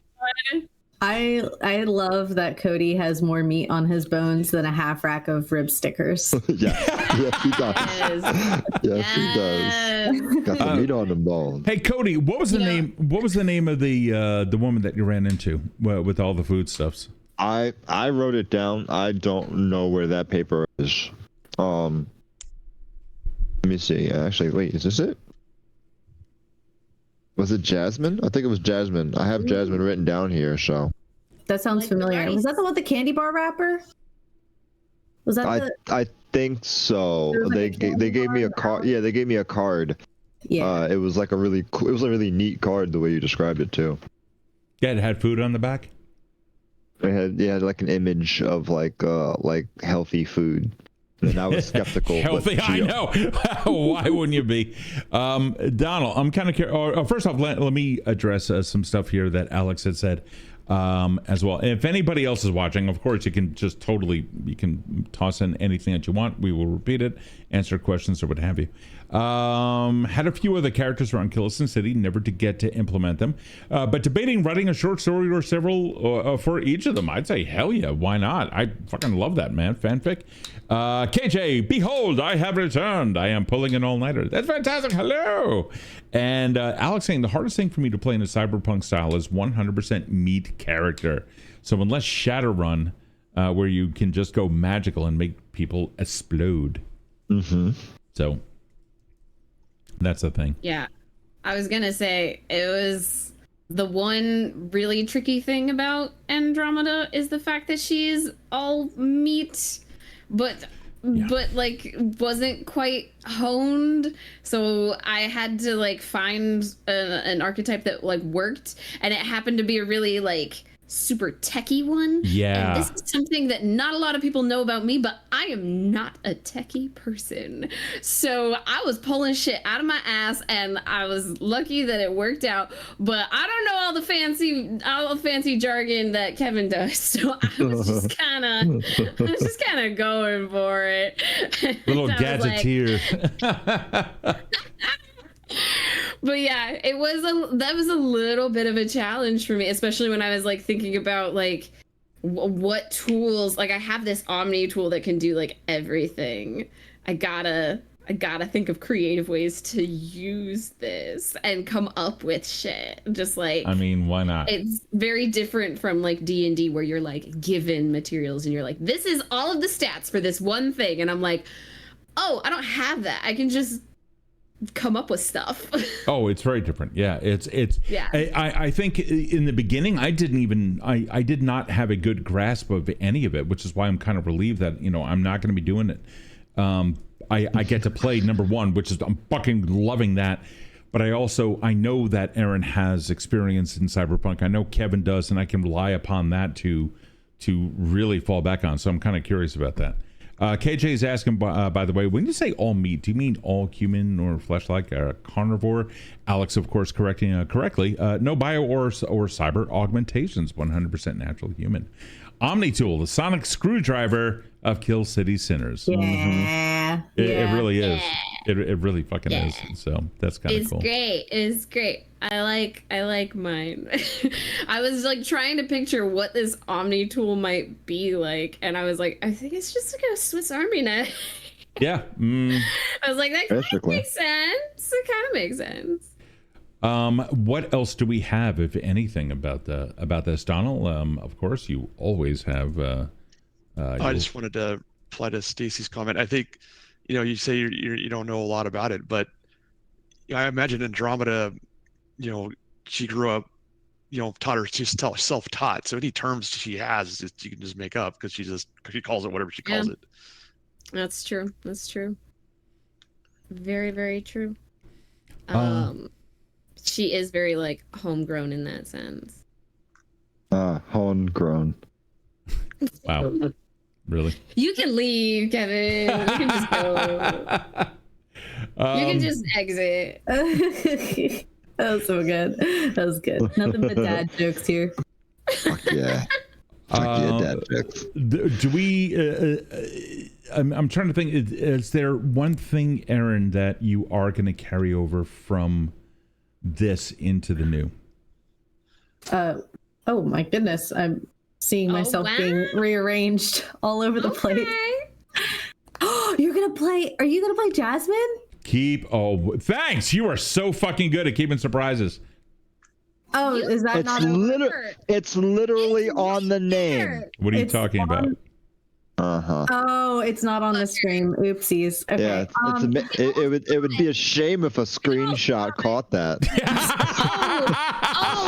If only clipping existed on Twitch so we could have documentation permanently. Okay, guys, keep something in mind. What you see is not necessarily what the stream sees. That's true. I just realized that. I'm a dummy. Okay. That's all right. Anyways, one thing I'm going to carry over. Probably, definitely all the characters. I don't think we're gonna meet Dr. Hazer at all. He's might a little baby drone that's like that's probably fallen in a garbage can. Just got 5 hours of battery, baby. That would be amazing. We might end up outside the city limit. Ooh, okay. That would be spicy. Holy shit, that'd be awesome. All right, there. Okay. Yay. Nice. So I just ruined that whole I'm so sorry. I mean, he was doing it in front of us. I know, but you know, I forgot. Because okay, so the players see behind the scenes any of the preview of the scenes that I have. This way, during the countdown, we can still see each other's faces, and then I just transition between scenes. I forgot about that part because I was setting it up behind the scenes. I love this. I don't know what to do with my hands. Yeah, I know. You have to be all tight. KJ wants to know something. Does the wiki have pictures of the characters? Because I'm going to need some references if I'm going to do more arts. No. But it can. Anybody, by the way, if anybody ever wants to take over on the wiki, you can. Ooh. Yeah, fuck yeah. Anybody can contribute to that. Evandale.fandom.com. It's a open wiki for the community. It was created by community. There's close to 800 pages on that thing. So feel free to take it over if you so wish.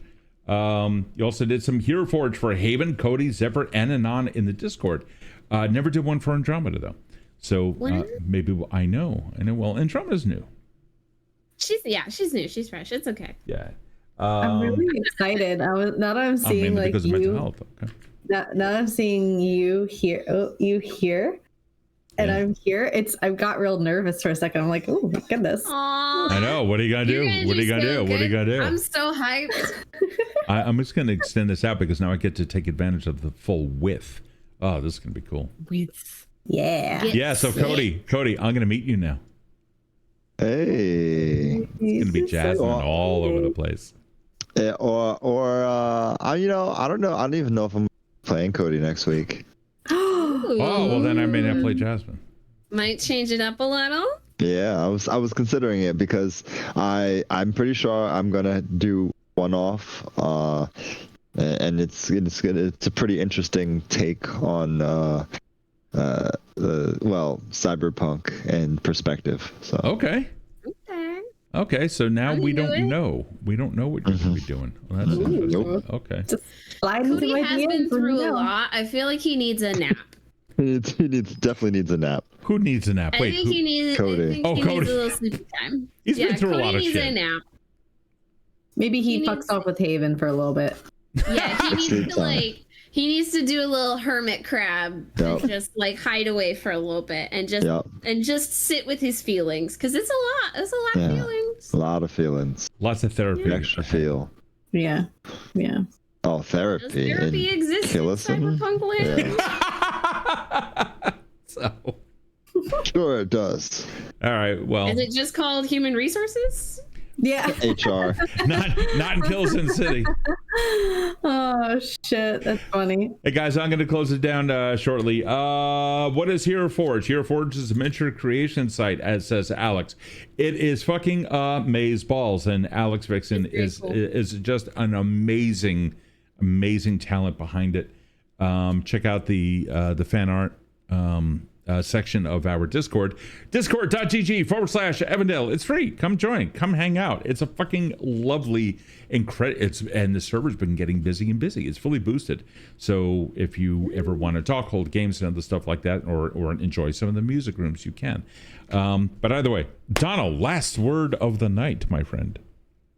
That was a great ending, very cyberpunk, and I'm looking forward to next week. Sweet. I know. I have no idea what's going to happen with Erin doing all the stuff and things, or who I'm going to play, because now I don't know what this one's going to do. But this one will be back. Oh, oh shit. Maybe we all get to be like, well, it'll be Zephyr. But Zephyr kind of met Andromeda's gang. Maybe we'll all be Andromeda's gang members.